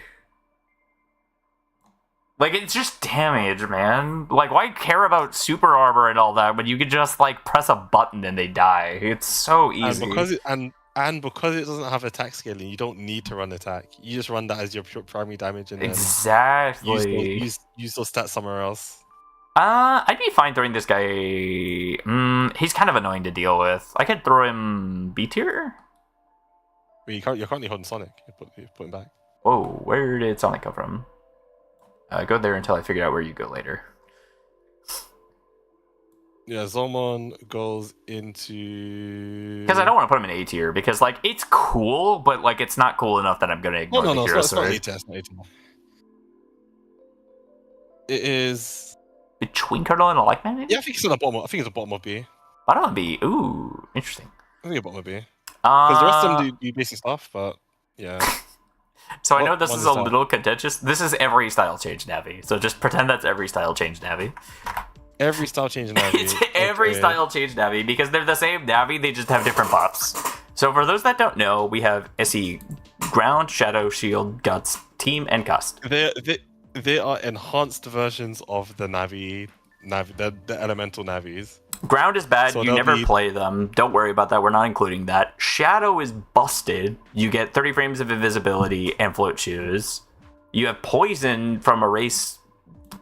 Shield has the Shield SP that heals you when you get hit by it, and for Superior 10. We have ST Guts, which gives you Init Super Armor and Guts Machine Gun, which isn't that great, but that's fine. SC Team gives you Mega +3, which is broken. And SC Cust, which gives you Cust +2. And you can switch between any of the elemental charge shots between any of them when you play any of those Navis. Only on turn 1. Only on turn 1. Very important distinction. Very important distinction. I think top of B past Zomon. I think they're very consistent. Yeah. I was going to say they're better than the element Navis. Like all of them. Like by a lot, yeah. I think they're also C tier. I think they're kind of boring. They're kind of just like, ooh, I do this better than other people. that is the Navi, yeah. I do this thing better than others.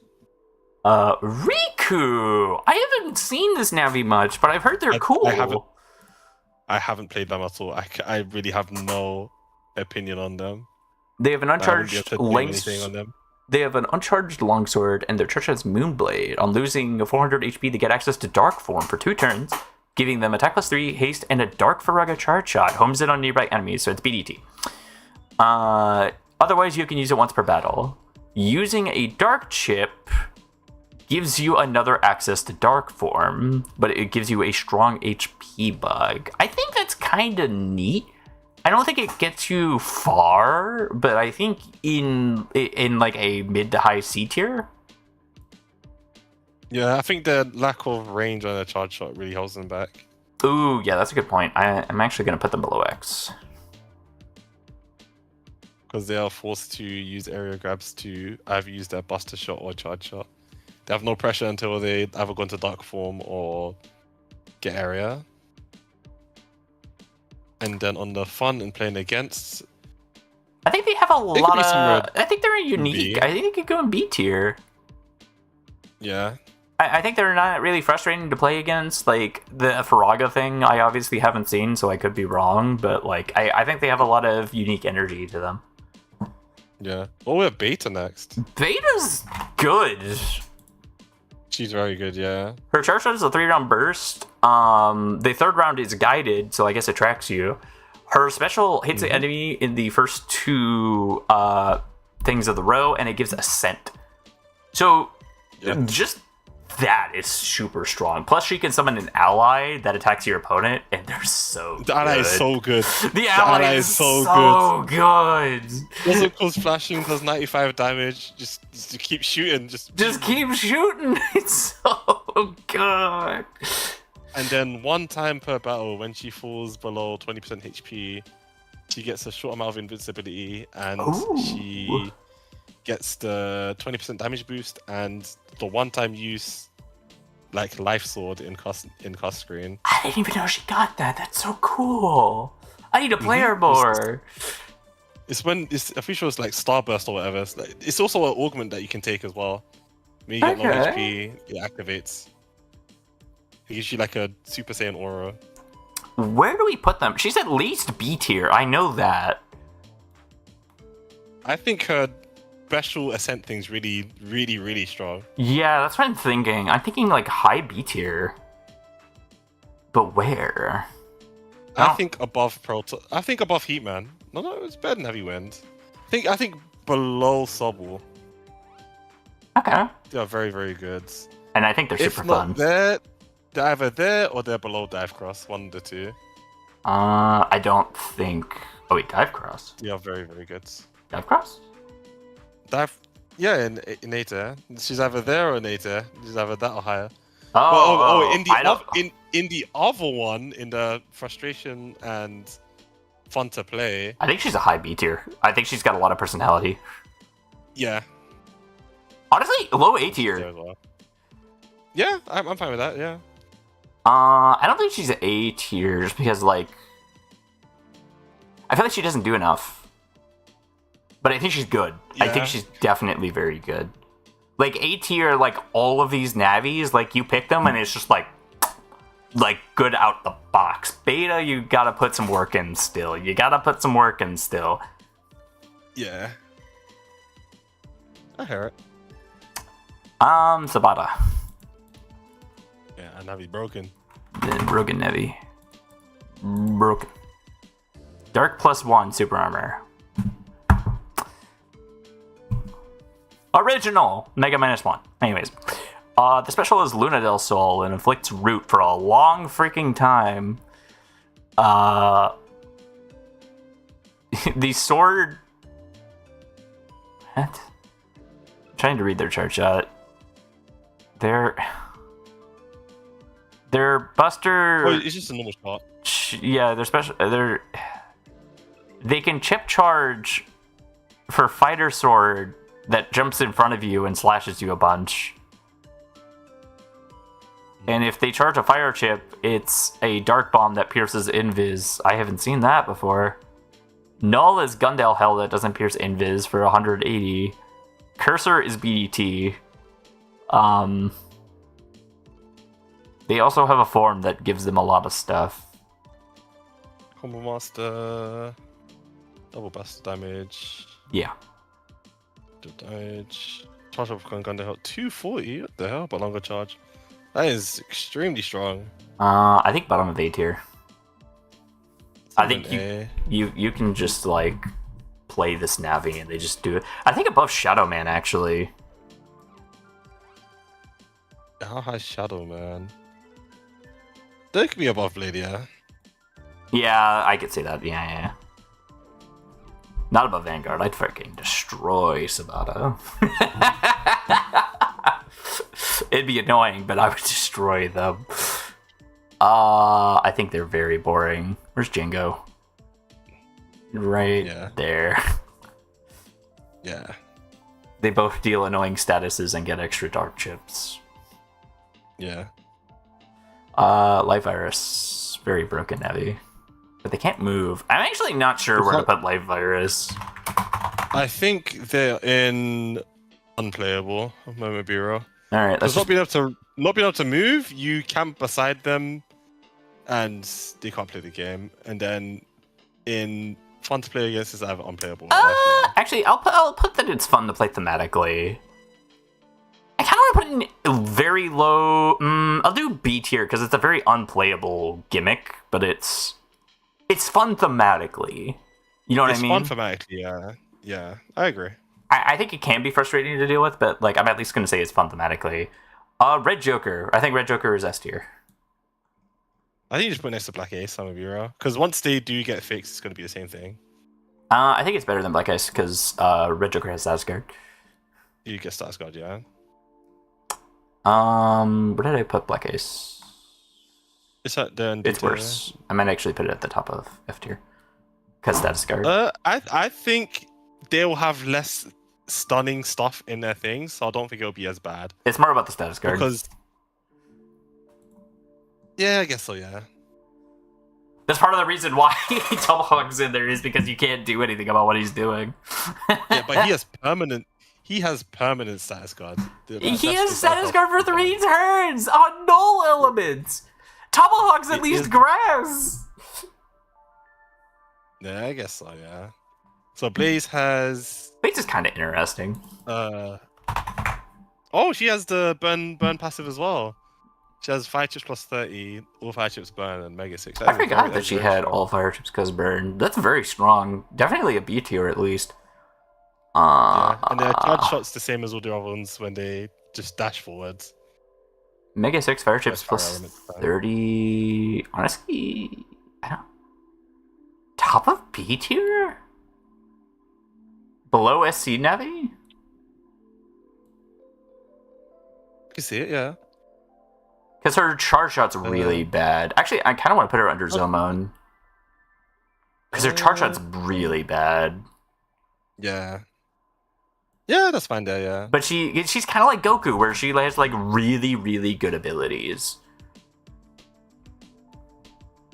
And then So play again. I think she's fun. Kind of whatever. I think she's kind of fun to play against. She's kind of whatever. I kind of just want to put her with Burner Man because it's like fire chips burn, fire chips burn. They both do fire chips burn, yeah. But Burner Man's more inspired at least. Yeah, I can agree with that. I don't even know if Blaze has a fire identity in Sonic, or if it's just because her name is Blaze. Oh, she does. She does? Okay. Yeah. So for his air shoes and her charge shot, their charge shot is Shockwave with roots? It roots? Wait, what is Shockwave? I'm not too sure. That could mean dependency. Let me check. Probably a straight line charge shot, probably. Probably a good setup charge shot from how it's looking. Yeah, I hope so. No way. What is it? I forget what this chip is called. Hold on. You know the ground wave chip? The one that tracks you? It's that. Yeah. Oh, wave arm. It's wave arm, but it's 5 per attack level. Oh. So attack max is 25, but it's a decently fast wave arm that roots you. I see. I think even annoying. then with the air shoes, the reflection, the poltergeist, we can rate them pretty decently high. Probably. But the charge time's terrible though. It's really long. Oh, I didn't see that. I just charged it and fired it. Fair enough, but it's quite long. I think They have above Heal Wind, but under beta. I feel under bit. I think he'll wait. Hold on. No, they have more setup. Yeah, I think it's there. Because Poltergeist is really nice as well, just to have on hand. Yeah, they have that on standby, but like the charge edit can also set things up really easily. Yeah, it's more set up than the Hill Winds, and they're both kind of utility charge shots as well. I'll put this guy at the bottom of B tier, I think. Above Life Virus. Above Life Virus, yeah. That's yeah, fine, just because he's like I do the poltergeist thing from Sonic 06. And I fly. You remember that shield I have, guys? That shield I have? And next you have Sonic himself.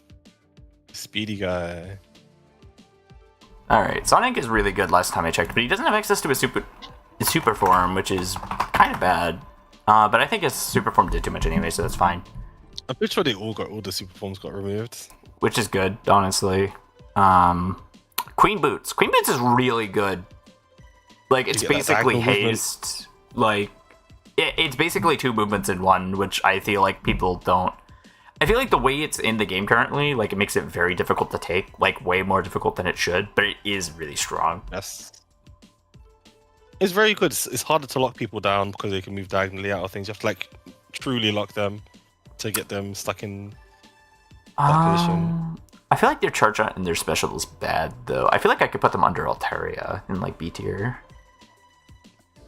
Is it the Sonic Wind? Is it the same as the Sonic Wind chip? Because if it is, their charge shot's pretty good compared to it. Is it? Because it'll push and it's basically a Timmy Wave, but just like single panel. That is really good. If it's the same as Sonic Wind. I don't know. Let me boot them up real quick, and I can just see that real quick. I'm pretty sure that was the first thing they wanted me to make for them before. They don't have an emotion window. I feel like they could have just taken... it doesn't push. Doesn't push? Okay, never mind then. Yeah, it just does 10 damage too. So it's like... What does the spin dash do? Just dash through them? Yeah, it just dashes through them. That still locks me down for a minute. I think under Altaria... Honestly, it could be at the bottom of C tier. I feel like this Navi isn't doing enough. Like, the Queen Boots is really good movement-wise. Like, but... Like, if you asked me who was going to win between him and Teddy, I'd say Teddy would win. And... But I feel like he's very consistent because of the movement passive, at least, which makes him very good. Yeah, to play against... I think B tier, it's fine. This Navi, yeah, it's fine. It's fine. Knuckles. Knuckles was really good last time I remember looking at him. He's good if you hit the center of his charge shot. I think his special strong though, hold on. I don't remember it being strong. Oh, it does do a lot of damage actually, last time I checked.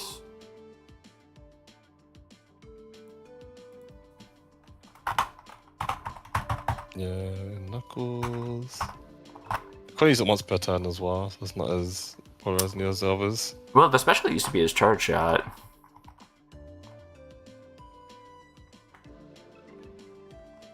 Oh, it's attack times 10 plus 50. It's the special, so it does 100 damage at attack 5. Yeah, but it's break. So it does okay damage. It's break, yeah. You can't take damage during it though, so it's kind of funky. Super armor, chip charge break times 1.4. Honestly, I kind of feel the same about Sonic. Like, I feel like I could put him next to heal break, but heal break's better. Yeah, heal break's definitely better. I think the charge shot's also very finicky as well. Yeah, the charge shot doesn't really have a great identity, and playing against them, it's kind of like whatever. Like, it's not that weird, but it's like, it's not frustrating. Amy is broken last time I checked. I was thinking of playing her for this. For the underutilized. Yeah, she is Undershirt, Mega 7, and Dark 2. Oh, Dark -1 essentially, yeah. Oh, is that what that means? Yeah, it's Dark -1. Oh my god. Even then, that's fine. Yeah.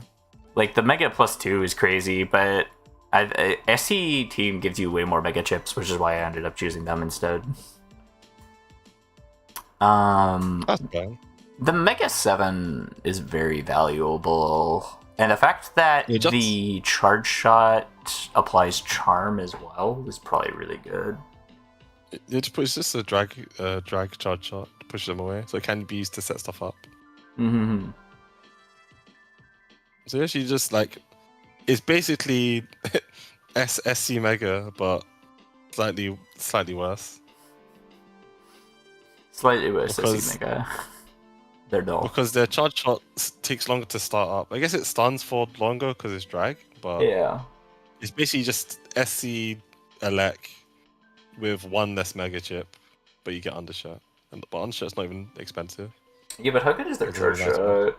Because SC Mega's charge shots are mostly good besides fire. It does very low damage. I'm pretty sure. The way I've played SC Mega is I never use the Elect Form because the Elect Form does so little damage that if your folder doesn't kill them, then you're never killing them. So Yeah, your charge shot on Amy's charge shot is player attack times 10 minus 5, so it's 5 damage to 45. yeah, so I think I don't know. I don't think she's doing as much as some of these other ones. I think she's good, so maybe like middle of B tier. Maybe like after Searchman. What's Searchman beta? He's like Searchman. he's like right here.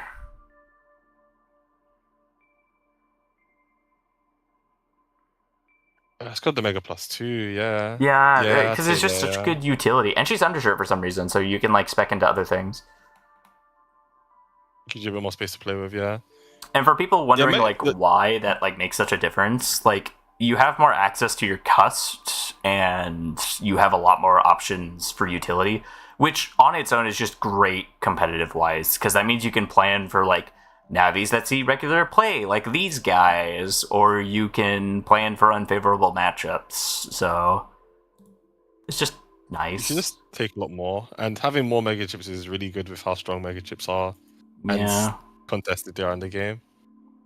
I think C tier she's above Photon, man. It's kind of boring. I think she could be put in B because you have more flexibility within your Megas, which means you have to like think about it more. That's true. I think she's above the. I think she's just before Vanguard. Just before Vanguard, we could do that. Yeah, I'm down for She's that. there. Now we have this person. I've never seen this person played. I actually don't know their name. She's really cool. What's the Her name? kit's actually, I think Whisper. I think she's actually the coolest. She's the coolest like Sonic character thing. Actually, I've never seen them played. Yeah, they are. I think they're the coolest because they have a charge shot similar to normal Navi Omega. Oh, but they that's have, like, really things. true. So they have a V shot heat spread that burns. What? That's crazy. Air hockey, which is null.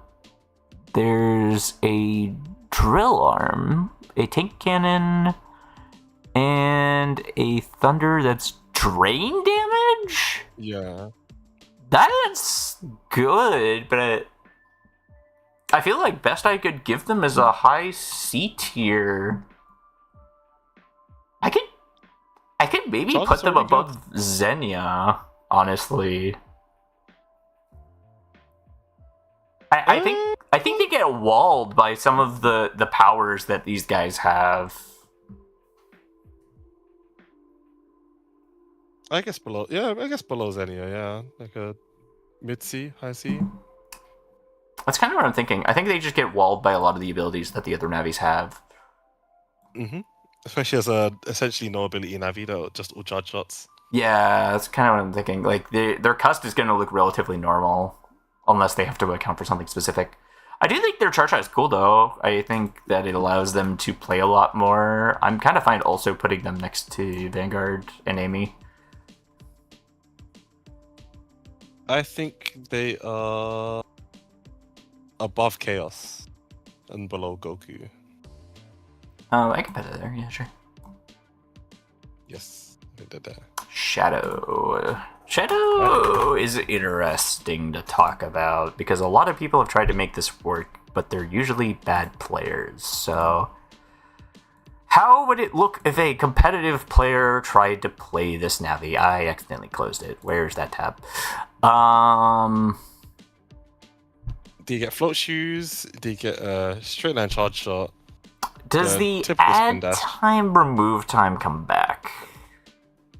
No, I think they're one-time use in your cast. That is a crying shame because that is the most interesting part about that Navi. I think that's all it. I think one-time use is fine because I think more than that, it gets really annoying with the ad time. I mean, I agree with that. I feel like if it was like some kind of condition, though, it could come back in like 3 turns or something. And some chips with ad times ridiculous. Like we could say Millicut. It actually hits the whole thing without needing a white cap. Like you could hit confirm a decent amount of things with the ad time. Can be nice, and especially because it doesn't take up folder space. It's nice. Yeah. Ad time's only bad because it takes up folder space. It's not worth the folder space, but getting it for free is really good. I could put him above Knuckles, but I think he kind of gets walled by some of these upper C tier navies as well. I think he really struggles with some of the C tier navies, which is a sign that they wouldn't be a good B tier navi. Yeah. Like the add time remove time, like it's a player skill thing, but it's like we're accounting for the fact that they know what they're doing, which is why it's difficult. And the add remove time is like such a specific thing in most circumstances. I think they're below Riku. Below Riku. Yeah, because like they get walled by damage, their charge rate isn't great. How fun are they? E tier? I'm so tired of people coming up to me like, oh, see my crazy shadow build, and then it just doesn't do anything. It's so obnoxious. Like top of D tier, like almost C tier. I don't think it's that bad. I feel like it's kind of that bad sometimes. I think it's like somewhere in C. Somewhere in C. I could put him like middle of C tier. Let's put him between Zenny and his tier. Yeah, I'm fine with that. Yeah. Like they try to do something, but they're like kind of volatile, where like it pretty much like doesn't work a lot of the time. Base SV does a lot of contention with this Navi. Because usually the person playing it is doing something stupid. So they have... That's Navi that actually got rebalanced by... I actually spoke to Saturn a little bit and they're rebalanced. They should be like more in line now. They might still need a little bit more work, but they shouldn't be insanely broken as they were before. I don't know what their Navi does. Do I need to pull up the code for this Navi? So, yeah, you can pull up the code. So they have Hell's Rolling Charge Attack, which is Cursor Element. It uses the base rolling chip for it, so it just goes in a straight line, hits 3 times, goes about its day, roots during it, just does decent damage. The other thing it has is the... What is it? It's like the Earthbreaker, but it's like slightly weaker. It steps forward 2 squares, hits in a wide sword. So it's like a step sword. It's like a step katana in terms of the attack range. Right. And if you hit the far part of the attack, it does more damage and is guard pierce because it hits you with the like Palzar claw kind of thing. Just so for if you time's sake, like just from my experience with this Navi, I'm thinking top of B or bottom of A tier. I think they're definitely an A tier. They are very, very strong. Their charge shots have a huge range. Their charge shots are usually defense piercing, and their special is usually really strong. Plus, Gospel Head's ability to destroy panels is still insane. Yeah, the one-turn form is very strong. For sure. So, I don't know where to put them, though. It's definitely low A tier, though. Actually, it could be middle to high A tier, to be honest. I just don't know where. It's somewhere in A tier for sure. It is... I think below Metal Man. I was going to say above Aquabug, below Burner Man. I think so. I think Aquabug eclipses him super easy. Nah, the charge shots are really flexible. No, but like in that matchup, like base SV like gets bubblered like 3 times while they're doing their charge shots. Not the Hell's Rolling Cursor. Oh, not the Hell's Rolling. No, I'm talking about they usually go for the Grigger Flame. I guess if you're competitive, you wouldn't really go. Yeah. And that makes you fire element as well, so you get decrossed. Oh, yeah, so they just walk out of it if they're smart. I think they're kind of boring. I kind of just want to put them next to base. I think they're in C. I think they're more interesting than base. I think they still need a little bit more touching up, but I think they're pretty cool. I agree with that. They're more interesting than bases, but I think that is best. Kirby is F tier. Kirby doesn't do anything. Kirby is in F tier. See, that's an actual F tier Navi. They don't get attack +5. The worst Navi. They're C tier. They're like the exact middle. Where's the exact middle of C tier? Between Gutsman and Aquabug. Yeah. All right, so you tell me about these three because I don't know anything about these three. I mean, it should be 4 of them. Yeah, the other one's like is it just girl? Yeah, I think there's girl. Yeah, girl 6 and girl 4. Okay. I didn't see the fourth one. Oh, 2 of them aren't in the Navi library, so I can't find that anymore. It's in the tier list. Don't worry, it's there. I'm looking right now. It's underneath Tails. Underneath Tails. I'll look for Tails then. I guess I don't see him. Well, on your screen, next to it's the free girl Navis. Oh, okay. There's one there. I just didn't see them. They're right there. They're right there. The first 2 get 100 HP and folder +5. That is their entire thing. You want to know a crazy thought? What? That makes me think I should put it under Circus Man. Under Circus Man. Yeah, they're just an old Navi that gets a really nice bonus and a head start in the game. Yeah, Loki, it's Circus Man if he's played 10 chips. And that is the Navi. And then put both of them there because they both do the same thing. Oh, they do? Okay. Yeah, both them two do the exact same thing. Cool. And then, how fun do you think they are? I think they can enable very toxic thin cult strats, but other than that, they're alright. Let's just put them at the top of C tier then. Because other than that, they just have a normal buster shot. And next up is the other ones. And then the other 2 gives you cost +1. That is it. Just cost +1. Bottom of B tier? That might be worth it.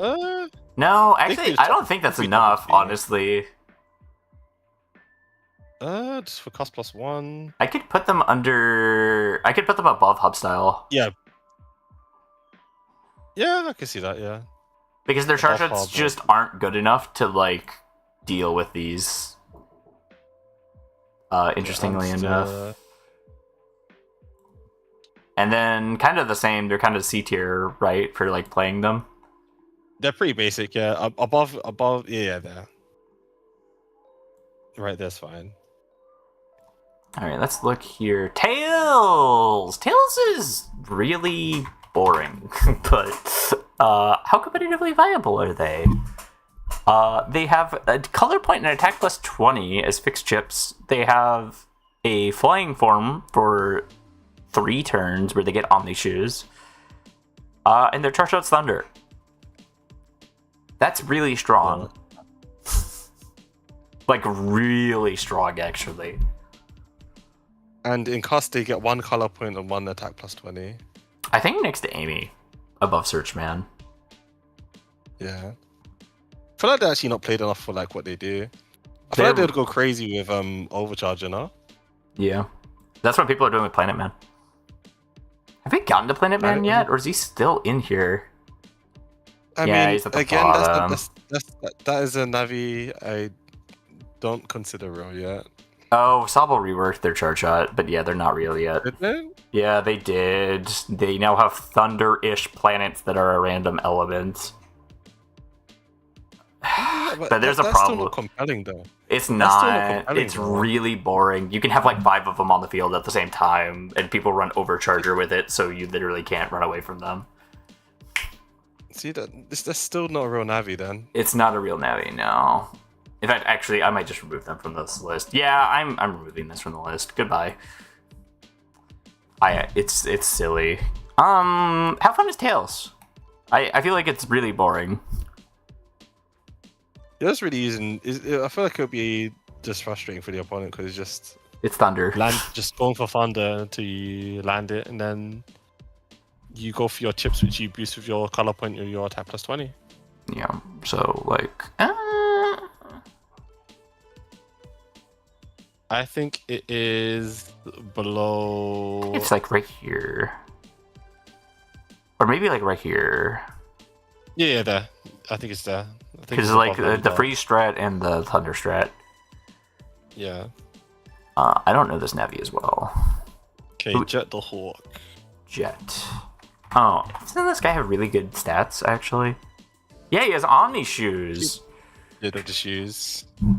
And he has a Wind Rider. How good is that chart shot? It's just the dash forwards, like all the other Sonic Navis. So bad. Which is Wind Element. The Omni shoes, though, that kind of makes me want to put it above Heat Man behind Heel Wind. No. I think if it wasn't for the damage, I think they might be better than Heel Wind because you can just you have Omni shoes, so you have full shoes as well. And the straight line charge shot, you're probably gonna hit more than the air hockey in terms of just like something that's easy and consistent to use. But I think it's probably below Silver because you don't have the utility of the Poltergeist or the shield. I'm actually thinking it's below Heel Cursor. I think Heel Cursor eclipses it like really easily. I think Omni Shoes makes it. I think Omni Shoes puts it like high, you know. That's what I was thinking, but I'm also thinking about it from like what all the other Navis are doing in this, but like aggressively, like they're not doing anything that can like. They're mostly chilling, yeah. Yeah, they're mostly chilling. I'll put it above a Raceman, but that's like he's still gonna struggle against a Raceman, for example. Yeah. But like you would consider Jet over a Raceman because of the NCPs he would give you. Oh wait, that next Navi. Where are the Sonics? I will put you next to Sonic. You are defined solely by Omni shoes and nothing else. You have no identity.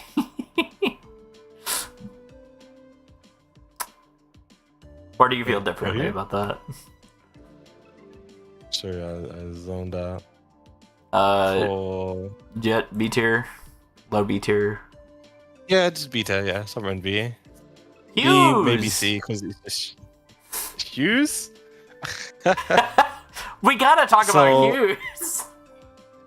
The thing with Hughes and the competitive viability is he unplayable or SS tier? It can't be anything but. That is literally what it is. It's unplayable or SS. I think it's actually like it's like S tier, baby. Honestly, B tier, really? I think B, because you still need to stand still to do everything you want to do, and if you get interrupted, you just get hit. So as people get better, you eventually wait for them to stand still. And then you just get hit if you ever want to use a chip. Until then, you can't use chips. Yeah, that's true. But they're really strong when they can use their chips. And if they ever have a charge shot... So is that... is that the meta check?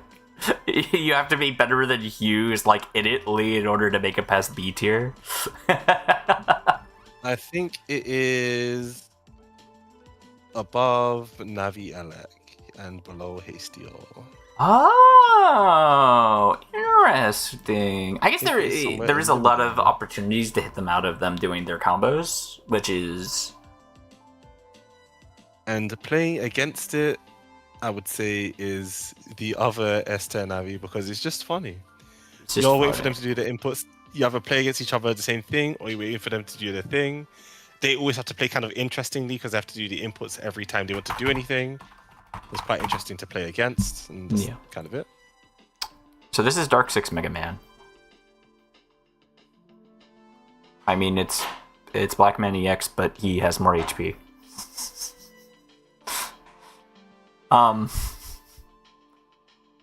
They also have Karma Program.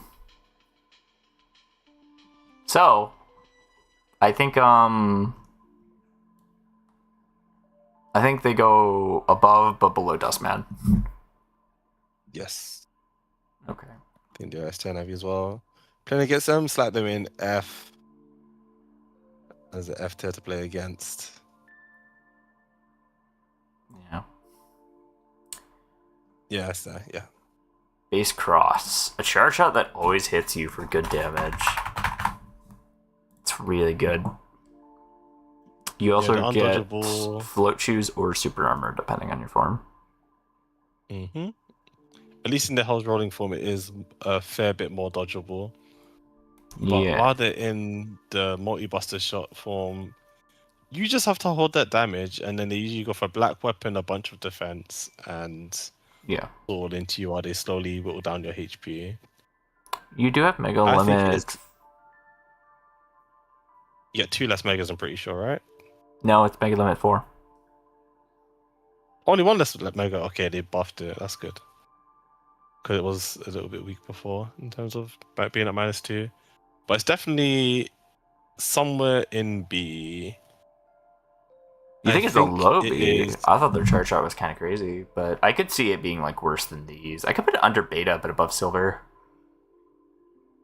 Yes, I agree with that. Because Okay. unlike silver, who has a lot like utility wise, Base Cross Mega Man is a lot more influent, like doing damage, Mhm. and they don't have to worry about the condition for that very often. Yeah, The NCPs also kind of support their conditions, so it's just very easy. and I think playing against them is D tier somewhere.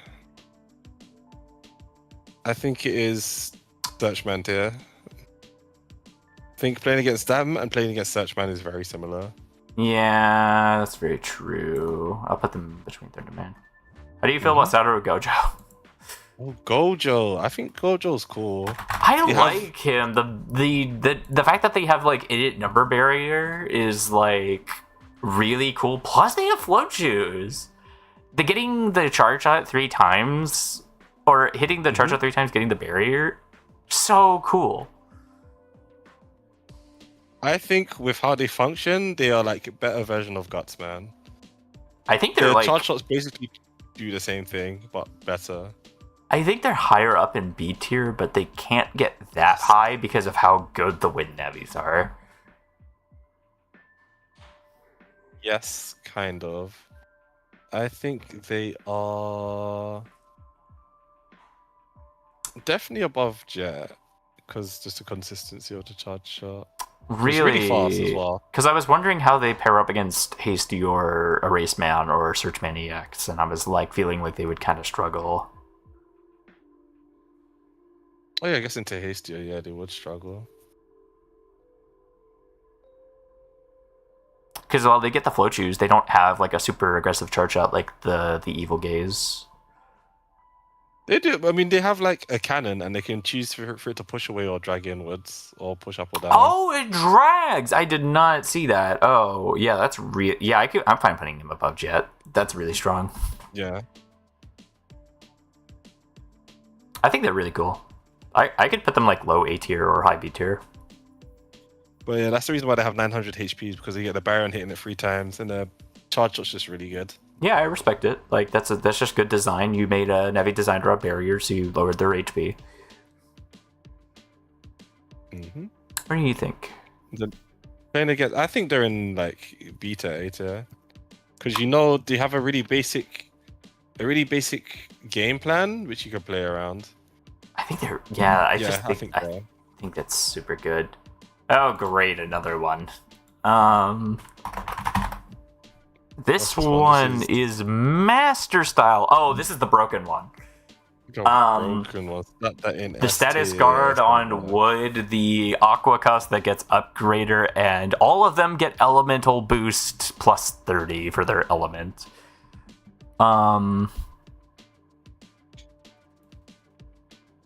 It is very, very strong. Very strong. I think at least A tier. I think they're in S tier. You think they're in S tier? I would say they're at the bottom of S tier then. Yeah, because they get hub batch after they use all of their forms. Oh, that's definitely true. They just have too much. And then I think they're really unfun to play against. Yes, I agree. I'm actually gonna put him. Ooh, but he's not more unfun than Black Ace. Don't think it's F tier per se. I think it's D tier, like low D. Yeah. I think. Ooh, but he's not worse than Drag, so I think like right here is a good spot for him. Yeah, right there. Yeah. A good spot. Junkman. Very interesting. Oh, wait, this Navi's not playable, are they? Is this another J Outsider Navi? Yeah, it is. All they do is Poltergeist and, I think there was Junkman from before they made it. They just made another one for some reason. Is it? We still have the original Junkman. Uploader Charon. So they have Init Super Armor, they have a once per turn Poltergeist, and they have a double shot charge shot. They also have land prog for some reason. Why do they have land prog? To be fair, land prog as the junk thing doesn't sound too bad. He's digging through land's garbage? That's pretty bad. He's like, I missed when you were my operator. What the fuck? When you're around. It's so weird. That's funny. Yeah, we've done the land program. I don't need Sunderain Junkman to exist. I loved his short story too at BN4. Were they in the competitively viable place? They have lots of chips, I guess. They could go crazy with. I think bottom of pressure B being tier. I think like the very bottom of B tier actually. They get access to a lot of Very chips, bottom, yeah. but their charge out's really bad. Yeah. I like the exact bottom of B tier. Mm-hmm. Playstyle, they sound really funny actually. Currently, they sound really funny. You give them air shoes, you can run a snake build with them. That's very the true. The double shot. I think high C, somewhere in high C. Really? I think. Yeah, because I feel like with the fact that we have the double shot charge shot and the lamp prog will allow you to be like pretty creative. You can do like defensive into land prog, yeah. Or even offensive with it. Like it just allows you just extra buttons to press. Yeah. So this is the original Starman Navi by Charon as well, the same person. We have the Air Shoes and the Gambler. So every turn we get a random positive effect and a random negative effect. Yes, I need to add more stuff to Gambler to be fair. Yeah, it's very. I did that with Circus Man a good bit.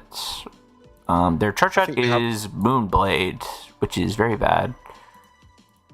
Oh no, they have Omni Shoes actually.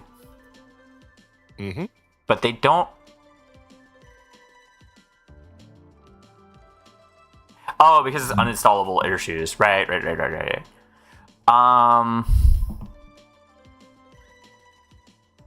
The Omni Shoes kind of make it really good, but the Moonblade's really bad.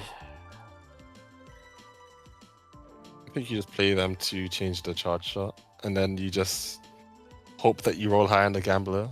I think I put them higher than Jet, but under Gojo. Yes. I think they are cooler Jet for sure, with the Gambler.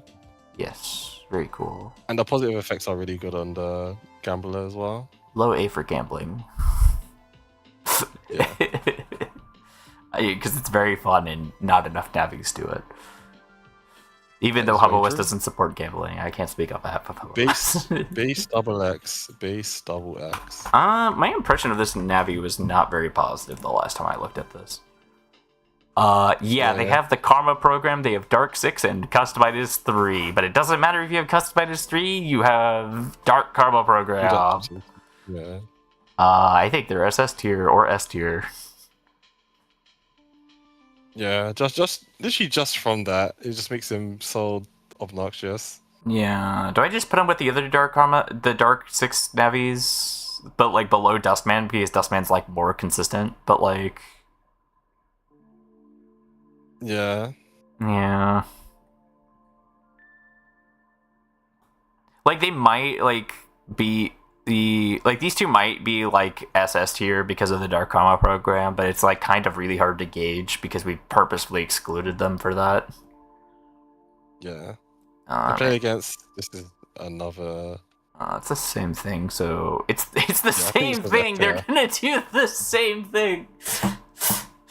Actually, I'm gonna say he's more annoying because he has float shoes. Yeah. Well, but he has cost -3. The rest of them don't have cost -3. Yeah, it doesn't matter though. He has Dark Karma program. He's not going to choose his normal chips anyways. That's kind of true. Okay, now we have just the program, Mr. Prog. They have the Ring Zap, Charge Shot. Oh, actually, that puts him in low D tier. Which makes them a Nightman, a weaker Nightman, essentially. Oh, I guess I could put him above Kirby. I don't think so. They do still have Chip Charge Elect. Did he actually do things? Yep, they have Chip Charge Elect for _2. It does do 3% max HP damage. You do take damage yourself, but... Wait, that puts him at like the top of C tier. Mm-hmm. Chip Charge Elect? Quite strong. Oh my god, why is everything moving? Yeah, Chip Charge Elect goes crazy. You Bubble Star and Chip Charge Elect? Sorry, Teddy. But, like, definitely very difficult to do anything, but I feel like you could probably kill someone with that by being funny. You probably could. I think if you do, like, T-Panel Bubble, Chip Charge... Tsunami plus Upgrader into Doll Thunder. someone just explodes. Boom! You better have burst boots. I have burst boots. That's kind of funny, though. Like, it's very normal, but I could see, like, C to B tier. Mm-hmm. To play against the builds, the Charge Shot is still just a Moonblade kind of thing. I could see them below the Navis there and above Zone 1. Yeah, because it's still, like, kind of limited in what you're doing. Mm-hmm. Like, you have an intent because you know what this Navi does. Zero is kind of interesting because they have a lot of stuns they can get to in their different forms. Oh my god, it's not their freaking... Ooh, let me press the download button so that I can...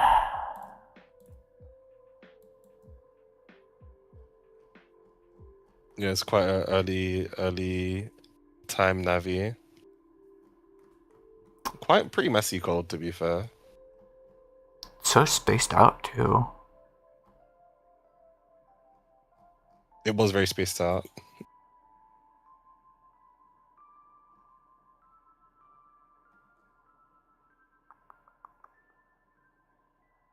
/1 pierces invis? I actually didn't know that. Fascinating. Does the second one pierce invis? Yes, it does. What is this attack that they're doing? I think it only presses invis if they are in a combo. Otherwise, it doesn't. Huh.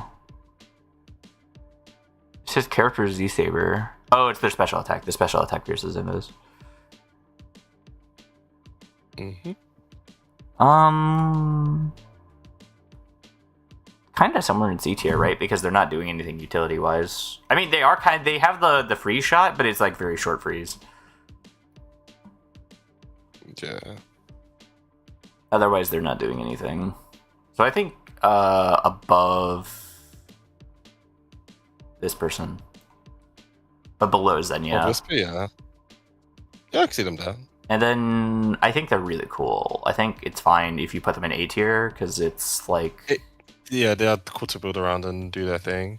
I feel like most builds I see are really boring, but that's not the fault of the Navi. That's just like people wanting to have fun, and that's what this is what this tier list is for having fun. But anyways, I'm not gonna lie, I need to go to sleep. It's late. I'm hella tired. All I have right. to tag out here. I will finish the rest of this tier list myself. Thank you for hanging out. Yes. I hope you have a good evening, my friend. Bro. See you. See you. Bye. Bye. All right. So, looking at Yakisoban is kind of interesting. So, they can transform and their charge up does a lot of damage.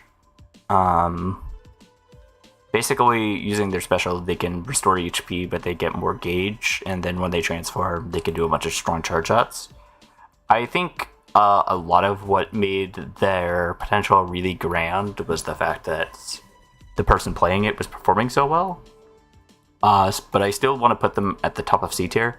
They don't necessarily have abilities that make them particularly strong, but their charge shot has a lot of potential. So people who play this Navi and do it well can definitely perform really well. And they have a lot of personality. The people who... actually, people play them kind of boring. I've seen a lot of people stall with them. I'll put them, like... high B tier. The reason why high B tier instead of S tier or A tier is because I've seen a lot of people do a lot of stally builds with them, with, like, Protect and whatnot. And that's just not fun. So irregardless of how cool and unique the Navi is, like, the negatives kind of swing against it. Alright, I need to finish up so I can get out of here. I've been here for so long. I've been stuck here for so long. Using a dark shape recovers 10% of your max HP. Dark Mega Man is S tier. He gets dark recovery max and he has dark arm charge. He's broken. He's not fun. He's more unfun because he gives you more health and you have to deal with Dark Mega for longer. Next, Mikami. Mikami's really good. I think Mikami's utilities actually make her really consistent. Her charge shot kind of sucks, so I have to consider that when figuring out where to put her. But I think kind of in that way, she's...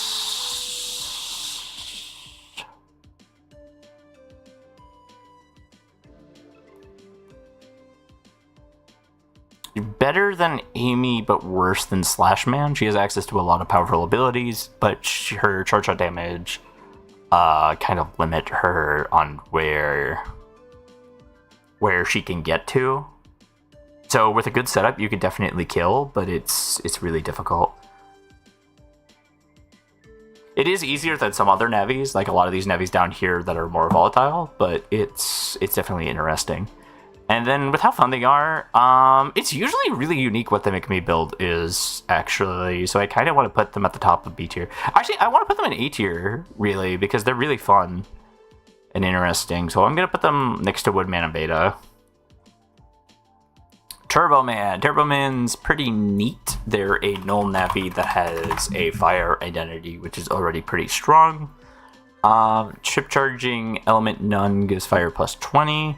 I think it's strong, but it's not strong enough to really get it where it needs to go, even with a fixed card. So I'm thinking it's definitely better than 0, but worse than Zenya.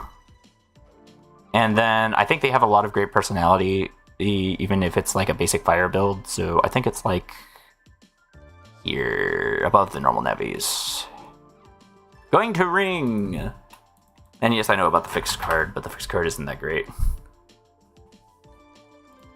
So they have Ring Boomerang, and then they have a shield that reflects for 10 damage. Kind of... Their only thing is they have a shield. So I'm actually gonna put them a little worse than Riku. Like, they're really cool, but, like, they don't do anything specific. So I'm gonna put them next to the girl Navis as well. Next... Corn! Corn is actually interesting, talking about corn, because corn takes 25% reduced damage on grass, which is neat. And then it can chip charge null or wood chips to shoot a bunch of cobs that do attack times 10 on grass panels. I think offensively it's kind of neat. I'm going to put it above Riku. And then it's just kind of a funny Navi. Like, it's kind of the same as these, where it's like you build grass, but it's like with a twist, because the grass is actually defensive. You don't have to worry about getting rid of it too quickly. Heal! Heal gives effect based on the number of times used per turn, and it has a little bomb charge shot. Honestly, I think heal is not that great. I'm going to put it at the bottom of C tier under man. And then I will put it at the top of B tier for having a cool identity and kind of encouraging a lot of different play. Next up, we have Larkman. Larkman's really good. They have Omni Shoes, and they get they can... Oh god, I hate... So they're really strong just from that. Omni Shoes, and... Now, they're not Tengu Windman broken.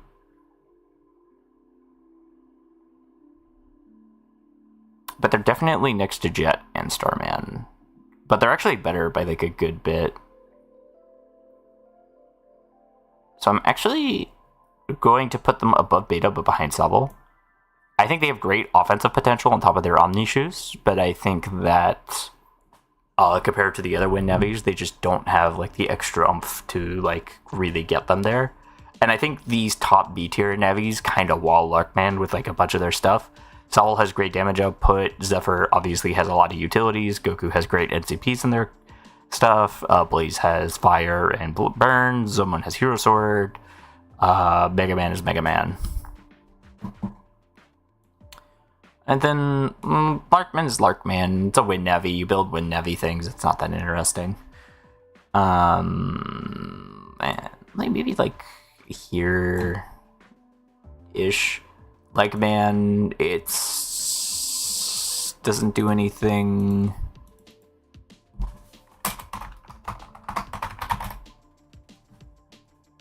Oh wait, you weren't supposed to be here. Hold on. There we go. Wait, was Like Man taken? Lego Man. He doesn't do anything.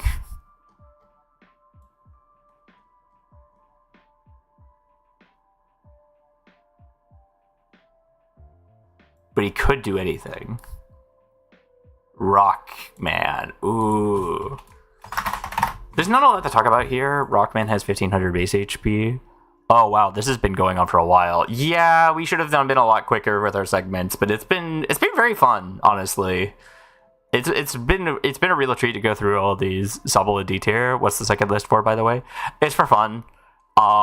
So basically the mentality here is that even though Sobble is really fun to play, the strategies encouraged by Sobble kind of encourage area control and freeze, which we both agreed was kind of put him more in D tier than C tier. The right list is for fun, or for fun with dealing with, and the left here is like how strong they would be in a competitive sense. Alright. Speaking of, we gotta get to Rockman, who is 1500 HP and really freaking good. I think minimum they're an A tier. I think they're under Dive Cross, actually. I think A tier, but under Dive Cross. Their charge shot's extremely strong, and their high base HP makes them really valuable in a variety of circumstances. I know a lot of people find it very unfun to play, even though it's very fun, so I can kind of see putting it here. even though it's very generic, like the charge out's really strong and the high base HP kind of makes it rough to deal with. I'm kind of zooming through the rest of these because, like you said, like it's been a while. Normal Django. Normal Django is really good. It doesn't have a lot of the tools to really make it as crazy as Red Django, so I think it's literally just Django, but worse. Where did we put Django? No, he doesn't have access to a lot of the things that make him really interesting. So I think what that ends up doing is he's kind of in this niche situation where he doesn't do much unless he area locks you. And that kind of nets him like here. So he doesn't have like the Omni shoes to survive in a variety of circumstances. He does have the Init super armor. And his damage output can be higher than a race man's in certain given circumstances. Those are just niche circumstances. In fact, actually, because of like how niche the circumstances are, I'm putting them under /man. And then D tier, they're not fun to play against. They play almost exactly the same as Django. And then, wait, I thought I put Bladia in here. Who is this? Did I accidentally put an extra in here?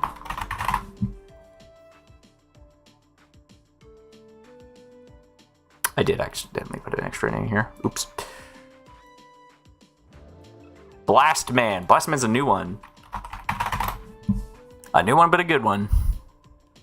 Their special attack is charge attack is Flare Bomber, which is really useful. Let me actually pull them up because I need to read their data.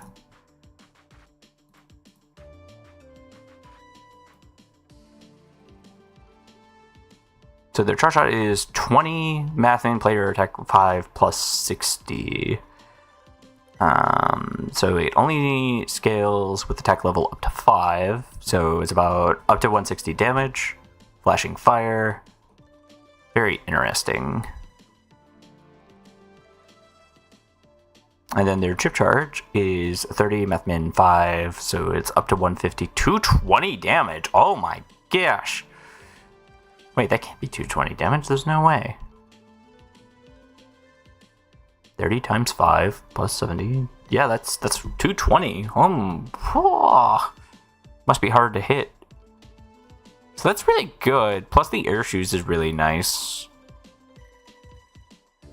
They also have the special attack, which is Fire Wind. Very useful on top of the air shoes. I could give them like a very similar rating. If so, I may need to look back through the stream VOD at some point. Yeah, it's very fun. We talked about it for like a good bit. We both think Sobble is like a high B tier in like competitive. Where the ranks are just a bust for Altaria M? No, we talked about it very, very... we talked a bit about how it pressures. We did not talk a lot about how to improve it. There was a couple navis we did, but there's a couple navis we didn't. So based on the air shoes plus the aggressive pressure plus the wind, I think we can actually put this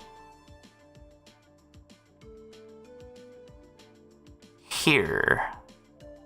So it has the aggressive pressure plus the air shoes, and then the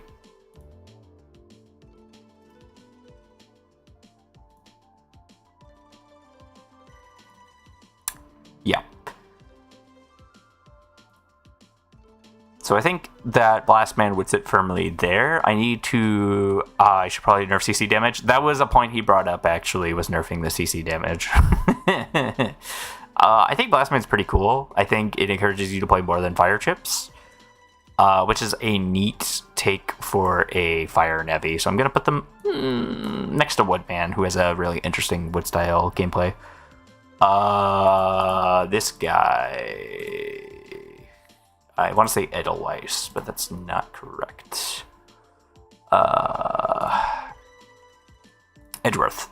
So he has a grab, banish, fixed card, which is really strong. If the current panel currently belonged to your team, deal and take 25% less damage. If the current panel did not originally belong to your team, deal... Oh wait, if the current panel did not originally belong to your team, deal and take 25% more damage. So having grab, banish as a fixed card is kind of neat. I think the area control minimum gives him some advantage, but it's not that much advantage. I would put him as a minimum B tier Navi, but he doesn't have the tools to really be able to get far in that B tier. He doesn't have movement options or defensive options. Actually, let me see if I can figure out what his church shot is.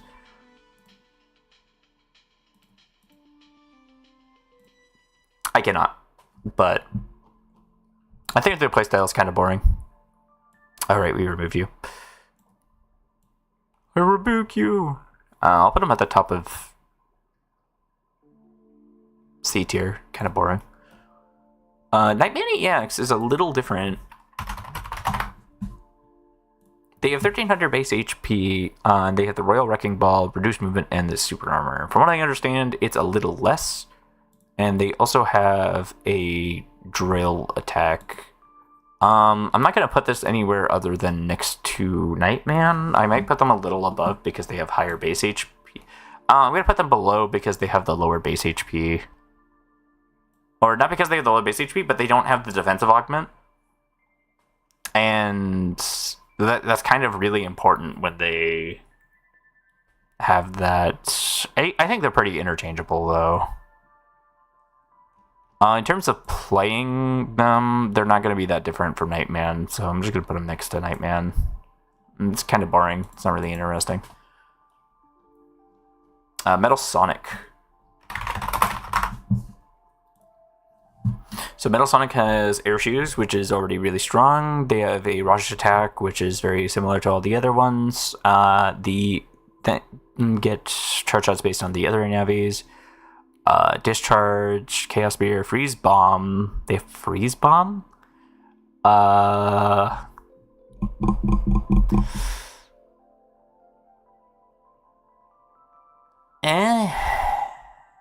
80 plus attack level 10 cap.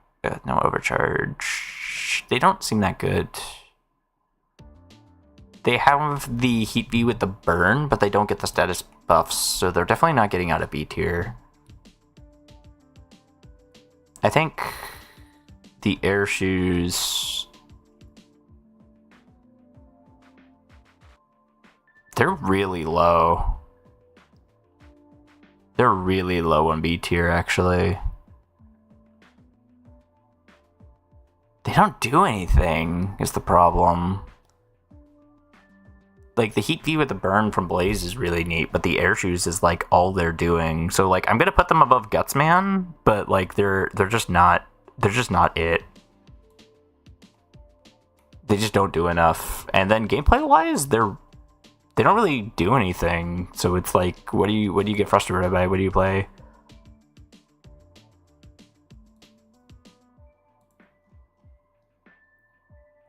The next one is a guy that I don't know. I think it's Chaos something. Chaos. Omega. So they have innate super armor and 1200 damage. They have a church shot that's super Vulcan, which is very difficult to deal with. Like, you're stuck in super Vulcan. The 1200 HP is nice, but I can't really constitute this guy being better than Nightman because Nightman has a way better charge shot. In fact, I actually can't constitute him being better than a lot of these navies because his charge shot is just that bad. So who's a navi with super armor that's just worse? So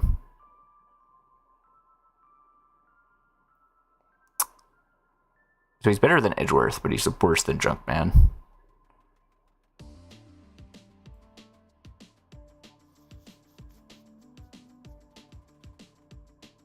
Actually,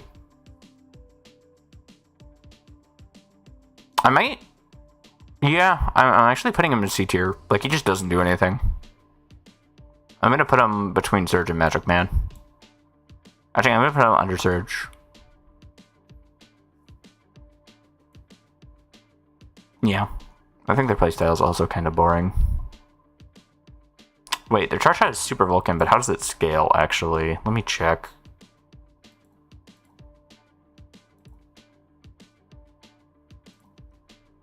How does it scale? I mean, it doesn't matter if it scales well. Like, even if you play to an uninstall strategy, you're not going to land all of it.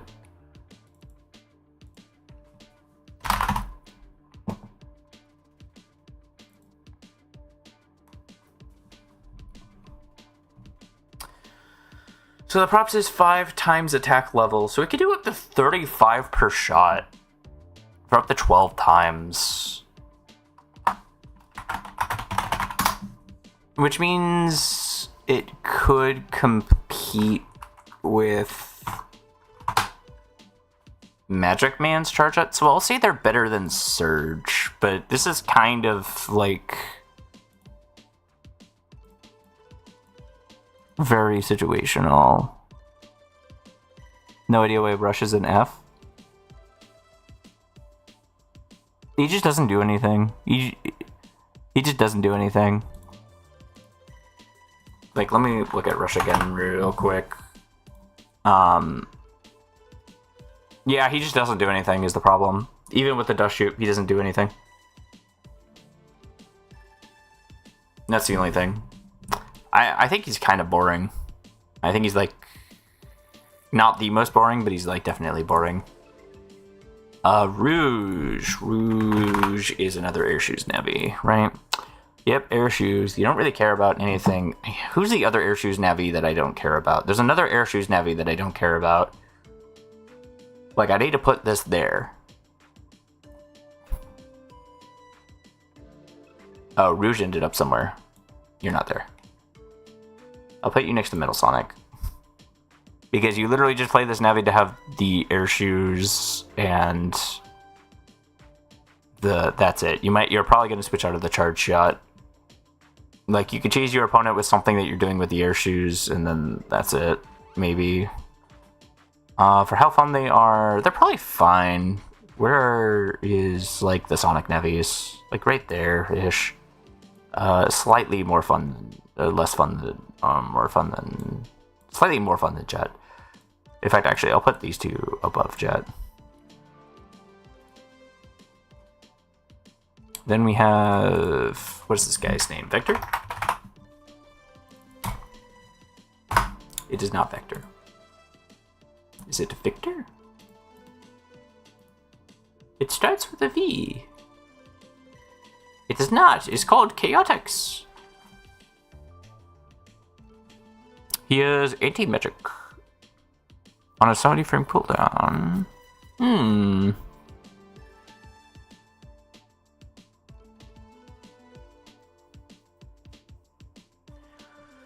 Makes you invincible. He's dull, so that gets him extra points. I could put him under Xenia, but above Turbo Man because of the defensive potential. The defensive potential is nice, but offensively they're not doing anything. I don't think it's enough to push them into another tier. Theoretically, it doesn't stop you, and you can use it to get a win, but it does not give you a grand advantage. Now, where did I put Shadow Man? Right there? I could put him higher than that. I'll let him in, like... Where's the defensive Navi in C tier? We didn't really put any defensive Navis. We put, like, all the defensive Navis in, like, D or F tier. Let's see... I'll put him next to Shadow. Closer towards D tier.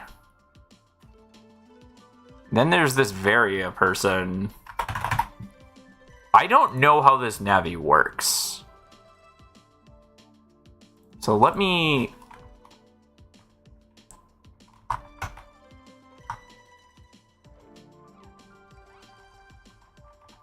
How does this Navi work? Okay. Did they just not do anything? They just don't do anything. Got it.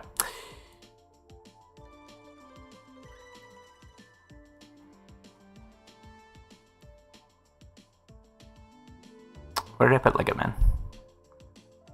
I'll just put him in C tier, actually. I'm gonna put him in the middle of C tier. You just do whatever you want with him. Does he, like, do something? No, he doesn't do anything.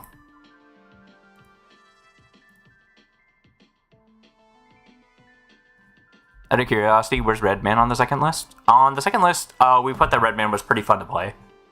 We put that he's really fun to play against.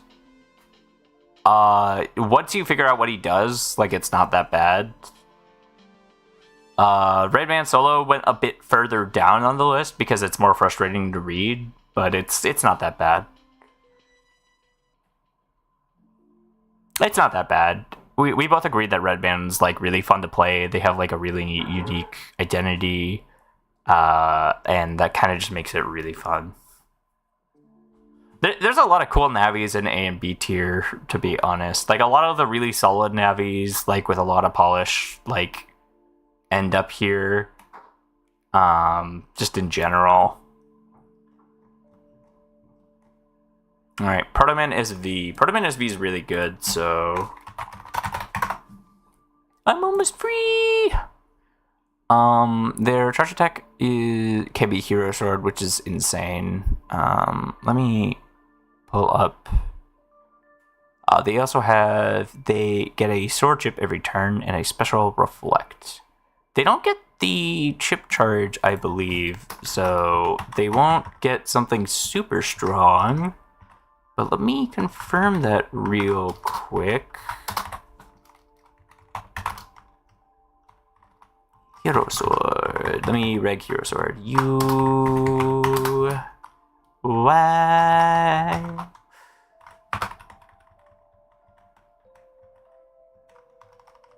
So if we check real quick, I had to download Protoman SB for this. I think Protoman SV is good, but their lack of defensive capabilities. They do have the special reflect, which is neat. Why would you not use the Hero Sword? Like, the Hero Sword does 60 damage, so it's like 50 plus 10. And then you can chip charge for times 1.5 and step. They're not bad.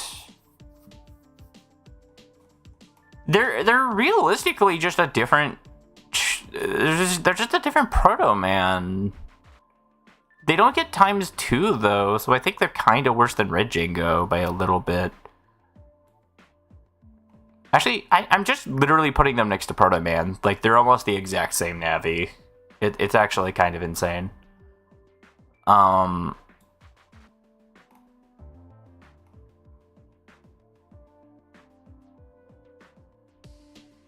just put him next to Proto Man. It's like you're playing the same thing. I think the double damage is better, so I'm gonna keep that there. But you basically get a sword karma program, which is right here, and that can just be really strong. Theoretically, it's making up for the damage you lose in times 2, but you also have to invest time into it. Sheeran is kind of interesting, so let's talk about it.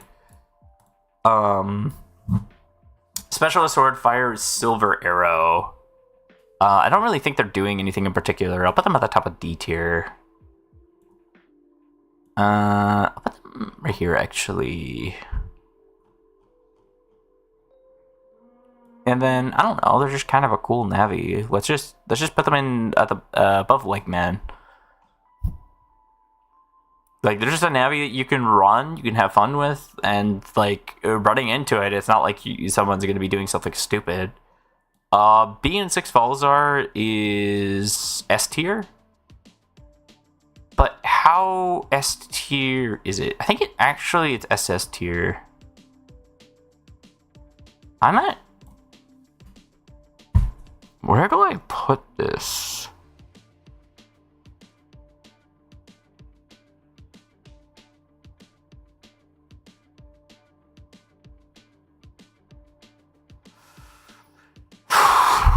This is really difficult, actually.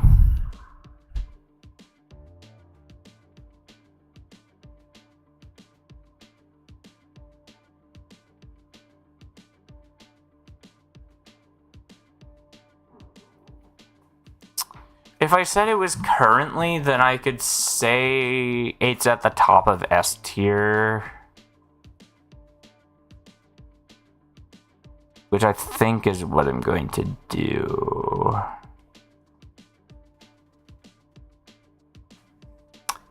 When Beast Out comes out, I'm probably going to have a different opinion, but it's still really good. Yeah. I think we're going to do top of S tier.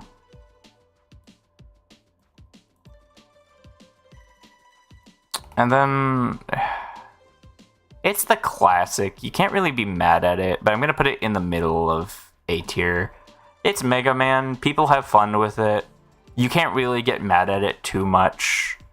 It's not going to do anything you don't expect it to do. And then we have Gregor. And I put Starman here again for some reason. Why did I do that? I already did Starman. Oop. So Gregor, I think, is like just under Falzar. Like barely by like a hair. Like the utilities are just different.